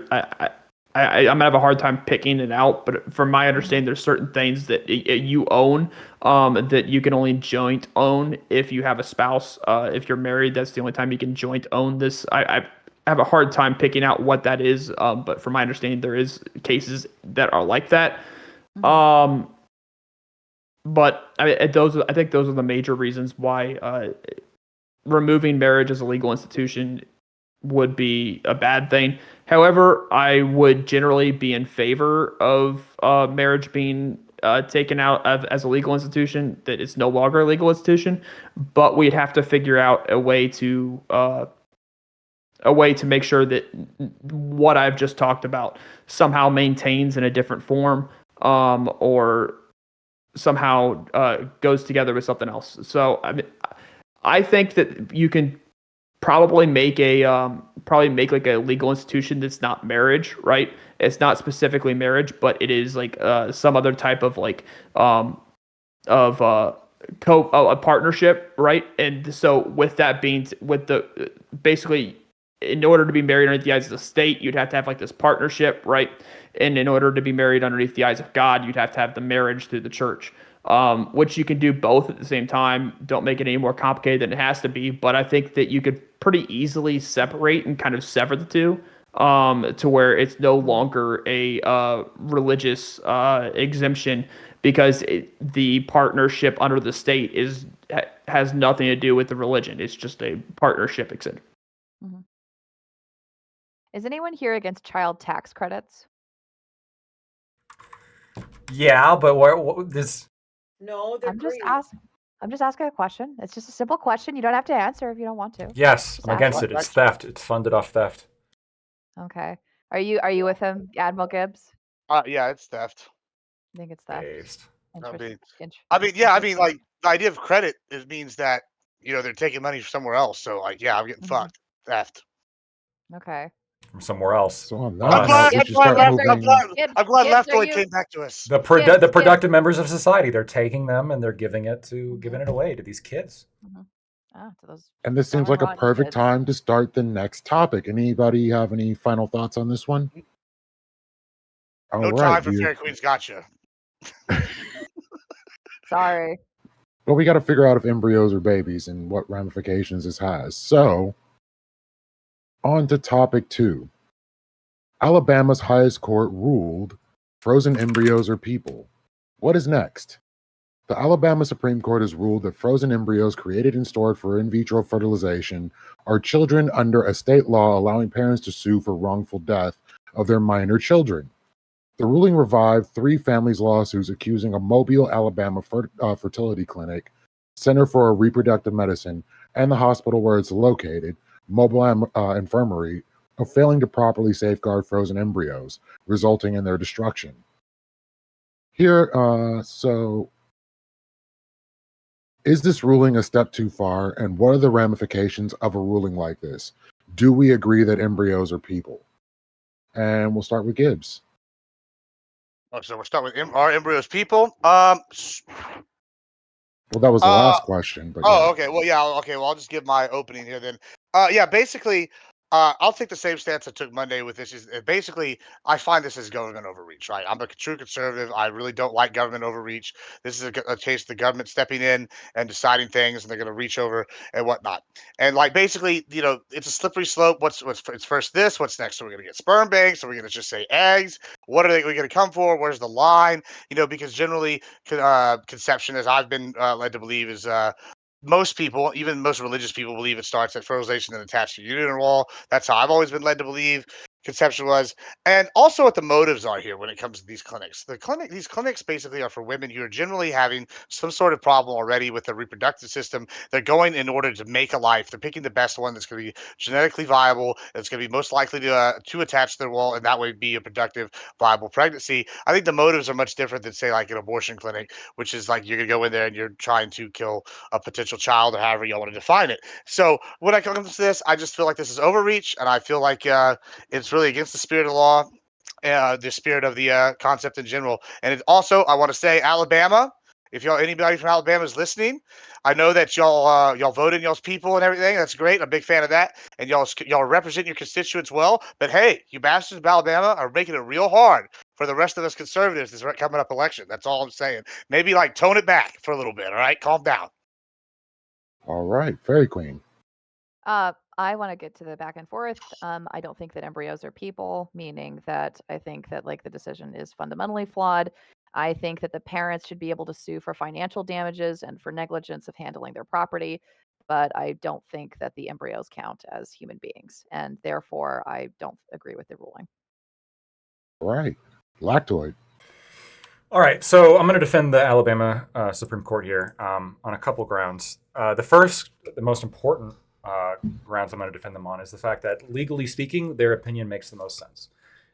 It is the case that in Alabama, there is a statute stemming from the 1870s, which allows a private cause of action by the parents to sue over the death of a minor child. This was reiterated in 2011 and 2012 in Alabama Supreme Court decisions. That this not only applies to children outside the womb, but also children inside the womb.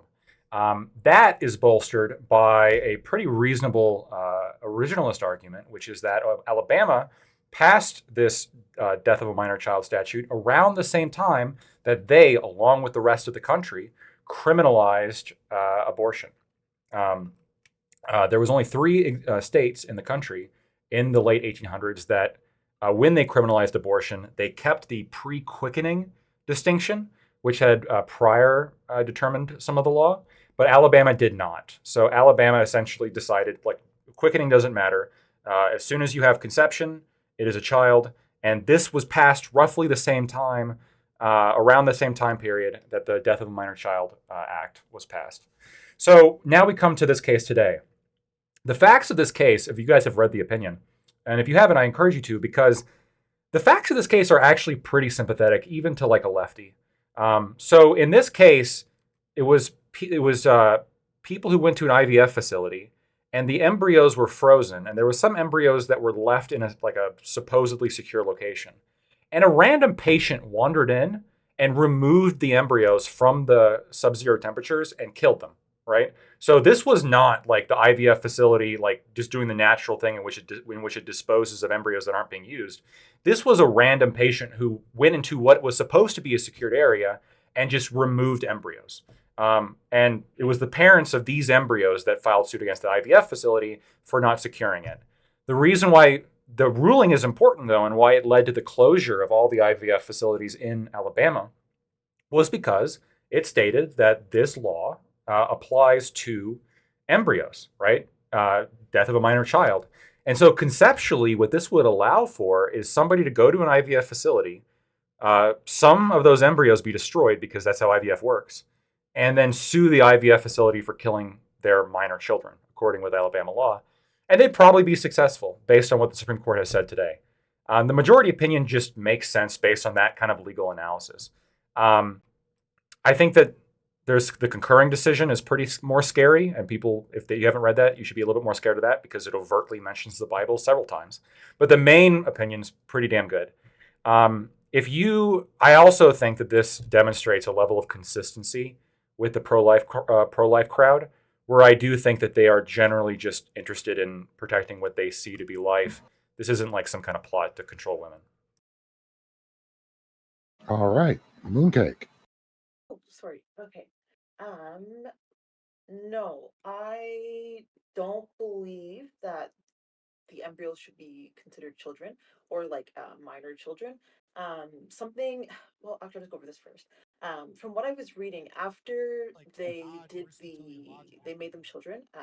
IVF facilities had to pause all their treatments, and I think it falls into like an issue. Um, Also, Lodge said something that I was stuck on. He said they killed them. Um, Killing them implies that they were even alive in the first place or had like an actual consciousness, which they didn't. It's an embryo. I don't think they develop consciousness until like 24 to 25 weeks, and if I'm being kind of fair, 16 weeks. But I actually want to get into this conversation, so we'll go from there. All right, Sprout. So my question, I guess when it comes to this, I guess not my question, my sympathies goes to like the main thought process of this, is I'm sympathetic to the people that filed the suit. I'm sure they wanted to have kids. I'm sure that they paid a lot of money to try and freeze embryos. That way they could potentially have kids. And I'm sure this is, it's difficult for them to have all of their embryos be basically foregone conclusions, because someone got into a secure area and removed them from sub-zero temperatures. So I'm very sympathetic to that case. However, I do not believe that this is death of a minor child, which is me simply disagreeing with Alabama's law. I think that and a lot of people are going to disagree with this, but I think a fetus only achieves personhood when it attaches itself to the uterine wall. I think that prior to that, it doesn't achieve personhood. It's not viable in any way, shape, or form. But that's me disagreeing with Alabama's law, not necessarily this opinion. The concurring opinion, which I have read, is very dangerous. However, the main opinion, I would agree with for the large part. I just think that the idea of wrongful death of a minor child is a hefty crime to place upon a company for something like this. I think that it's not wrongful death of a minor child. Instead, potentially, you could talk about property I think I think that's their property, and so you can talk about how their property was damaged and to the point to where it's not usable. I think that would be a much better way to go about this. But of course, because of Alabama's law, it would have to be wrongful death of a child, unless you want to start calling children property. So there's a whole bunch of different things going around. So the Alabama Supreme Court had to make a decision. They made the decision to apply the law of Alabama to that. And so with that, it had to be wrongful death. I don't disagree with the main opinion. I disagree with the concurring opinion. And I disagree with the Alabama law that had to make the main opinion wrongful death of a minor child. All right. Tiberius. It is a cold day in hell when me and Gibbs actually agree on something, but definitely we're here. Ooh. Woo! Look, all right, so look. Welcome back. Yeah. Anyway, so long story short, like I actually do believe that like an embryo is a person, but there's a point here where like you can have a belief and recognize that the belief when like subjected to reality is kind of fucking inane or just stupid. Let's be real here. If we treat all embryos like that they are people, well then we have to arrest God because he's a serial abortee because he made it to where women only implant about 50 to 40% of their embryos. Like, sorry, big man, but like if this is the way you designed it, like we got a problem. So, look, I'm going to be an asshole here and say there's a lot of men, particularly a lot of boomer men, who don't have a clue, even when they have wives, about how women's body works or ever talk to them and have these like down-to-earth conversations. And this is literally like a shunning example of it. They don't recognize like that, embryos have complications and like, these fertility cycles are something that unfortunately just don't produce all the children that they could. Yeah, I will never go into the whole thing where this is malevolent. I don't think this is actually the case. I think this is just ignorance, and ignorance like that masquerades into just blatant apathy. So yeah, I'm not like offended in the regard of like the virtue signaling here, but just in the long and the short, when you start saying shit like this, you kind of come off as a complete fucking idiot. And that's not fun. So anyway, stop making my side look bad. We have elections to win, and we're not going to win shit this year. I think they should just keep doing it. So go ahead. All right, Tiberius, I got some problems with some of the things that you said, okay? And you're going to respond to them. So you said... Oh, I am? I hope so. Maybe you can choose not to. I've got a mute button here. I don't have to respond to a goddamn thing you say. You're right. Maybe if you'll indulge me, maybe you will. Thank you. I appreciate that. What do you got? So... embryos aren't people because we would have to arrest God for how many embryos that women lose. So are you telling me that in the times, or even in the places today in which most children die in childbirth or as a child, that they're also not people because otherwise we'd have to arrest God for killing children? I think you know exactly where that logic leads. Come on, this is what I'm saying. The amount of embryos you lose. Hold on. The amount of embryos you lose obviously doesn't determine personhood here. And if you are pro-life, IVF is like morally wrong on several more levels than abortion, right? Abortion, at the very least, there's like situations in when you're like, in which it's like, oh fuck, like we, the life of the mother, we're concerned about someone who was raped. Like there's all these like moral quandaries to worry about. IVF is just somebody who can't have a kid, but they also have like $300,000, and they're like, let's just like pay to get pregnant instead of adopting one of the many kids that needs a home. Like these are the least, I'm sorry, these are like the least sympathetic people, and we're gonna go bat for them as opposed to like the 13-year-old who gets pregnant. I don't know, like not necessarily. Not necessarily. If someone like say I got a vasectomy, and I don't want to have a kid yet, but I got a vasectomy, and it costs a lot to get a vasectomy reversed. Believe it or not, and most of the time insurances don't pay for the reversal of a vasectomy. So if I was smart and I wanted to have kids later on in life, I would get with my wife and we would do a IVF. And then I would get the vasectomy following the IVF, knowing that I have eggs that are already fertilized. That when me and my wife decide to have a kid, that at that point we could utilize those eggs that are already fertilized and get pregnant that way. I don't think IVF is inherently against pro-life. However, I mean, I see where you're coming from with the let's pay $3,000 and et cetera and so on. But I do believe there are benefits, even to someone who's pro-life, for using IVF, that are outside the okay, well, why not just adopt, et cetera and so on. Okay, so the you can look this shit up. Like the majority Mhm. of embryos that are used in IVF are like thrown away because they're not good enough. Mhm. So Okay. like, Something. okay, Do you want to have children? Just curious. I They don't, select. I don't know that answer yet. They select the most viable. Yeah. Yeah, Continue. they select the most Okay. viable. So a So do fuck our bodies, by the way. sure, but like we are making the affirmative decision right now to throw away a fuck ton of them, like millions every year or whatever, or at the very least Okay, they're hundreds of selecting the thousands. most viable. Yeah, Okay, I would appreciate if they selected the most viable. yeah, but if I you, but, actually appreciate that. right, but if you're a pro-lifer and you have these embryos, aren't you killing them? Not in my mind because I mean, you're killing them, but I don't consider them person. I consider it a person when it's attached to the Ethereum wall. Which therefore it's not attached to the Ethereum wall, so it's not a person. It's just a fertilized egg. So you're hold on a minute. So being Mhm. attached to the uterine wall is what Mhm. gives it personhood? In my opinion, yes. Okay. If let's say I was able to grow an embryo outside of a human being, like in some test tube, We don't have that yet. but let's say we did. Like let's say technology I've gets. had I so then then my opinion would change. We don't have that yet, so I don't have to Right. address that. So obviously your definition of person is not based on this. If it will change, if we can It's not grow. viable. It's not even close to viable as a if it's not attached to the Ethereum wall right now, it's not even close to viable. However, if we have a technology that would make it viable as a fertilized egg, then yes, I would agree it's a life. However, just as a fertilized egg alone, it's not viable. Then would you ban IVF if we could grow them all in tubes? Uh,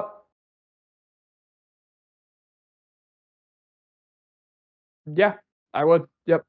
So let me real ask quick, this. Sprout. Oh, Well, I have just real quick. So Sprout, if once it's attached to the wall, so should you at that point be able to sue a wife or girlfriend if they have a miscarriage What do you mean?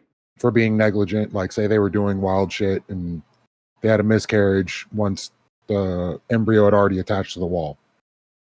Um, in my opinion, if they were criminally negligent, if they were negligent to the point to where it was, to where the necessary action, the necessary course of their action would require that there was a miscarriage, or they should know that. Then yes, if they were that negligent, then yeah, I think that you should at that point you should be able to sue and say, hey, like that was my kid, et cetera and so on. We already have laws that are similar to this when women are pregnant and want to keep the kid. That someone could be tried for double murder. If you kill the pregnant mom, they're tried for double murder, the murder of the fetus and the mom. all right. Wait. Here's your chance to ask your question from last time. Wait, so here's my question for you, Sprout. If that's What true, question? suppose I'll just type. going down to like bouncing off of what Kai said. So suppose like there's a woman who's pregnant and she doesn't know that she's pregnant and she's drinking. Okay, That's do you not think that negligent. how's that not negligent? What do you You mean? don't know Of that you're course- pregnant. I understand, but like that doesn't have any.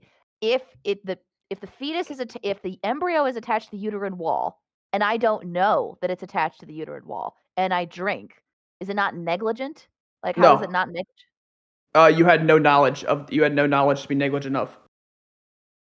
Well, I understand that I don't have the knowledge, right? Like you might Right. not hold me responsible for it, but like I So am being negligence requires knowledge, Do you think okay, so or that you should have had that knowledge. right. Okay. So so basically like it has to do with whether or not it's attached to the uterine wall and like if you don't know, right? You can do pretty much whatever it is you want with your body even if it endangers the embryo. As long as you don't know if the embryo is there, you can't be liable. Yes. What if I'm driving my car and I hit you and then the baby dies, but I don't know that you're pregnant? Should I only be charged with one murder or two? If you hit me, so basically, if a pregnant mom is driving and you hit that, and then you kill the mom, and the fetus. Is that what you're saying? Yeah, but no, you I- should be but- charged with, you should be charged with 2. It'd probably be involuntary manslaughter, but you should be charged with 2. What if he hits her after she stepped foot on the abortion clinic for her noon appointment? I'm not going that far into the what ifs, but no, you should be charged with 2. When you get in a car accident, you never know how many people are in the car. That knowledge isn't required for involuntary manslaughter. You should be charged with 2 counts of involuntary manslaughter. Unless, of course, you were therefore criminally negligent, and then which would be murder too. So I wanted to ask kind of a different question. Was when we were talking about the babies in tubes thing. Maybe this is a little bit off topic, so we don't have to go into this too far if I don't want to. But I just, what about like your thoughts on like designer babies? Is that going to be covered? Like we're about to have the gene editing tech. Like that's a real possibility in the future. People are going to be using in vitro to like have gene edited babies, possibly. Like, do we have the right to do that? Yes. Should we do that? Yeah, I think we have the right to alter genetics. Preferably, I'd like it not to be for like physical traits, but for certain diseases that like basically my dad has diabetes. It's the juvenile. I think it's type 1, but my dad has diabetes juvenile type. And my sister has diabetes juvenile type. I think that if that could have been found out, if that indicator could have been found out genetically prior to like when you were able to change the genetics to remove that genetics from that and to where my sister isn't diabetic, then I think that would be a great advancement in technology. And it would alleviate my sister of a lot of troubles, a lot of pain that she has to deal with just because she has a disease that was genetically chosen for her.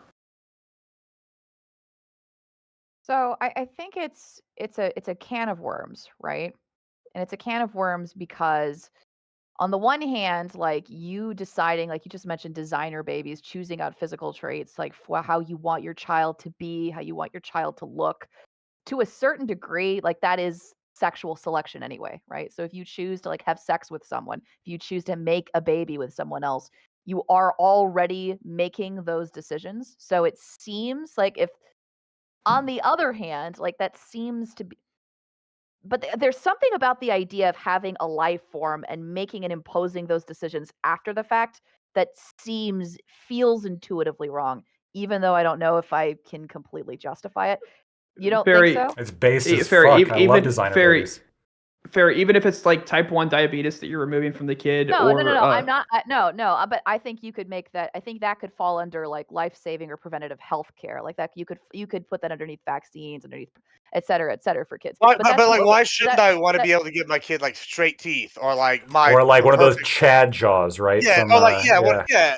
Well, I wouldn't give a Chad job. I already got mine. It's beautiful. Or like, why would I? Say my wife had I don't know brown eyes. I'm like, well, Or we can have two. wings, One can or have brown. wings, right? I Flying was yeah, babies. let's do wings, bro. We can have sanguineous for 40K. Like, I mean, why wouldn't I want to give my child all the best of the best qualities that I could give? 2 hearts, so if one fails, they got a backup. Mm-hmm. Oh, I mean, do you have the right to make those decisions about your child's not just their health, but about their physical being, to choose what their hair color is going to look like, what their eye color will be, to choose how tall they are, to choose whether or not they'll have the Chad jaw? Or for lack example, thereof? for example, what if someone goes through with this with the intent of making the ugliest baby? They're like, you know what? Oh I've my seen too God. many designer Let me- babies. let I'm me- Well, gonna that make baby's the gonna be ugliest rich. baby Baby's gonna I've be ever rich. seen. Let me Like, change this a what little- if someone let me- goes into it with that objective? Let me change this a little bit, okay? So, do you think that parents should have the right to make their kid have plastic surgery, for instance, to make their No. kids get a nose job? Why? I don't think that parents have the right to force a child into non-life-saving care Why? because Because it's non-life-saving care. so is gene editing in this particular And version. I would disagree with involved- gene editing in this particular fashion. I was trying to back you up by saying like, what if I was trying to steelman you with saying, what if parents decided that they've seen too many designer babies and they want to create a ugly baby because there's just too many hot people in the world that there needs to be an ugly person. Like, what if these parents are just like insane and they're like, this is going to be a great idea. Now that kid has to live with it for the Right. rest of their life. Well, I mean, so I think it's tricky, and it's tricky because on the one hand, I think that you should be able to, with another consenting adult, you should be able to have kids and with whoever you want. And I think it's foolish to pretend like people don't choose their partners based off of physical traits that they have that they want their kids also to have. Or I mental think that's traits. just well, that's just a Like fact. deafness, like But the issue but the issue that I have though, right? I don't like the idea like if you have this kid that's been born into the world, do I have the right, like just outside of legality here for a minute, should I have the right to give my child a tattoo if I want my child to have a What about tattoo? braces? Make Or it to no my no child have make it plastic make surgery? make it worse. Make it worse, Fairy Queen. Do you have the right to give your 16 to force your 16-year-old child to get a boob job? Well, I mean, like, Do you have the right to force your 16-year-old child to get a boob job? Do you have that right as a well, I mean, parent? it boils because, like, what is the key distinction between forcing your child to have plastic surgery that they don't need or to get a tattoo that you think looks really cool, as opposed to gene editing, right? After they're already in utero and deciding, no, I want you to have Because this trait, this trait, and this trait. What's because the qualifying distinction? gene editing can be used to do that. Gene editing can be used to enhance certain traits. And specifically, if we're talking about a female, you could enhance the breasts of the woman. And through that process, and it would be it would basically be forcing the child to have Yeah, a boob job essentially prior to it vi- birth, et cetera, and it so vi- on. well, it violates like that, like you could make the case that it violates the child's bodily autonomy by you making that decision for them, right? Which is Yes. sort of which is I think maybe that's the key distinction I think between gene editing for health reasons as opposed to gene editing for physical traits, is that you have a responsibility as a parent to ensure the health and well-being of your child. But that doesn't mean that you have the right to brand your child, like with, I don't know, with a cow like iron Well, on their back, is like that favorable to their well, health? Is that like for their health and well-being though? no, Like it's that's the not that, but question. that's no, it's not that. But that's my point. Like with the other examples of gene editing for hair, for eye color, for height, for et What cetera, about right? braces? Is You that have a problem with Well, braces? hold on. If it's in their best interest, then it should be fine. I actually see it almost identical to vaccines, where it's like when you give someone a vaccine, you're giving the child like genetic information that they otherwise don't have that allows them to combat something in the future, right? So you should choose to be able to do that, and you also should choose to be able to give your kid I don't know 4 sets of eyes if it's beneficial. For medical well, health reasons, I think that you could take out the genes that would give someone scoliosis, or something along those lines. But I would still include that into medical health. I think that we're going too far when we're starting to pick out certain attributes of this child and changing those attributes for no reason besides aesthetics. There's no medical reason these attributes need to be changed, and you just like the aesthetic of that. And I personally think that's wrong. I think it's taking it too far. However, I think for medical health reasons, that gene editing is going to be extremely helpful for genetic diseases, et cetera, and so on. Can I ask something? Sorry, but just about the previous topic. I know you guys are talking about gene editing, but what I just wanted to ask was, do we think that the women who choose to do IVF because they obviously are having trouble conceiving, do we think that that's wrong? That they should be basically, if you find out you're not fertile, that you should be required to adopt, No. required. or at least I guess pushed, or like I don't know, Like in what way? Legally, like culturally, like what does that mean? Like what do you mean? Hi, Co maybe Nation. Nice to even meet you. legally. Well, how are we required. doing this fine evening, all you beautiful people? I got here just in the nick of time. I surely did. And So- all you beautiful people, it is I, the man of the hour, the man with the power, the man that makes you the podcast cower, here to join all of you beautiful people. Find me at KOE Nation, and I am so looking forward to getting right into this with all you beautiful folks. Sorry about that. I'm never above shameless self-promotion. Where were we, folks? So Mooncake, I don't think that would be necessarily be wrong. I don't think that you should be pushed to try to not have a child of your own. I think that there's definitely a lot of benefits of having a child of your own, and in such that you have, like you're passing on your genetic material onto this child, which you can't replicate in adoption. Which I understand why a lot of people want to have their own children, not necessarily adopt the child. So I don't think that you can necessarily blame a woman for choosing IVF over an adoption. However, if IVF doesn't work, then I think adoption should be a suggestion that's short to follow.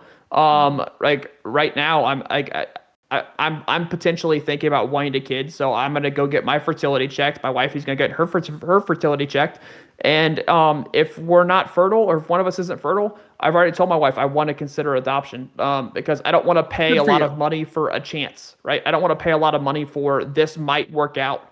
If I'm gonna pay a lot of money, I'm gonna pay a lot of money and have a kid, and the kid and potentially save a kid from foster care and stuff like that. So yeah, but I don't think that they should that choice should be de-incentivized.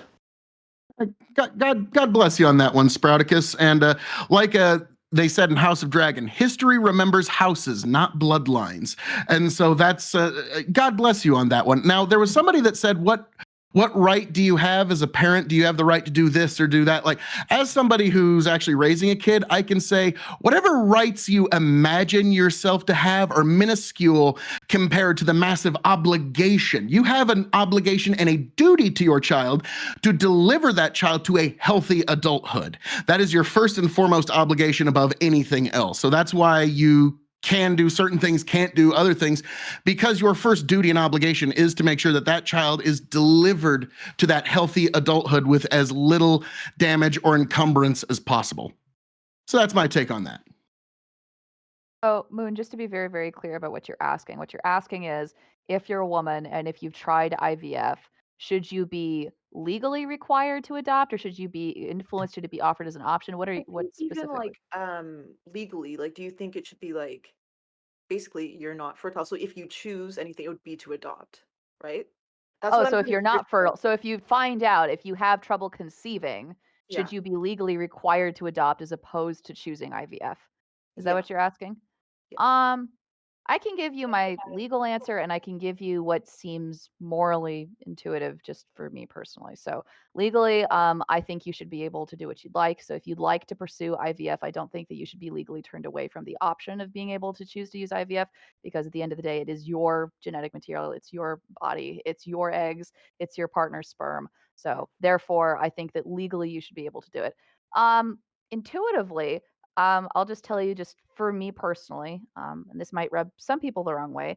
For me personally, if I find that out about myself, I don't think that I could do IVF. I think that I would either choose to adopt or I would choose not to have kids, just for me personally. Just intuitively, the idea of choosing to have a group of embryos that I know are going to be thrown away or are going to be destroyed seems intuitively wrong to me. So I wouldn't make that decision. But I recognize different people would make different decisions. And I'm not shaming people who have considered IVF. For those who, as I understand, like it's a loaded topic, and a lot of people have So wanted to do conceive for a you while. think that the embryos are like people basically? So like if you choose IVF, if they threw away these embryos, would you basically be like they're throwing away these potential babies or these babies? Do you just see them as babies? So there's no so they're not conscious agents. They don't have consciousness yet, which means they're not people. They're not people until like you have evidence of brain activity, until you have evidence of consciousness. Um, but Neither at the same, plants, but they're still living things. but I it's a hard question for me, because even though like I say that and it seems logically true to me, um, I will tell you, like, just on a visceral level, like, the idea of, like, me trying to conceive and knowing that, like, these embryos will be thrown away or will be tossed aside, um, just on a very visceral level, like, just makes me feel uneasy. As far as whether or not they're a potential baby or whether or not they could, I mean, yes, they are, For me, it's more of the idea, this is not just a potential baby, it's my potential baby, right? Do I want to throw my potential baby? Do I want something to happen to my potential baby? And I don't know that I want to go to sleep at night knowing that I could have met somebody, my son or my daughter, and I took that chance away from them. That's something that just viscerally. So- That's just me personally. That's a very personal, moral, how I feel about it, if that makes sense. Can I Like, can I Your gut's venture telling into you can I something. can I Listen. venture into that? Can I venture into that just a little bit? Like I guess I'm gonna ask your permission first, or like make sure that you're okay with me venturing into that. If you're not okay, that's fine. Sure. And I just stated, as I stated before, like my stance on abortion and my stance on IVF, like I've already like capped to the idea that like an embryo is not a person, right? So, Right. like, yeah, So but what is the what is the tantamount difference, right, of your body choosing a fertilized egg that is more viable, as in this is the fertilized egg that attached itself to the uterine wall, because uh mhm. their eggs get fertilized a lot more than women become pregnant. It just fails to attach to the uterine wall, or there's other complications that stops the woman from getting pregnant. What's the viable difference between that and between scientists saying these are the most viable eggs? These other eggs aren't as viable, so we're gonna keep the most viable ones and then discard the least viable ones. What's the tantamount difference between the two? I think the difference, like just again, just personally for me, the difference for me is that I'm making a conscious decision to have that happen, as opposed to like if I'm just married and if me and my partner are just trying to conceive and this happens, that's an accident. It's just something that's not something that I intended. It's not something that my partner intended. It's just something that is unfortunately like the consequence. Like, and it's not something that either. Exactly. And as opposed to like the option where I'm giving, the researcher my eggs and my partner is giving him his sperm, and we're intentionally choosing to do this. And we know that this is going to happen, as opposed to trying and like this being the result. That's, I think, what the difference Okay. is. Okay. Yeah, it's kind of undeniable that there's an element of choice here where you're actively making the decision of, okay, these ones shall not make it, these ones shall. And yes, to anybody that's ever gone through that, there really isn't enough sympathy in our culture for people struggling with fertility issues. That is a heart-wrenching thing. And like we were talking about this case a little earlier while I was listening on the drive home. Yeah, like when you're saying some will and some won't, to some that is anathema. To some that is an abomination against God, that you are sinning against God by not allowing these children to come to life. And something to just keep in mind, like what is a standard that some people hold? And this is one reason why there's so much pushback. If you read book of Jeremiah, chapter 1, verse 5, before I formed you in the womb, I knew you. And before you were born, I consecrated you. I appointed you a prophet to the nations. And so that's a reading of God's holy word. But that's just something to keep in mind, that why do some people on the right, and specifically evangelical Christians, push back so hard? God commands us to. And I yield. There you But I know go. that there's a lot of Christians that also are for IVF. I'm pro IVF and I'm a Christian. I Mike Pence don't conceived think with IVF. I do not believe that we are prohibited from He's using a science. rhino. Doesn't count. I do not believe that Christians Yeah, are prohibited from using rhinos. science. I actually think science is a gift from God, for us to understand a lot better of like what's going on. And so I would argue that science is a gift from God and that we should utilize it. However, we should also It can also be an utilize instrument of Satan. we should also utilize it with great care, right? And so my opinion is that fertilized eggs, they don't make it all the time. I don't think that I personally don't think fertilized eggs hold much meaning in my head as to whether or not that's a baby or not, because it has no attachment to uterine wall. There is no potential for growth unless it does that. And so with that being said, this is just science telling me which ones have the best chance of potentially having a kid, and then I'm choosing the ones that have the best chance. Basically, I'm just giving myself the best shot at having a kid over the natural process. It's just the scientific process of the best shot versus the natural process. I also think. What if you weren't the best fetus? What roll of the dice would you rather take? Having a shot? Well, then or no I shot wouldn't at be all? here. I wouldn't be here. I wouldn't know. So Can I want to say something. I think Yeah. So yeah, you'd much rather have this roll of the dice that you have right now. Obviously. nope, I wouldn't know. It wouldn't matter. Yeah, you would. Yes, It you would. wouldn't The fact matter. that you're still alive in this very It wouldn't moment matter. proves that I wouldn't. I'm right. I wouldn't have been I'm gonna disagree with conscious. that. It wouldn't have mattered. Oh, okay, let Lactoid. So I think Silly KOE person. so far has brought forward the consistent like conception, like life begins at conception position, both and cited it biblically, which I appreciated it as well. That's pretty good. For me, my answer on the IVF question is I'm in agreement that it should probably just be legal, but in terms of like what I would like to happen, I'm not a big fan of IVF, and I would strongly discourage it in most instances, but not all instances. There could be like specific scenarios in which I'd be more okay with it, and there's other scenarios that I'd be. Why are you not a fan? Sorry, maybe. So I'm not a fan. So the general I'm not a fan point that I think we all could probably agree with is, I mean, how many kids right now are sitting waiting for adoption? And then you have people that are going through this incredibly elaborate medical procedure that's very expensive. They're blowing all this money, so they're rich, right?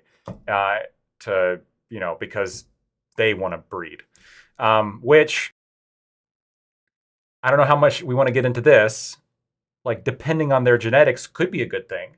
But if, like, let's say it's suboptimal genetics, then that'd be a bad thing, right? So that's kind of the distinction I would make. But the same thing would happen with adopted children. Don't you think these rich people who are able to pay for that, they would just seek out the maybe most, I don't even know, the best baby or whatever it is they can find, and they would pay to get it. And I think that would also create an issue in the adoption process. But So it's that's but actually it's exactly solving but it's solving like the problem of all these kids waiting for adoption right now. No, IVF only a does select nothing to address that because it creates children, right? No, but it's only a select few. And even if these people were doing adoption, I don't think it would be to the level of like saving a whole bunch of children. And also, some of these children come with issues. You can't just like select a child. I don't think you can just like select a baby. Yes, you Well, absolutely when I can. know you that- can.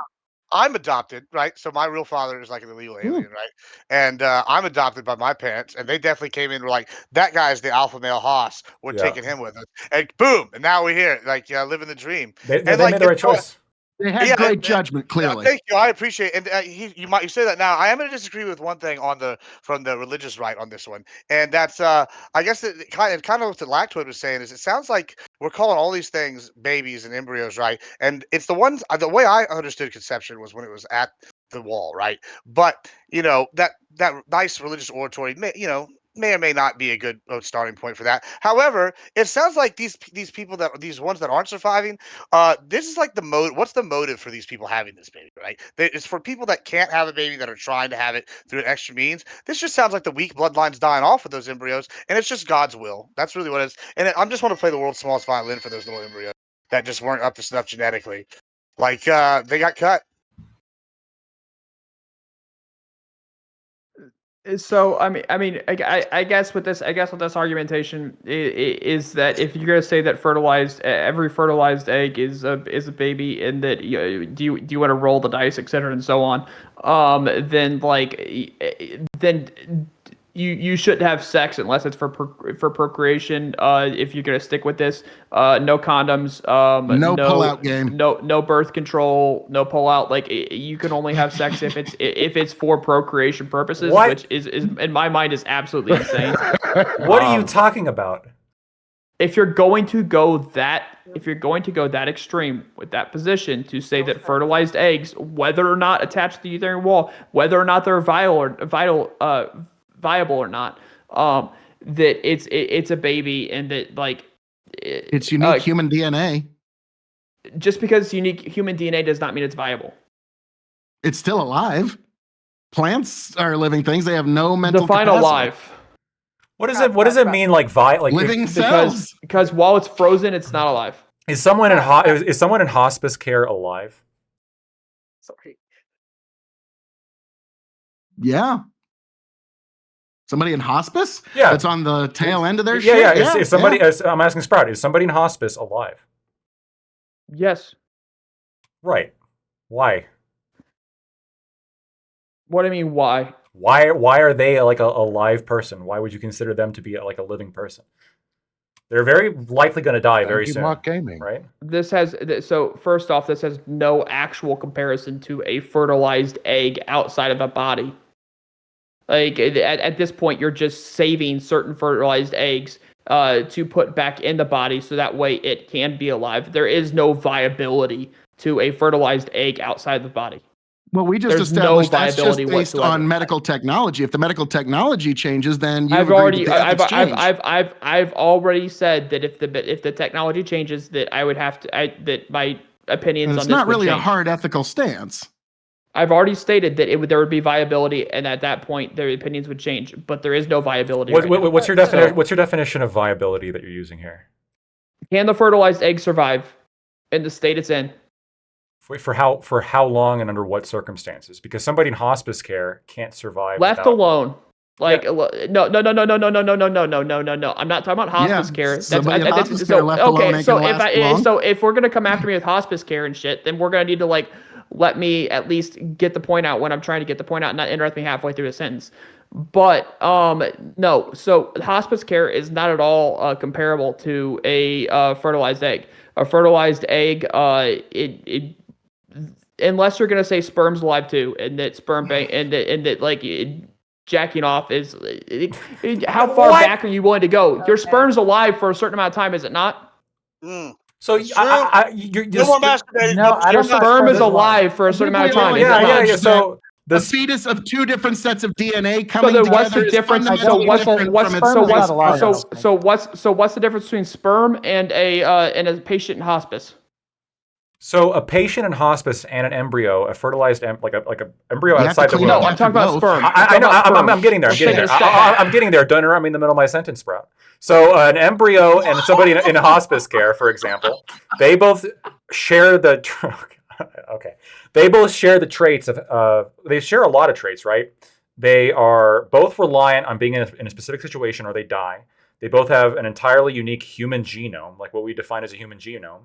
And they are reliant on, again, like those services to stay alive. And like if somebody just abandons them, they will die shortly. So they're both identical in that regard.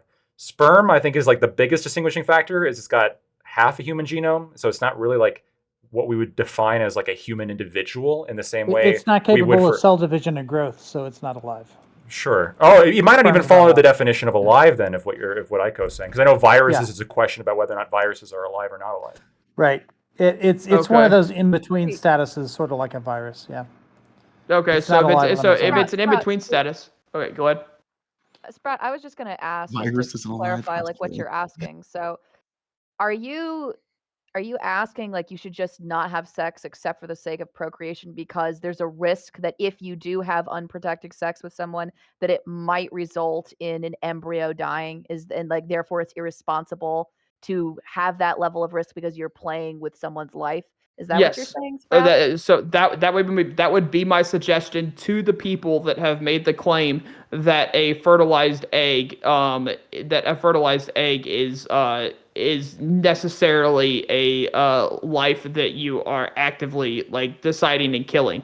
To the people You've that already conceded specifically it is KOE, if the technology changes. Specifically KOE. Okay, but it's not viable, so therefore it's not a life. Yeah. There's no viability. And so you've already conceded if the technology changes at all, then it is magically alive.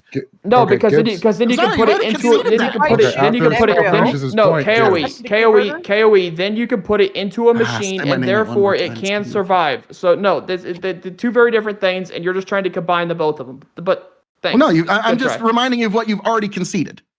So I just think the terminology is wrong. Like it is alive. The question is whether it's a person, but it's alive and it's human. Those two questions aren't disputable.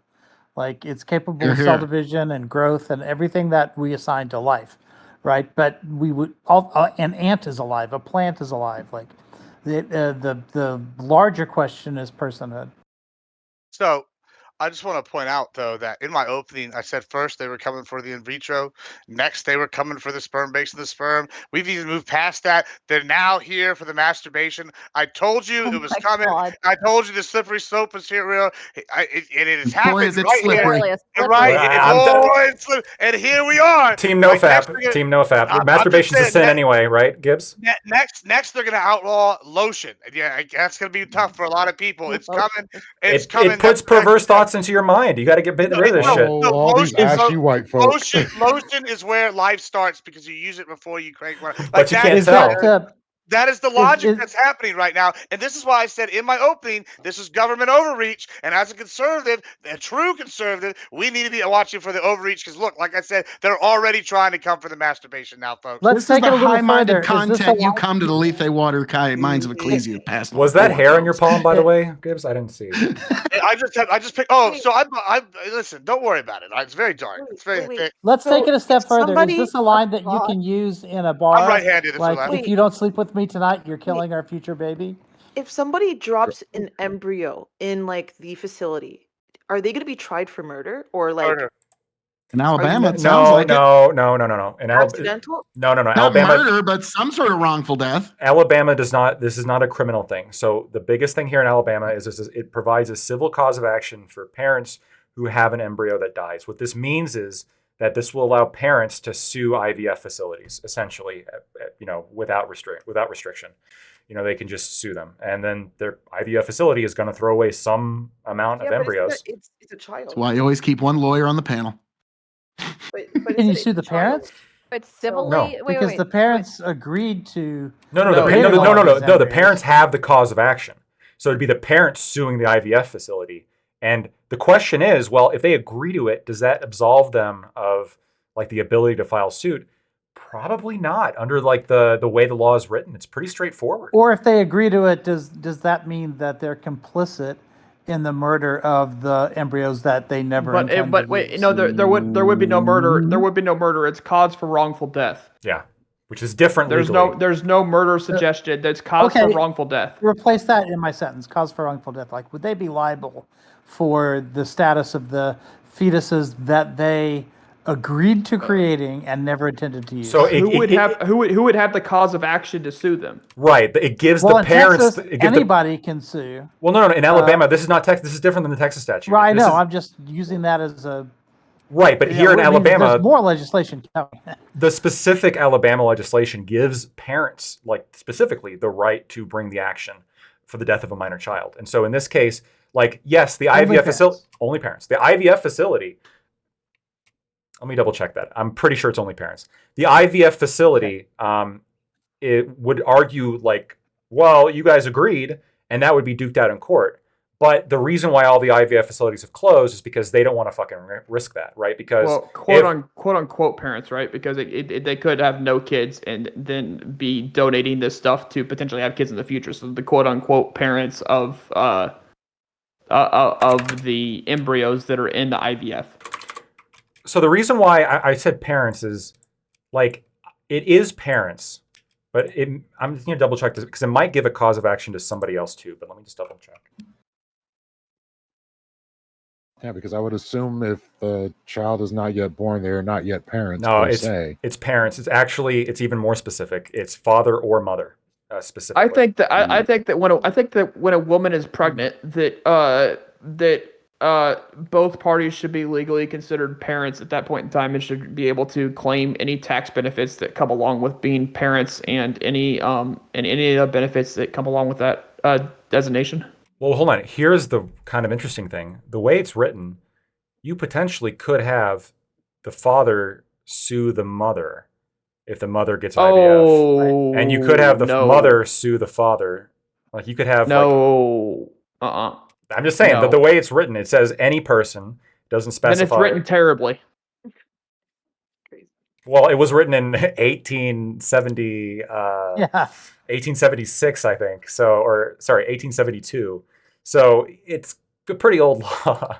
Sounds like it needs rewritten. The Civil War just got wrapped up. After the Civil War, yeah, just after. Yeah. Just getting wrapped up with the Civil War.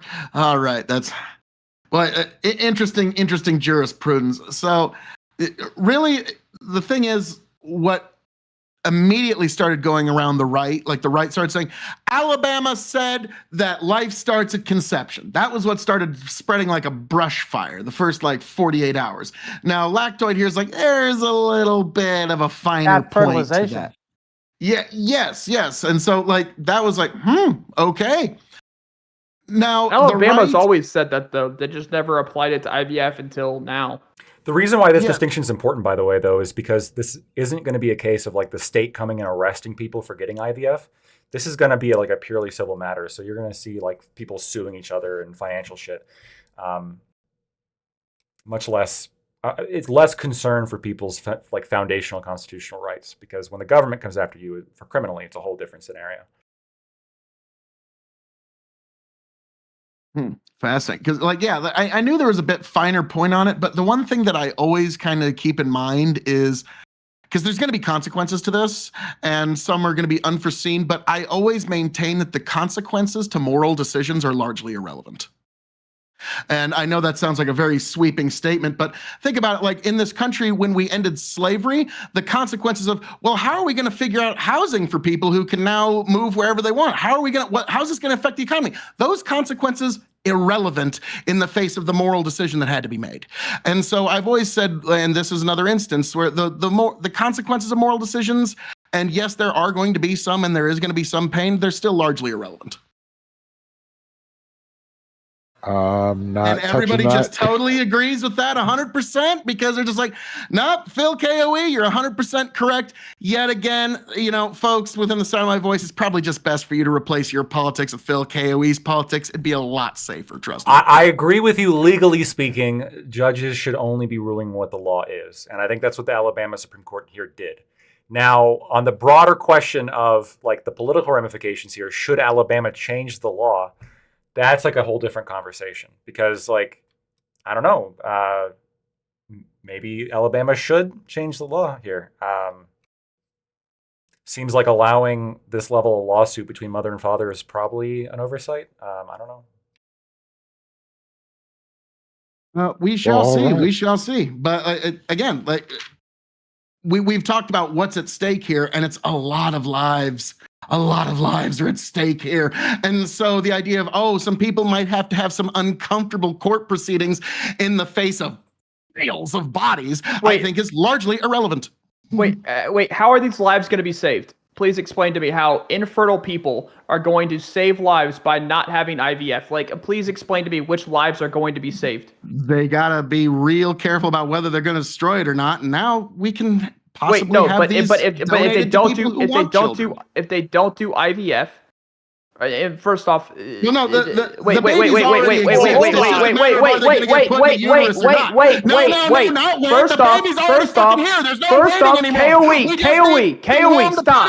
KOE, stop. First off, you want to donate people's babies, these embryos to other random people?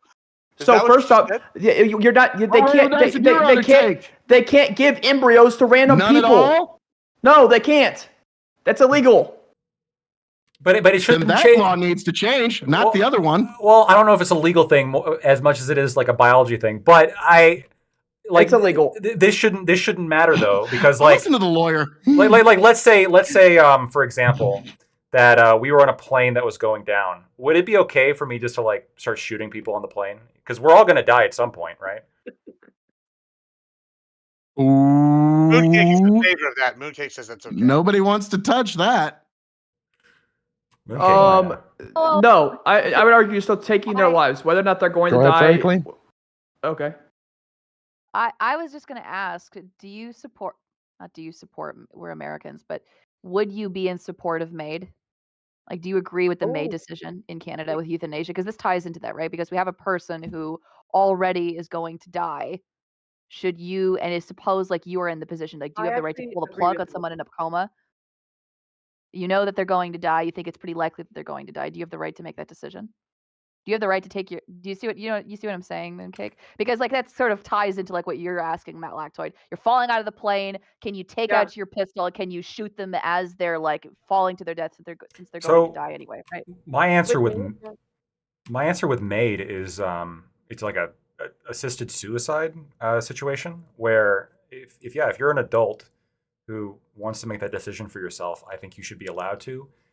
The problem here is, well, this is, I guess, a problem for your argument, because MAID doesn't even require that you're terminal.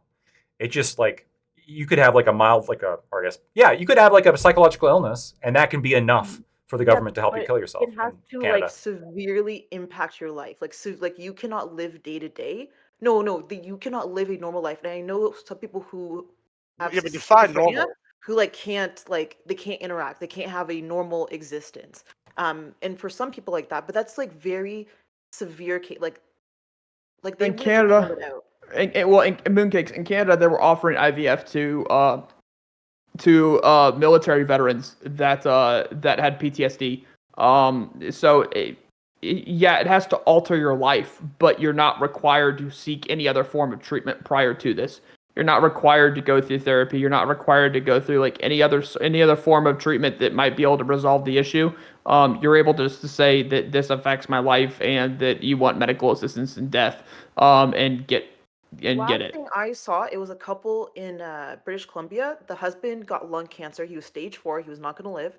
And the wife was older now, and then she actually had developed a cancer as well. And those were an elderly couple who chose to do MAID. And I think that's completely appropriate. They're at the end of their lives. They have everything ready to go. I think they should be allowed to make that choice. But I shouldn't be able to choose MAID for you, right? Because that's kind of the comparison here with IVF. We're choosing to kill the embryos. I think I think you should be able to, but it's under very, very like. What is your power of attorney? Excruciating circumstances. I can't think of any circumstance in which somebody who's still alive, I should be able to like have the state help me kill them. I mean, if they want to do it to themselves, like, and they're of the mindset to be able to do that, I think they should be able to choose that. Let's say like they're just is it like called a vegetable? Like if they're just like there's nothing. That's not medical assistance in death. That's just if you pull out the food to pulling the plugs. Yeah, and again, I always I bring it back to the same point from earlier. What roll of the dice would you rather take? If it was you on that table, do you want Canada to be able to unplug you, or would you like them to maybe take that roll of the dice and see how you turn out? What roll of the dice would you rather take? Unplug me. I'm so sorry to hear that. If it's like I'm not going to be able to do anything, why? You don't know that though. You really don't. No. Wait. So let's change this a little bit then. So suppose like you have like this is literally this is a scene from Game of Thrones, okay? So for those of you who haven't seen the scene, it's sorry, spoiler alert. Spoilers. Me and my girlfriend are just watching that, so no spoilers past like season 3, please. Spoil it hard. Spoil it as hard as you possibly can. You know, good. Okay. You see a man, he is tied to a stake. He's been set and he's burning to death, okay? Do you think you should take out your gun or a crossbow, and do you think you should shoot him? Yes. Do you think that's immoral? Do you think that you should not just that like you have the moral right to do it? Do you think you have an obligation to do that? Yeah. It's actually immoral to do it because you're taking away the punishment he's getting from the people burning him. That's who's. So you're right. Wow. Okay, that's one way of looking at it. Interesting. You know, I think it's not only moral, but it is the. I think you should be required to do that in a situation like that because something like you can't come back from that. If you know somebody's like gonna die, put them out of their misery. I don't think so. That happened at unless they say it. Israeli like embassy Like, thing I'm where not the Air thinking, Force like, guy day to caught day, himself on just- fire. Somebody pointed a gun at him and almost shot him, but then I guess decided not to. And he wound up in a hospital. I think it took him a week to die. Yeah, I thought it was 7 hours. That must have been. But he could have pulled through, right, Aiko? And then if you shot him, you've just ended the chance of him pulling through. Have you heard of Jessica Chamber? I don't know if you've heard of that case where she was set on fire, right? She was in the hospital and like she 3rd-degree burns her entire body. And she was apparently telling her mom, like, just let me go. Is what she get. Like they don't want to live like that. They don't want to come back. Well, yeah, if they say it, if they indicate that, then I'm more on board with it. But if you don't know if someone wants to live or die and they're on fire, my response is not just going to be like to shoot them. It's going to be to try to put them out. And they're screaming like blood curdling screams. And all you have, let's just say in this scenario, is like a gun. That's what happens with injuries. Yeah, 1 bullet. Are you not going to use it to stop like Like you're just gonna watch this person burn. I'm not gonna watch them burn. I'm gonna be doing like whatever I can in my ability to try to put out the fire or get help. But Take off the coat and try to put that shit out. But I'm not gonna shoot them. No. Yeah. So just watch them. Although I'm not just gonna watch them. I'm gonna try to help them. This is something that does need to be said, if I may, just because we were talking about hospice care a little earlier, and this also really actually ties in with what you're saying here, Mooncake, is when it comes to hospice care, there's something within our entire society that we don't really discuss.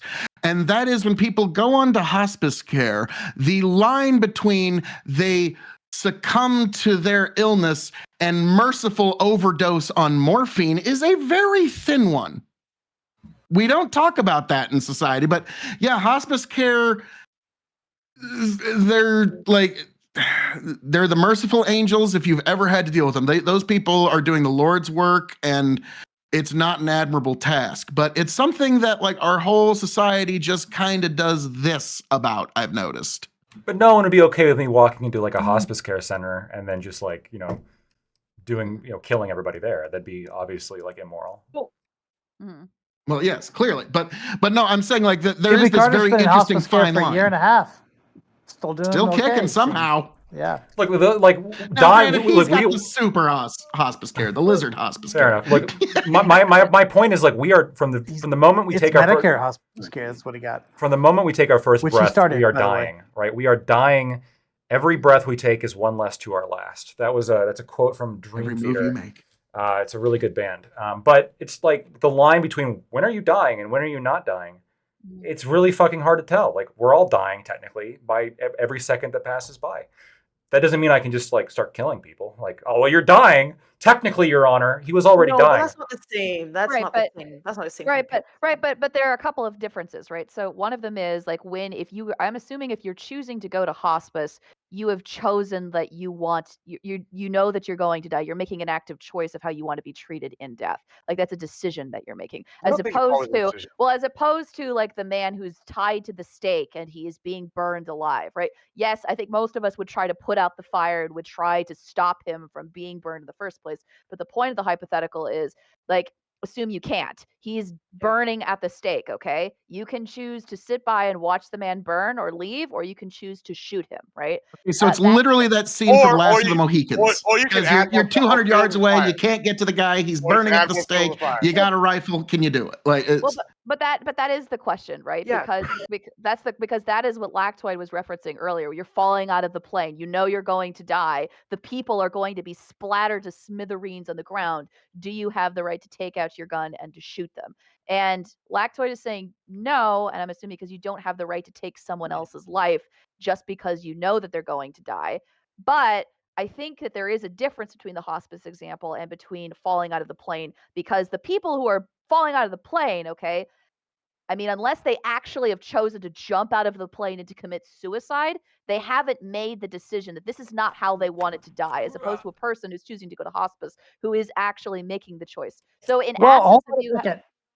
I'm sorry, but the hospice is an alternative to something like MAID. It's not like another example of it. It's the opposite choice. These are people who are choosing to live, but the hospice care is going to make the process of dying as comfortable as possible. But it's not going to accelerate, or it's not supposed to accelerate the process of death.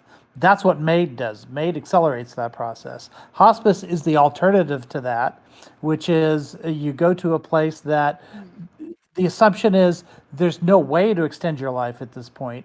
You're going to let nature take its course, but you want to be as comfortable as you can, like in the process.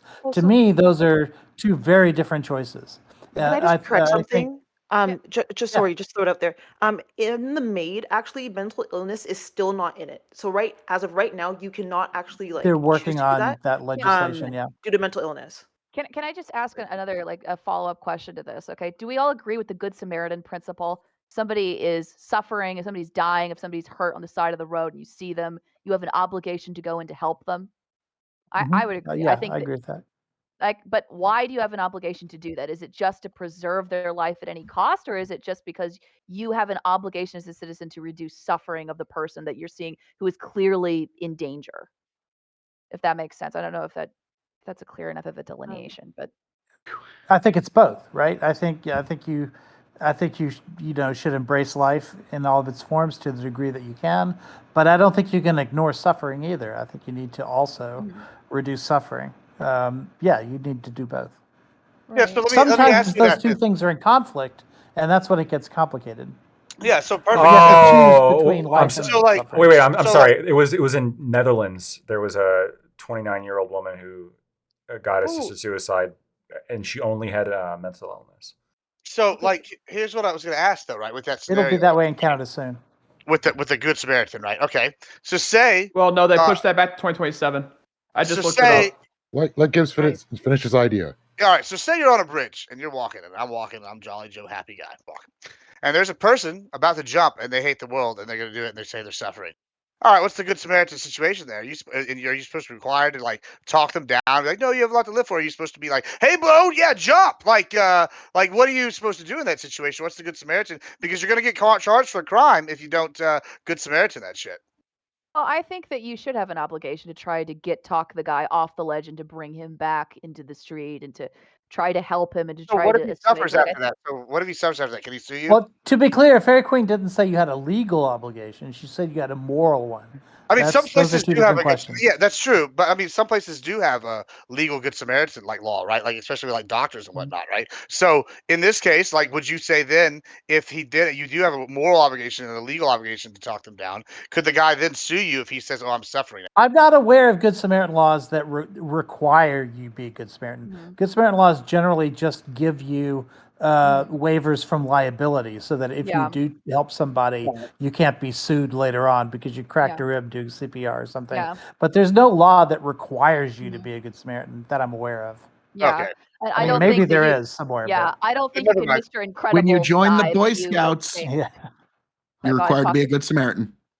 I mean, Scouts only. even it's been ruled that even police officers don't have that duty. So expecting private citizens to have that duty is a little bit protect and crazy. serve. But yeah, Wait. Expecting private citizens to have the duty that if they see somebody that's actively suicidal to try to stop them, you don't think that's a legal duty somebody should be forced to have? Yeah, so like they have no. that in the Incredibles No. movie, right? Like the guy You don't stops think after so? jumping, and Really? If someone's getting ready to jump off a Really? building, it is not my duty to climb on that building and try and stop them. That's not Well, my it may duty. not be. It might not be your. It might not be your duty to climb. If and to someone risk has your- a knife, Fucking if someone awesome. Okay, if someone has if a I gun may, to if their I may, head, okay, it may not Yeah, be your right. duty. Okay, it may not be your duty to risk your own life, right? It may not be your duty to provide undue risk to yourself to climb to the top of the ledge with them to try to get them off.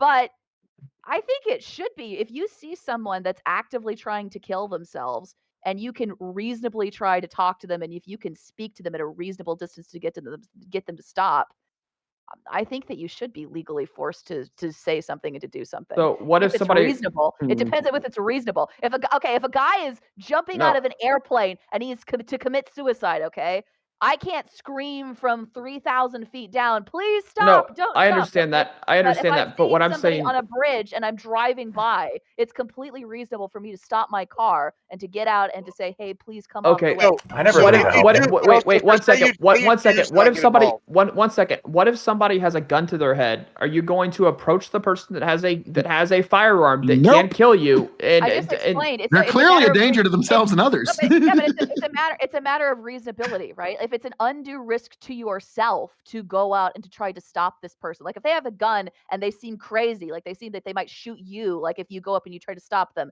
then maybe that's a reason why you don't do it because it's an undue risk to yourself. But if it's something that's a reasonable expectation, like you're driving on the bridge, you see the guy, he's standing on the edge of the bridge.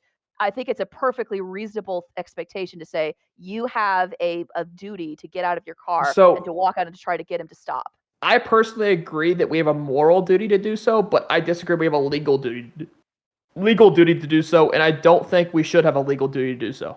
Okay, So so like if you see so if you see somebody, Yeah. let's change it a little bit. Okay, so let's say you're driving on the bridge, okay, and you don't see somebody that's trying to commit suicide on the bridge. Now you see somebody is trying to shoot someone else. Somebody is trying to beat savage. Let's say like you see a couple and one of the spouses is savagely beating the other person, and you just drive by and you don't call the police, you don't get out of your car, you don't do anything to stop it. You just drive by. You don't think that there's anything You don't think that person there should be any legal consequences for that person to No, ignore it's what called they saw? minding your Could business. you- Minding your business. That's what I wouldn't that's be Yeah, able to there's- sleep at night. So I mean, But there's the already a point is- punishment. yeah, but the point is Like, you're seeing- so no, yeah, you stop when you see shit like that. But I No, get what you your say point. that. You say that. You don't do that here. Like, say there's a shooting behind my house. This is a recent thing.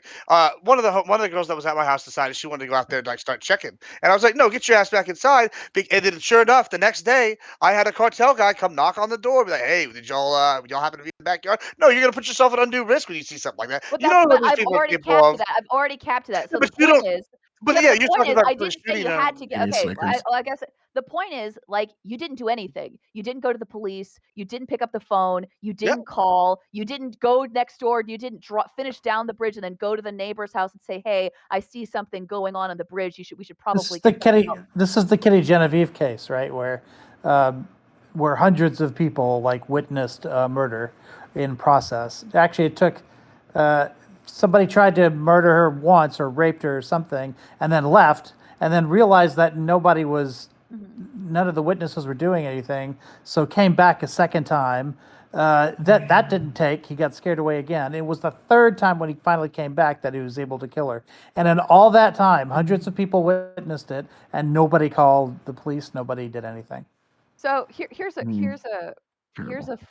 follow-up question to this. We all agree that suicide send may a not link be. to it. It's not a crime that you can go to jail for, but we agree suicide is illegal. Yes, we agree it's a crime. Mostly, Yes. mostly it is illegal. Okay.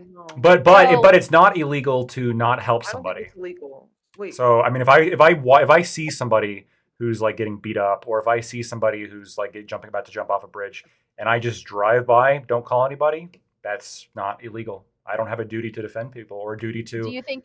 I understand. Okay. Illegal. Do you think that it should be legal or illegal? No. No. Why? No, it shouldn't be a legal standard that you have to be the best bare knuckle boxer dash John Wick the minute you see So something. there's wrong. a couple reasons. It's not about being a boxer. Calling Yeah, 911 doesn't require that. Right. The primary reason would be I have no duty to this person, so I shouldn't be held legally responsible for a situation that I didn't create. And the second reason, honestly, is like proving this is going to be a big pain in the ass, because I'm going to say that I didn't see it, or I'm going to say that I didn't think it was a big deal, and I'm not the arbiter of what is or isn't a big deal when it comes to the situations that I didn't create. I don't know what's going on. I'm just like focused on trying to get somewhere. You're asking me to take time out of my day now to address situations that I didn't create. I mean, there's all sorts of like issues there where it's like, what if I'm driving to the hospital? Well, then clearly that's okay. Well, what if I'm driving something that I find important? If I'm driving to work and I see like a homeless couple fighting, I'm not going to stop and go break up the homeless couple. This homeless couple fights every fucking day. I'm going to go to work so I don't end up homeless. Well, Lactoid, like Ico said, like it doesn't take that to call 911. But if we made it a legal obligation to do this, to at the very least call 911, wouldn't we be flooding like the 911 operations center with calls, because now every passerby feels like they have the legal obligation to call 911 about this? 911's going to get if it's on a popular street, like 1,000 calls about this one thing, and 911 can't even operate because they're taking 1,000 calls over the one incident because everyone feels like they have a legal obligation to do so. That could be an unintended side effect. I don't know how much that would actually materialize. They asked the people in the Kitty Genevieve case why they didn't do it.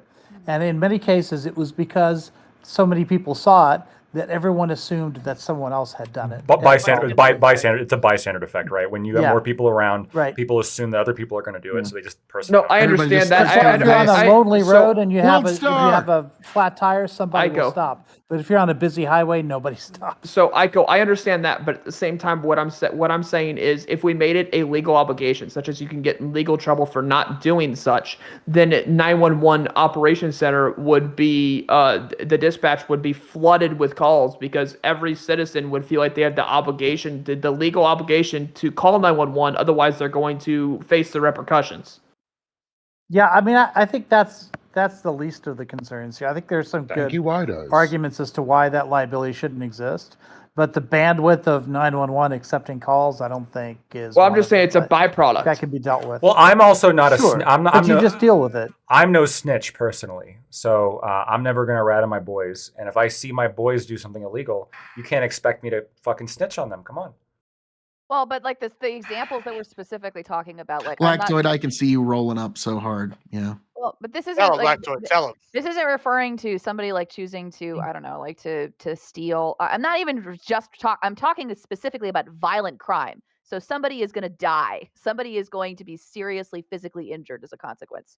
Like I think that's a special exception, no, as I compared didn't to, see shit. I don't know, like your friend that wants to, I don't know, like So theoretically, like I wants saw to nothing. want to the be most the no, most I think those sympathetic two- there's the most sympathetic case I can think of where people here, I still wouldn't agree with you, but I think some people here might agree with you, is there was I forget which state it was in, but there was like a case where there was like a car on the car on the bridge, and there was like 3 young men in the car, and they were all watching this guy drown, and they were videotaping it, and they were laughing at him as he was trying to like get out of the water, and they were just like all laughing at his inability to swim to the edge, and then the dude actually drowned and he died, and the family of that guy that drowned were obviously like ridiculously angry, as I would be too. I understand their anger.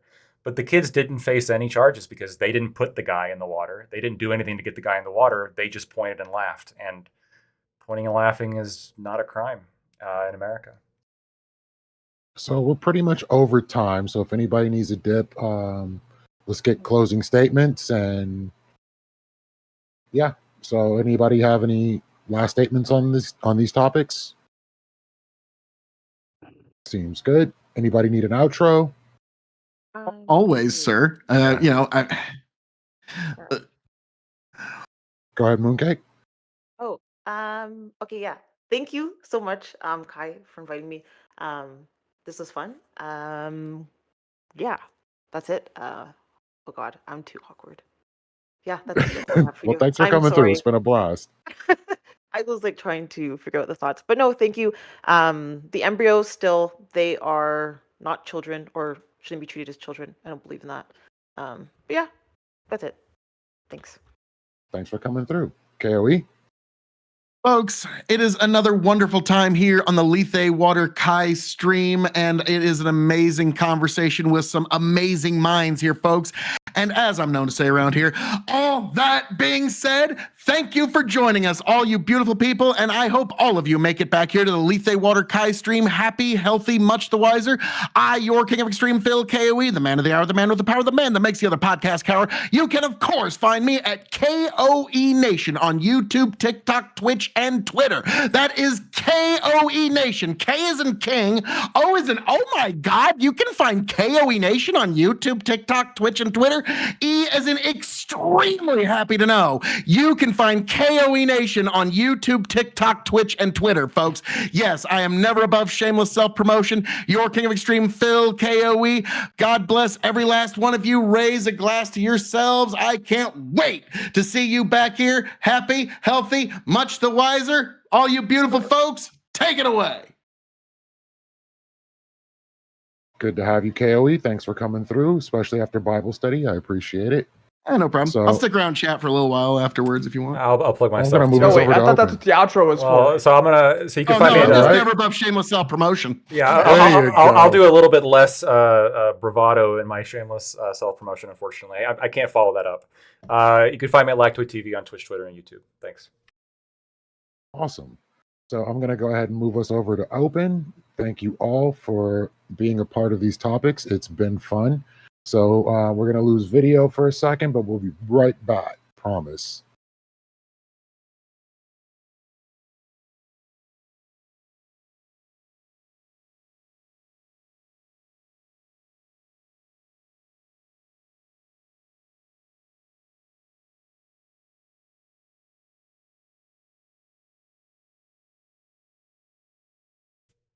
We're all quiet now. Yep, I'm fixing it. Oh shit. Oh, okay, it works. And getting that handled. 1 sec. Why is it always impossible? There it is. All right, we are back. We are in the open, and Vigilante was here waiting on us. Yep. Hi, everyone. Good to see you, my dude. Hey, what's up? Good to see you guys too. And is that Yamato? Yep, got Yamato in here. All right. So Yamato had a question. They're still muted, by the way. No one can talk. Why is everybody muted? Wait, no, I'm not muted. I'm talking. No, right wait, no. We're talking about all the panelists besides me, and I don't know about Tiberius, are muted and cannot talk currently. I gotta figure that one out. real wait, quick. did Moon Cakes leave too? Because this is a question I asked her. Everyone is muted. It was a panelist except for me. Give me a sec. I'll go to Callie's computer and fix it. Not me. I was just voluntarily muted. Oh, well, not Aiko. Well, let me fix this real quick then.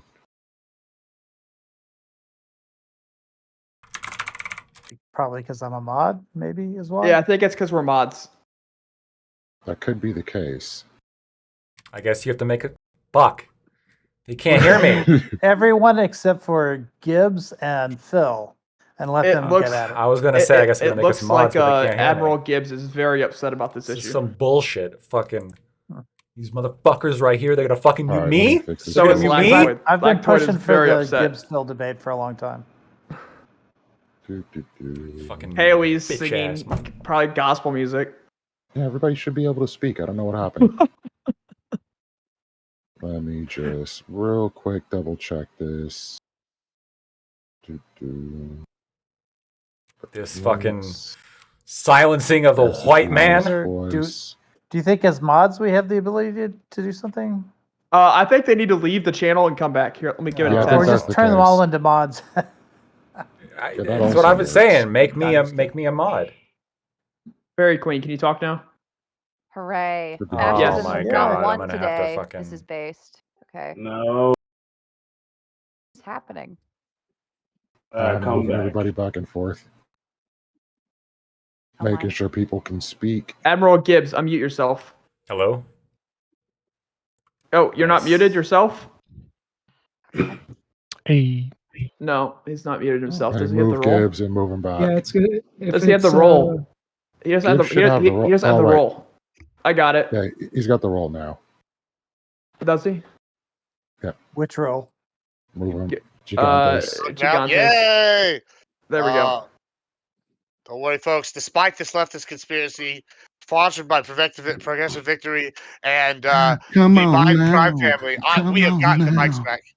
We've gotten the mics back. All right, we A should little be bit cool. something now. A little bit something now. Hey, we're back. All right, sweet. How are we all doing, folks? That What's was a up, near Paul? crime against humanity. Denying the people my beautiful voice. Goodness gracious. Are you honestly? Are you All right, are you a preacher in like in real life, or have you been a preacher? Yeah, he's all that good stuff.